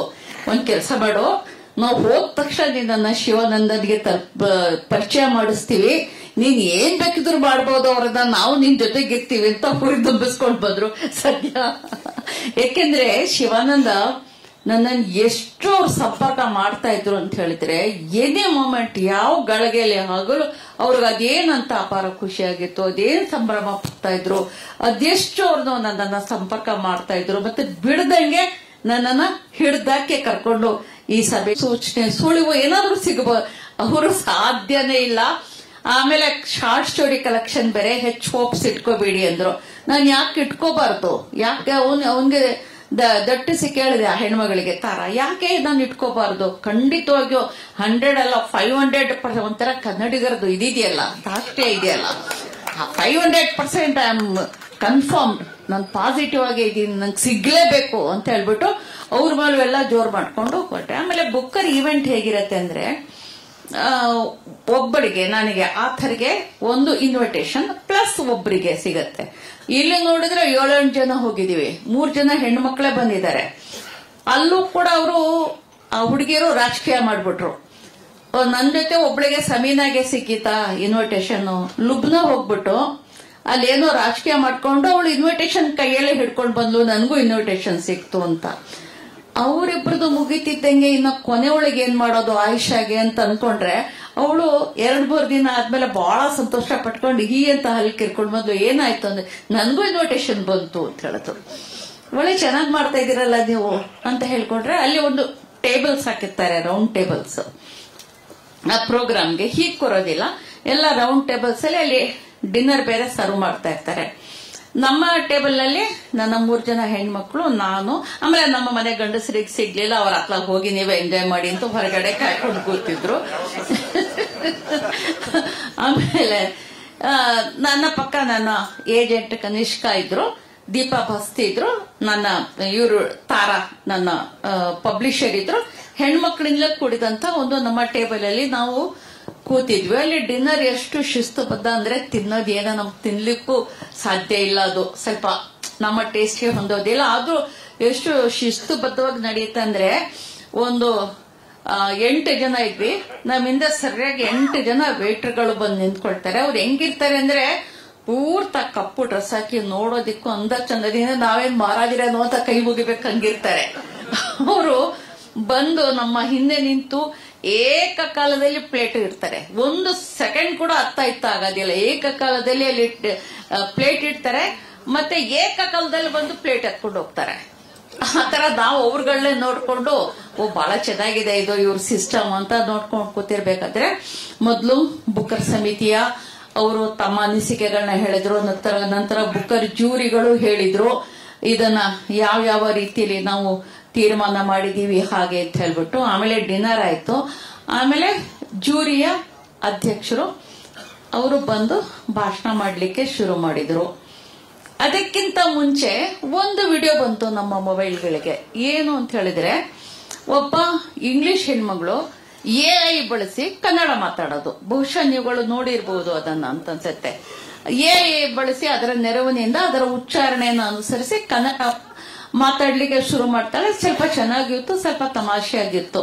ನಾನು ನನ್ನ ಮಕ್ಕಳು ಮಾತಾಡ್ಕೊಂಡ್ವಿ, ಏನಿದು, ಏನಾದ್ರೂ ಸೂಚನೆನಾ ಇದು ಕನ್ನಡಕ್ಕೆ ಸಿಗತ್ತೆ ಅಂತ ಹೇಳ್ಬಿಟ್ಟಿದ್ರೆ, ಇಲ್ಲ ಇದು ನಮಗ್ ಬಂದಿದೆ, ಎಲ್ಲ ಭಾಷೆಯವ್ರಿಗೂ ಅವ್ರವ್ರಿಗೆ ಆ ವಿಡಿಯೋಗಳು ಬಂದಿರಬಹುದು ಅನ್ಕೊಂಡ್ ಮತ್ತೆ ಅದನ್ನ ನಾವು ಮನಸ್ಸಿಂದ ಕಿತ್ತಾಕಿ ಕೂತ್ಕೊಂಡ್ವಿ. ಅಷ್ಟರಲ್ಲಿ ಆ ಜೂರಿ ಹೇಳಲಿಕ್ಕೆ ಹೋದ್ರು. ಸ್ವಲ್ಪ ಅವರು ಬೇರೆ ವಿಚಾರಗಳ ಬಗ್ಗೆ ಮಾತನಾಡಿ ಕೊನೆಗೆ ಹೇಳಿದ್ರು, and the prize goes to heart lamp ಅಂದ ತಕ್ಷಣ ಅದೇನು ಅದ್ಭುತ ಆಯ್ತು ಅನ್ಸಿದ್ರೆ ನಾನು ಸುಮ್ಮನೆ ಹಿಂಗೆ 2 ಕ್ಷಣ ಕೂತ್ಕೊಂಡ್ಬಿಟ್ಟೆ. ನನ್ನ ತಲೆನ ಬ್ಲಾಂಕ್ ಆಗೋಯ್ತು. ಹಾಗೆ ನೋಡಿದ್ರೆ ಇವು 3 ಕೂಡ ಕರ್ನಾಟಕ ಸ್ಟೈಲಲ್ಲಿ ಕುಣಿತಾ ಇವೆ ಹಂಗೆ ಪೂರ್ತ. ನಾನು ಯಾಕೆ ಹಿಂಗ್ ಆಮೇಲೆ ನನ್ನ ಅರಿವಿಗೆ ಬಂತು, ಇವ್ರು ಇಷ್ಟು ಗಲಾಟೆ ಎಪ್ಪರಿಸಿ ಊಟ ಮಾಡಿ ಕುಣಿದು ಡಾನ್ಸ್ ಮಾಡಿ ಎಲ್ಲ ಮಾಡ್ತಿರ್ಬೇಕಾದ್ರೆ, ಹೌದು ನಮಗೆ ಬಂದಿದೆ ಇದು, ಕನ್ನಡಕ್ಕೇನೆ ಬಂದಿದೆ ಇದು ಬಹುಮಾನ ಅಂತ ಹೇಳ್ಬಿಟ್ಟು ನನ್ಗೆ ಅನಿಸಿಕೆ ಆಗಿ ನಾನು ತೀರಾ ಎಮೋಷನಲ್ ಆಗ್ಲಿಲ್ಲ. ನಾನು ಆ ವಿಡಿಯೋಗಳನ್ನ ನೋಡಿದೀನಿ. ಬುಕ್ಕರ್ ಬಹುಮಾನಗಳನ್ನ ಸ್ವೀಕರಿಸುವ ಆಥರ್ಗಳು ಎಲ್ಲ ತೀರಾ ಎಮೋಷನಲ್ ಆಗಿ ಕಣ್ಣೀರ್ ಹಾಕೊಂಡು ಆ ತರ ಎಲ್ಲ ಮಾತಾಡ್ತಾರೆ. ನಮ್ಗೇನಿಲ್ಲ, ನಮ್ ಬಂಡಾಯ ಸಾಹಿತ್ಯ ಸಂಘಟನೆ ಒಂದು ಕಾರ್ಯಕ್ರಮದಲ್ಲಿ ಭಾಗವಹಿಸಿದಂಗೆ ಸೀದಾ ಎದ್ದು ಹೋದೆ. ಅಲ್ಲಿ ನಿಂತ್ಕೊಂಡು ನಾನು ನನ್ನ ಮೊಬೈಲ್ನ ಮಾಡ್ಕೊಂಡು ನನ್ನ ಭಾಷಣ ನಾನೇನು ರೆಡಿ ಮಾಡ್ಕೊಂಡಿದ್ದೆ, ಅದೆಷ್ಟು ಕಾಕತಾಳೀಯ ಅಂತ ಹೇಳಿದ್ರೆ, ನಾನು ಆಡಿದಂತ ಅರ್ಧಕ್ಕಿಂತ ಹೆಚ್ಚು ಮಾತುಗಳು ಆ ಜೂರಿಯ ಅಧ್ಯಕ್ಷರಾದ ಮ್ಯಾಕ್ಸ್ ಪೋರ್ಟರ್ ಅವರು ಆಡಿದಂತ ಮಾತಿಗೆ ಸಮಾನವಾಗಿದ್ವು. ಅದಕ್ಕೆ ಹೊಂದಾಣಿಕೆ ಆಗುವಂತ ಇದ್ವು. ಅದಕ್ಕೆ ಅದನ್ನ ಎಷ್ಟು ಜಾಗತಿಕ ಮಟ್ಟದಲ್ಲಿ ಎಷ್ಟು ಇಷ್ಟಪಟ್ರು ಅಂತ ಹೇಳಿದ್ರೆ, ಅನೇಕ ದೊಡ್ಡ ಆಥರ್ಸ್, ಅನೇಕ ಮೀಡಿಯಾ ಹೌಸ್ಗಳು, ಅನೇಕ ಜನ ಜರ್ನಲಿಸ್ಟ್ಗಳು ಎಲ್ಲರೂ ಕೂಡ ಅದರ ಒಂದೊಂದು ಭಾಗವನ್ನ ಅನೇಕ ಕಡೆಗಳಲ್ಲಿ ಉದ್ಧರಿಸಿದ್ದಾರೆ, ಹೇಳಿದ್ದಾರೆ. ಅದನ್ನ ನಮಗೆ ಹೊಸದೇನು ಅನ್ಸೋದಿಲ್ಲ. ನಾವು ಬಂಡಾಯ ಸಾಹಿತ್ಯ ಸಂಘಟನೆಯಲ್ಲಿ ಆಡ್ಕೊಂಡು ಬಂದಂತ ಮಾತುಗಳೇ ಅವುಗಳನ್ನ ಸ್ವಲ್ಪ ಇಂಗ್ಲಿಷ್ಗೆ ಸ್ವಲ್ಪ ಚಮತ್ಕಾರವಾಗಿ ಹೇಳಿದಷ್ಟೇ, ಹೊಸದೇನು ಕೂಡ ಹೇಳಿಲ್ಲ. ನಮ್ಮ ಮಾತುಗಳಲ್ಲ, ನಿಮ್ಮ ಮಾತುಗಳು ಕೂಡ ಅಷ್ಟೇ ಅದು. ಹೀಗಾಗಿ ಆ ಸಂದರ್ಭ, ಆ ಅನುಭವ ನಿಜವಾಗಿಯೂ ಕನ್ನಡಕ್ಕೆ ಬೇಕಿತ್ತು. ನಾವು ಅದನ್ನ ಬುಕ್ಕರ್ ವಿಷಯದಲ್ಲಿ ಹೇಳಿದ್ರೆ, ಅದು ಮೊದಲು ಏಕಸ್ವಾಮ್ಯದ ಒಡೆತನದ ಒಂದು ಅಧೀನದಲ್ಲಿತ್ತು. ನಂತರ ಅದು ಒಂದು NGO ಆಗಿದೆ. ಅದಕ್ಕೆ ಅನೇಕ ಜನ ಸದಸ್ಯರಿದ್ದಾರೆ. ಆದ್ರೆ ಅವರು ಮಾಡ್ತಾ ಇರೋ ಬಹಳ ಮುಖ್ಯ ಕೆಲಸ ಅಂತ ಹೇಳಿದ್ರೆ, ಒಂದು ಪುಸ್ತಕ ಪ್ರೀತಿಯನ್ನ ಹೆಚ್ಚು ಮಾಡುವಂತದ್ದು, ರೀಡರ್ಶಿಪ್ ಅನ್ನ ಹೆಚ್ಚು ಮಾಡುವಂತದ್ದು, ಮತ್ತು ಜಗತ್ತಿನ ಅನೇಕ ಭಾಗಗಳಿಂದ ಬಂದಂತಹ ಕಥೆಗಳಿಗೆ, ಫಿಕ್ಷನ್ ಒಂದು ಕಾದಂಬರಿಗಳಿಗೆ ಅವಕಾಶಗಳನ್ನು ಕೊಡ್ತಕ್ಕಂಥದ್ದು. ಮಾರ್ಜಿನಲೈಸ್ಡ್ ಪದ ಬಳಸೋದೇ ಇಲ್ಲ, ಅದು ಅವ್ರಿಗೆ ಗೊತ್ತೂ ಇಲ್ಲ. ಯಾಕೆ ಅಂತ ಹೇಳಿದ್ರೆ ಅವರು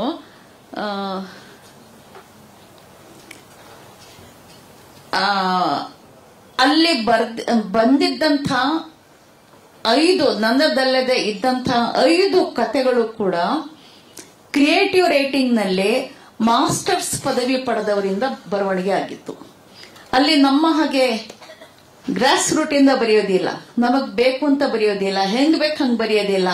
ಆದ್ರೆ ಬಹಳ ರೆಗ್ಯುಲರ್ ಆಗಿ ಕಾಲೇಜ್ಗೆ ಹೋಗಿ ಇಲ್ಲಿ ಆರ್ಟ್ಸ್, ಸೈನ್ಸ್, ಕಂಪ್ಯೂಟರ್ ಕಲಿತಾರಲ್ಲ, ಹಾಗೆ ಕ್ರಿಯೇಟಿವ್ ರೈಟಿಂಗ್ ಕಾಲೇಜನ್ನ ಸೇರ್ತಾರೆ. ಆ ಕ್ರಿಯೇಟಿವ್ ರೈಟಿಂಗ್ ನಲ್ಲಿ ಮಾಸ್ಟರ್ಸ್ ಪದವಿಯನ್ನ ಪಡೆದಂಥವರು ಆ ಕಾದಂಬರಿಗಳನ್ನ ಬರೆದಿದ್ರು. ಅವುಗಳು ಅಲ್ಲಿ ಸಬ್ಮಿಟ್ ಆಗಿದ್ದಂಥವು. ಅವ್ರು ಹೇಳ್ತಾ ಇದ್ರು ಚರ್ಚೆಗಳಲ್ಲಿ, ಮ್ಯಾಕ್ಸ್ ಪೋರ್ಟರ್ ನನ್ಗೆ ಹೇಳಿದ್ರು, ಅವ್ರಗಳಿಗೆಲ್ಲ ಕಲಿಸ್ತಕ್ಕಂಥ ಮೂಲಭೂತ ಪಾಠ ಅಂತ ಹೇಳಿದ್ರೆ ಜಡ್ಜ್ಮೆಂಟಲ್ ಆಗಬೇಡಿ. ನಿಮ್ಮ ಕಥೆಗಳಲ್ಲಿ ಪಾತ್ರಗಳ ಬಗ್ಗೆ ಜಡ್ಜ್ಮೆಂಟಲ್ ಆಗಬೇಡಿ. ಯಾರ ಪರವಾಗಿಯೂ ನೀವು ಬದ್ಧತೆಯಿಂದ ನಿಲ್ಲಬೇಡಿ ಅಂತ. ನಾನ್ ತಲೆ ಚಚ್ಕೊಂಡೆ, ಎಲ್ಲ ಕಣ್ರಪ್ಪ ನಮ್ದು ಎಲ್ಲದಕ್ಕಿಂತ ಉಲ್ಟಾ. ನಾವು ಮೊದ್ಲೇ ಬದ್ಧತೆಯಿಂದ ಒಂದ್ ಕಡೆ ನಿಂತ್ಬಿಟ್ಟಿರ್ತೀವಿ. ನಮಗೆ ಕಮಿಟ್ ಆಗ್ಬೇಕು, ನಮಗೆ ಒಂದು ಬದ್ಧತೆ ಇದೆ. ಮಾರ್ಜಿನಲೈಸ್ಡ್, ಶೋಷಿತರ ಪರವಾಗಿ ಮತ್ತೆ ಇಲ್ಲದವರ ಪರವಾಗಿ ನಾವು ನಿಲ್ಲಲೇಬೇಕು ಅನ್ನೋದು ಮೊದಲಿನಿಂದಲೇ ನಾವು ಶತಾಯಗತಾಯ ತೀರ್ಮಾನ ಮಾಡ್ಕೊಂಡು ಹೋಗುವಂತದ್ದು. ಇವರು ಜಡ್ಜ್ಮೆಂಟಲ್ ಆಗ್ಬಾರ್ದು, ಇಂಥ ಜನಗಳ ಬಗ್ಗೆ ಅವರ ಪರವಾಗಿ ನಿಲ್ಲಕೂಡ್ದು ಅನ್ನುವಂಥ ಪಾಠ ಇವು ಹೇಳ್ತಾ ಇದಾವಲ್ಲ, ಇವ್ರಿಗೆ ಏನಾಗಿದೆ ಇದು ಅಂತ ನನ್ಗನ್ನಿಸ್ಬಿಡ್ತು. ಅನಿಸಿದ್ಮೇಲೆ ಯಾವತ್ತೂ ಕೂಡ ನನಗೆ ಯಾಕೆ ಕನ್ನಡ ಬಹಳ ಪ್ರಸ್ತುತ ಆಗತ್ತೆ, ಬರೀ ಕನ್ನಡ ಭಾಷೆಯಾಗಿ ಅಲ್ಲ, ಕನ್ನಡ ಒಂದು ಆಲೋಚನೆಯಾಗಿ, ಕನ್ನಡ ಒಂದು ಜೀವನ ಕ್ರಮವಾಗಿ, ಕನ್ನಡ ಒಂದು ಕೊಳ್ಳುವಿಕೆಯ ವ್ಯವಹಾರದ ಭಾಷೆಯಾಗಿ, ಕನ್ನಡ ಒಂದು ರಾಜಕಾರಣವಾಗಿ ಕೂಡ ಯಾಕೆ ನಮಗೆ ಮುಖ್ಯ ಆಗತ್ತೆ ಅಂತ ಆ ಗಳಿಗೆಯಲ್ಲಿ ನನಗೆ ಅನ್ನಿಸ್ಬಿಡ್ತು. ಹಾಗನ್ನಿಸಿದ್ಮೇಲೆ ನಾನು ಅವರಿಗೆ ಪಾಠ ಮಾಡಕ್ ಶುರು ಮಾಡಿದೆ. ಪ್ಯಾನೆಲ್ ಡಿಸ್ಕಷನ್ಗಳಲ್ಲಿ ಎಲ್ಲ ಕಡೆಗಳಲ್ಲೂ ನಮ್ಮ ಸಾಮಾಜಿಕ ಚಳುವಳಿಗಳ ಬಗ್ಗೆ ಹೇಳಿದೆ, ದಲಿತ ಚಳುವಳಿ ಬಗ್ಗೆ, ರೈತ ಚಳುವಳಿ ಬಗ್ಗೆ, ಭಾಷೆಯ ಚಳುವಳಿಯ ಬಗ್ಗೆ, ಬಂಡಾಯ ಸಾಹಿತ್ಯ. ಇವತ್ತು ಅವ್ರ ಬಾಯಿಗಳಲ್ಲೆಲ್ಲ ಬರೀ ಬಂಡಾಯ ಸಾಹಿತ್ಯ ಸಂಘಟನೆ ಇದೆ. ಎಲ್ಲದ್ರ ಬಗ್ಗೆ ಹೇಳಲಿಕ್ಕೆ ಶುರು ಮಾಡಿದೆ. ಮತ್ತೆ ನಮ್ಗೆ ಹೇಗೆ ಬದ್ಧತೆ ಅನ್ನೋದು, ಕಮಿಟ್ಮೆಂಟ್ ಅನ್ನೋದು ನಮ್ಮ ಕರ್ನಾಟಕದ ಲೇಖಕರ ಮೂಲಭೂತ ಗುಣ.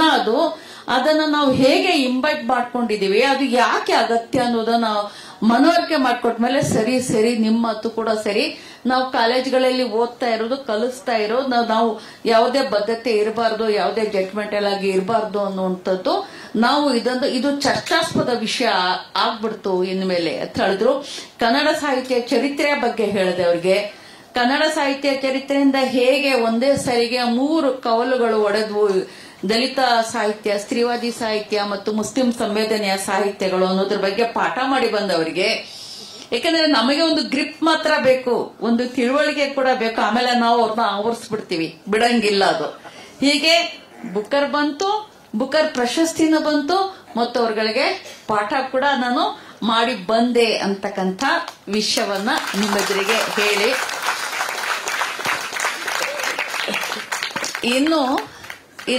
ಇನ್ನೂ ಒಂದು ಭಾಗ ಮತ್ತು ಪರಿಕ್ರಮ ಏನಿದೆ ಅಂತ ಹೇಳಿದ್ರೆ, ಬಹುಶಃ ನಿಮ್ಗೆ ಇನ್ನೊಂದು ಖುಷಿ ಆಗ್ಬೋದು.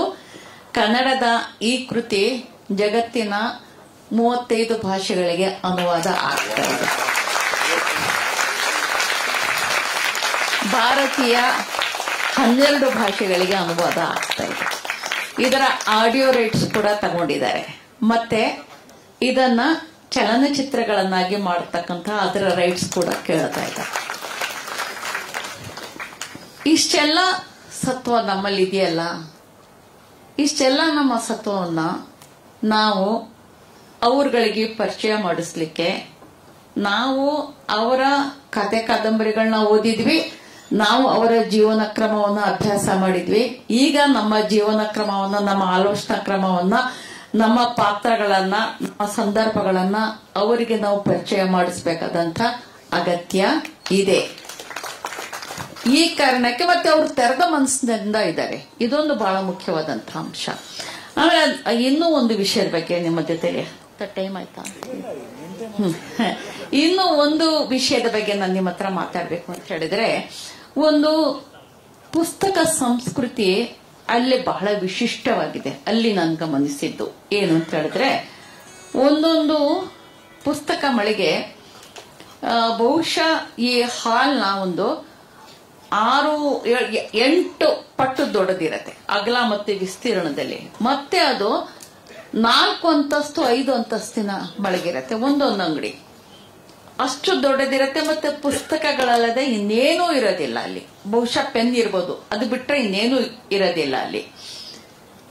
ಮತ್ತೆ ಅಲ್ಲಿ ಒಂದೇ ಒಂದು ವಿಶೇಷ ಅಂದ್ರೆ ಲಿಫ್ಟ್ ಎಲ್ಲ ಇರತ್ತೆ. ಮೇಲೆ ಹೋಗ್ಲಿಕ್ಕೆ ಲಿಫ್ಟ್ ಅನಿವಾರ್ಯ. ಅಲ್ಲಿ ಕಾಫಿ ಹೌಸ್ ಇರತ್ತೆ ಪಕ್ಕದಲ್ಲಿ. ಒಂದು ಎಷ್ಟು ಪುಸ್ತಕಗಳನ್ನ ಸೆಲೆಕ್ಟ್ ಮಾಡ್ಕೊಂಡು ಹೋಗಿ ನೀವು ಅಲ್ಲಿ ಹೋಗಿ ಕಾಫಿ ಕುಡಿದು ಮತ್ತೆ ನಿಮ್ಮ ಕೆಲಸಕ್ಕೆ ಬರ್ಬೋದು. ಅಲ್ಲಿ ಬುಕರ್ ಪ್ರಶಸ್ತಿ ಪ್ರೈಸ್ನ ಇದು ಕಾರ್ಯಕ್ರಮ ಆದ ನಂತರ ನನ್ನನ್ನು ದೀಪಾ ಬಸ್ತಿಯನ್ನು ಕೂಡ ಬುಕ್ ಸ್ಟೋರ್ಗಳಿಗೆ ಕರ್ಕೊಂಡು ಹೋದ್ರು. ಅನೇಕ ಬುಕ್ ಸ್ಟೋರ್ಗಳಲ್ಲಿ ನಮ್ಮ ಕಾರ್ಯಕ್ರಮ ಇತ್ತು. ಆ ಬುಕ್ ಸ್ಟೋರ್ಗಳಿಗೆ ಹೋಗ್ಬೇಕಾದ್ರೆ ಅವರು ಮೊದಲೇ ಅದನ್ನ ಪ್ರಚಾರ ಮಾಡಿರ್ತಾರೆ. ಬಹುಶಃ ಅಲ್ಲಿ ಒಂದೊಂದು ಹಾಲ್ ಕೂಡ ಇರುತ್ತೆ, ವಿಶಾಲವಾದ ಹಾಲ್ ಕೂಡ ಇರುತ್ತೆ. ಆ ಹಾಲ್ನಲ್ಲಿ ನೀವು ಇಲ್ಲಿ ಸೇರಿರುವಷ್ಟು ಜನ ಹಣ ಕೊಟ್ಟು ಟಿಕೆಟ್ ತಗೊಂಡು ಲೇಖಕರ ಮಾತನ್ನ ಕೇಳಲಿಕ್ಕೆ ಬಂದು ಕೂತಿರ್ತಾರೆ. ಮೊದಲೇ ಅಡ್ವಾನ್ಸ್ ಆಗಿ ಅನೇಕರಿಗೆ ಟಿಕೆಟ್ ಕೂಡ ಸಿಗೋದಿಲ್ಲ. ಅಲ್ಲಿ ನಾವು ಹೀಗೆ ಕೂತ್ಕೊಂಡು ಪ್ಯಾನಲ್ ಡಿಸ್ಕಷನ್ ಆಗತ್ತೆ. 2 ಸಾರಿ ಶಾರ್ಟ್ ಲಿಸ್ಟ್ ಆಗಿದ್ದಂತಹ ಕೊರಿಯನ್ ಲೇಖಕರು ಒಬ್ರು ಪ್ಯಾನಲ್ ಡಿಸ್ಕಷನ್ ಅಲ್ಲಿ ಭಾಗವಹಿಸಿದ್ರು.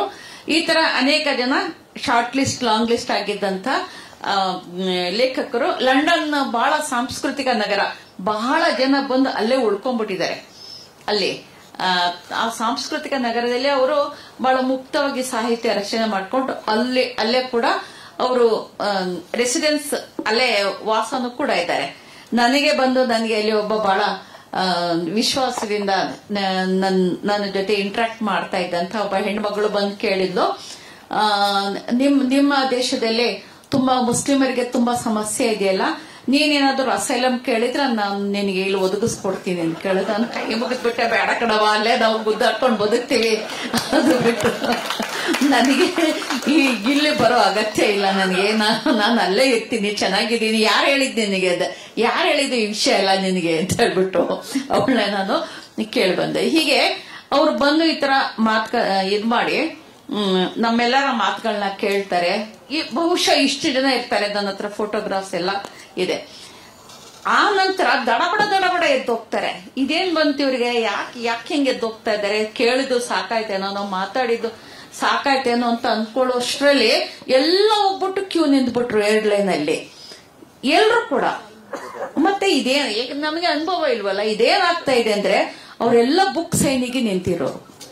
ಹೋಗ್ಬಿಟ್ಟು ಒಂದೊಂದು ಪುಸ್ತಕ ತಗೊಂಡ್ಬಿಡೋದು, ಹಾರ್ಟ್ ಲ್ಯಾಂಪ್ದು ಎಲ್ಲ ಉದ್ದಕ್ಕೂ ಕ್ಯೂ ನಿಂತ್ಕೊಂಡ್ಬಿಟ್ಟಿದ್ದಾರೆ. ನಾನ್ ನೋಡಿದ್ರೆ 200-300 ಜನ ಅಂತಿದ್ರೆ ನನಗೆ ತಗ್ಗಂತೂ, ಅಯ್ಯೋ ಇವ್ರಿಗೆಲ್ಲ ಸೈನ್ ಮಾಡ್ಬೇಕಾ, ಇಷ್ಟು ಪುಸ್ತಕಗಳನ್ನ ಸೈನ್ ಮಾಡ್ಬೇಕು ಅಂದ್ರೆ ಎಷ್ಟು ಗಂಟೆ ಆಗತ್ತೆ, ಕೈ ನೋವು ಬರೋದಿಲ್ವಾ ಅಂತ. ಆದ್ರೂ ಕೂಡ ಖುಷಿ ಆಯ್ತು ನೋಡಿ, ಸಂತೋಷ ಆಯ್ತು. ಅವರೆಲ್ಲರಿಗೂ ಸೈನ್ ಮಾಡಿದೆ ನಾನು. ಮತ್ತೆ ಪ್ರತಿ ಪುಸ್ತಕದಲ್ಲೂ ಕೂಡ ಕನ್ನಡದಲ್ಲೇ ಸೈನ್ ಮಾಡಿದ್ದೀನಿ.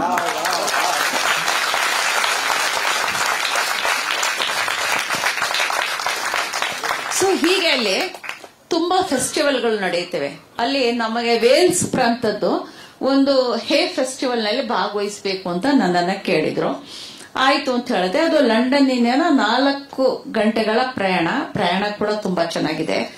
ಆಮೇಲೆ ನಾವು ಅಲ್ಲಿಂದ ಹಳ್ಳಿಗಡನಲ್ಲಿ ಹೋಗ್ತಿದ್ರೆ ನನ್ಗನ್ನಿಸ್ತು, ನನ್ಗೇನಾದ್ರೂ ಕಣ್ಣು ಮುಚ್ಚಿಲಿ ಕರ್ಕೊಂಡು ಬಂದು ಎಲ್ಲಿದ್ದೀರಿ ನೋಡಿ ಹೇಳಿ ಅಂದ್ರೆ ನಾನು ಹೇಳ್ತೀನಿ ಇದು ಸಕಲೇಶ್ಪುರ, ಇಲ್ಲ ಕೊಡಗು, ಅಥವಾ ಇದು ಕೇರಳ ಅಂತ. ಸೇಮ್ ತದ್ರೂಪಿ ವಾತಾವರಣ ಅಲ್ಲಿದೆ. ಅದೇ ರೀತಿ ಬೆಟ್ಟಗುಡ್ಡಗಳು, ಅದೇ ರೀತಿ ಒಂದು ರೀತಿಯಲ್ಲಿ ಪ್ಲಾಂಟೇಶನ್ಗಳು, ಹಸುಗಳು, ಕರುಗಳು ಎಲ್ಲ ಮೇಯ್ತಿರೋದು, ಮತ್ತೆ ತಣ್ಣನೆ ವಾತಾವರಣ, ತಂಪಿಂದು ಎಲ್ಲ ಅದೇ ತರ ಇತ್ತು. ಅಲ್ಲಿ ಒಂದು ಪುಟ್ಟ ಗ್ರಾಮ, ಅದು ದೊಡ್ಡ ಗ್ರಾಮ ಏನೂ ಅಲ್ಲ, ಪುಟ್ಟ ಗ್ರಾಮ. ಅಲ್ಲಿದ್ದಂಥ ಎಲ್ಲಾ ಮನೆಗಳನ್ನು ಕೂಡ ಒಂದು ರೂಮ್ ಏನೋ ಅವರು ಉಳ್ಕೊಂಡು ಬಾಕಿದೆಲ್ಲವನ್ನು ಕೂಡ ಬಾಡಿಗೆಗೆ ಕೊಟ್ಬಿಡ್ತಾರೆ ಹೇ ಫೆಸ್ಟಿವಲ್ ಕಮಿಟಿಗೆ. 11 ದಿನ ನಡೆಯುತ್ತೆ ಅದು ಹೇ ಫೆಸ್ಟಿವಲ್. ಹಾಗೆ ನಡೆದಾಗ ಸುಮಾರು ಒಂದು ದೊಡ್ಡ ಆ ಮನೆಗಳಂತೂ ಇವೆ, ಆದ್ರೆ ಆಕ್ಚುಲಿ ಕಾರ್ಯಕ್ರಮ ನಡೆಯುವಂತಹ ಜಾಗದಲ್ಲಿ ಜರ್ಮನ್ ಟೆಂಟ್ ಮೂಲಕ ದೊಡ್ಡ ದೊಡ್ಡ ಏರಿಯಾದಲ್ಲಿ ಜರ್ಮನ್ ಟೆಂಟ್ ಹಾಕಿರ್ತಾರೆ. ಅಲ್ಲಿ 40 ಪುಸ್ತಕದ ಅಂಗಡಿಗಳಿವೆ. ಆ 40 ಪುಸ್ತಕದ ಅಂಗಡಿಗಳಲ್ಲಿ ಪುಸ್ತಕ ತಗೊಳ್ಳಿಕ್ಕೆ ಪ್ರತಿದಿನ 25,000 ಜನ ಅಲ್ಲಿಗೆ ವಿಸಿಟ್ ಮಾಡ್ತಾರೆ, ಆ ಪುಟ್ಟ ಹಳ್ಳಿಗೆ. ಈಗ ಹೇ ಫೆಸ್ಟಿವಲ್ಗೆ ಬಂದು ಹೋಗಿದ್ದೀನಿ ನಾನು. ಈಗ ಮತ್ತೆ ಜೂನ್ 13ಕ್ಕೆ ಲಂಡನ್ಗೆ ಹೋಗ್ತಾ ಇದ್ದೇನೆ. ಮತ್ತೆ ಆಗಸ್ಟ್ ನಲ್ಲಿ ಎಡಿನ್ಬರಾ ಫೆಸ್ಟಿವಲ್. ಹೀಗಾಗಿ ಮುಂದಿನ ವರ್ಷದ ಆಗಸ್ಟ್ ತಿಂಗಳವರೆಗೂ ಕೂಡ ಸಿಲೋನ್, ಆಸ್ಟ್ರೇಲಿಯಾ, ನ್ಯೂಯಾರ್ಕ್, ಬಾಲಿ ಮತ್ತೆ ಇನ್ಯಾವುದು ಊರುಗಳ ನಂಗೆ ಹೆಸರು ನೆನಪಿಲ್ಲ, ಅಲ್ಲಿಗೆಲ್ಲ ಟೂರ್ ಪ್ರೋಗ್ರಾಮ್ ಈಗಾಗಲೇ ಫಿಕ್ಸ್ ಆಗ್ಬಿಟ್ಟಿದೆ ನಂದು. ಅಷ್ಟು ವ್ಯಾಪಕವಾದಂಥ ರೀತಿಯಲ್ಲಿ ಪ್ರವಾಸ ಕೂಡ ಮಾಡಬೇಕಾಗಿದೆ. ಏಕೆಂದ್ರೆ ಅದು ಒಂಥರ ಪ್ರಮೋಷನ್ ಆಗತ್ತೆ, ನನ್ನ ವರ್ಕ್ಸ್ ಪ್ರಮೋಷನ್ ಆಗತ್ತೆ. ಲೇಖಕಿಯಾಗಿ ನಾನು ಅಲ್ಲಿದ್ದು ನನ್ನ ಮಾತುಗಳನ್ನ ಆಡಿದ್ರೆ, ಬರೀ ಪುಸ್ತಕದ ಬಗ್ಗೆ ನಾನು ಆ ತರದ ಒಂದು ಮಾತನಾಡಿದ್ರೆ ಆಸಕ್ತರು ಬಂದು ನನ್ನ ಮಾತುಗಳನ್ನ ಕೇಳಿ ಅಲ್ಲಿ ಪುಸ್ತಕಗಳನ್ನ ಕೊಂಡು ಸಹಿ ಹಾಕಿಸ್ಕೊಂಡು ಹೋಗ್ತಾರೆ.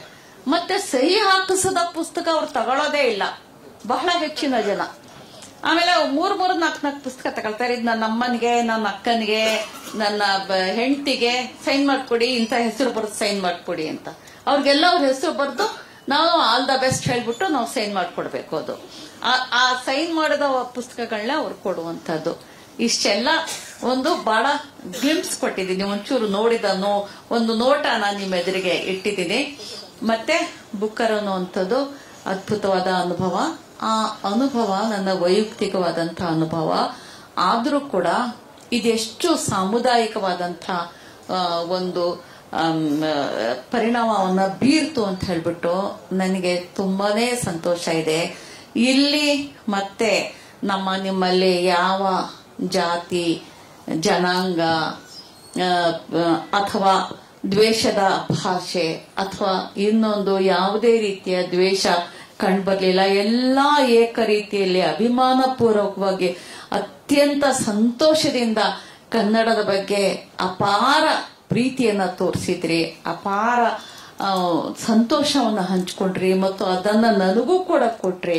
ನಾನು ನಿಮ್ಮಗಳ ಬಗ್ಗೆ ತುಂಬಾ ಆಭಾರಿಯಾಗಿದ್ದೇನೆ, ತುಂಬಾ ಸಂತೋಷದಿಂದ ಇದ್ದೇನೆ. ತುಂಬಾ ವಂದನೆಗಳು. ನನ್ನನ್ನು ಇಲ್ಲಿ ಕರೆದು ನಿಮ್ಮ ಜೊತೆಯಲ್ಲಿ ಮಾತನಾಡಲಿಕ್ಕೆ ಅವಕಾಶ ಕೊಟ್ಟಂತ ನಿಮ್ಗೆಲ್ಲ ನನ್ನ ನಮಸ್ಕಾರ.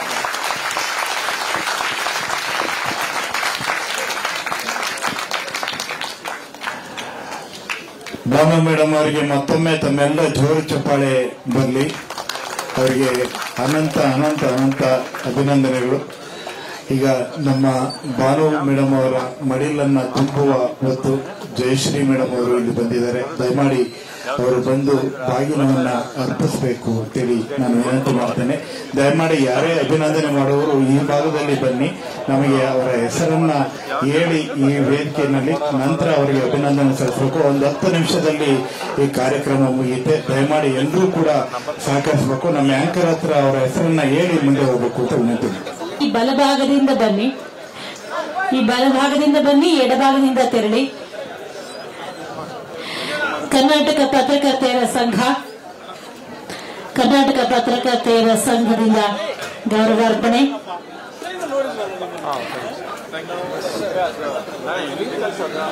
ಜಯಶ್ರೀ ಮೇಡಂಗೆ ವಂದನೆಗಳು. ಕರ್ನಾಟಕ ಪತ್ರಕರ್ತೆಯರ ಸಂಘದ ಸನ್ಮಾನದ ನಂತರ ಕರ್ನಾಟಕ ಲೇಖಕಿಯರ ಸಂಘದ ವತಿಯಿಂದ ಗೌರವಾರ್ಪಣೆ.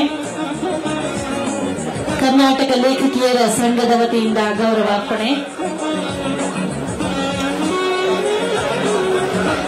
ಆನಂತರ ಶಶಿಕಲಾ ಲಂಕೇಶ್ ಪತ್ರಿಕೆಯಲ್ಲಿ ಬಾನು ಮುಷ್ತಾಕ್ ಅವರಿಗೆ ಸಹೋದ್ಯೋಗಿಯಾಗಿ ದುಡಿದಂಥವರು, ಅವರ ಸ್ನೇಹಿತೆಯೂ ಹೌದು ಶಶಿಕಲಾ ಮೇಡಮ್ ಅವರು. ಅವರ ನಂತರ ಕರ್ನಾಟಕ ದಿನಪತ್ರಿಕೆಗಳ ಸಂಘ ಬೆಂಗಳೂರಿನ ವತಿಯಿಂದ ಗೌರವಾರ್ಪಣೆ. ಶ್ರೀ ರವಿಕುಮಾರ್ ಅವರು ಗೌರವವನ್ನು ಸಲ್ಲಿಸಲಿದ್ದಾರೆ. ದಯಮಾಡಿ ಇಷ್ಟು ಅಚ್ಚುಕಟ್ಟಾಗಿ ಬಹಳ ಶಿಸ್ತಿನಿಂದ ಕಾರ್ಯಕ್ರಮ ನೆರವೇರಿದೆ. ಕಡೆಯ ಗಳಿಗೆಯಲ್ಲಿ ಈ ನೂಕು ನುಗ್ಗಲಿನ ಅಗತ್ಯವಿಲ್ಲ. ದಯಮಾಡಿ ನಿಧಾನವಾಗಿ ಬನ್ನಿ. ದಯಮಾಡಿ ವೇದಿಕೆಯ ಇತ್ತ ಕಡೆಯಿಂದ ಬಂದು ಸನ್ಮಾನ ಮಾಡಿ ಆ ಭಾಗದಿಂದ ತೆರಳಿ. ಅಧ್ಯಕ್ಷರು ಶ್ರೀಮತಿ ರೋಶಿನಿ ಗೌಡ, ಅಖಿಲ ಕರ್ನಾಟಕ ರಾಜ್ಯ ಸರ್ಕಾರಿ ನೌಕರರ ಮಹಿಳಾ ಸಂಘದ ವತಿಯಿಂದ ಬರ್ತಾ ಇದ್ದಾರೆ. ಜೊತೆಗೆ ಪದಾಧಿಕಾರಿಗಳು ಜೊತೆಗಿದ್ದಾರೆ. ಸಾಹಿತ್ಯ ಅಕಾಡೆಮಿಯಿಂದ ಶ್ರೀ ಎಲ್.ಎನ್. ಮುಕುಂದರಾಜ್ ಅವರು ಅಭಿಮಾನ ಪೂರ್ವಕವಾಗಿ ಗೌರವ ಸಮರ್ಪಣೆಗೆ ಆಗಮಿಸಿದ್ದಾರೆ. ಶ್ರೀ ಎಲ್.ಎನ್. ಮುಕುಂದರಾಜ್ ಅವರು ಅಧ್ಯಕ್ಷರು, ಕರ್ನಾಟಕ ಸಾಹಿತ್ಯ ಅಕಾಡೆಮಿ.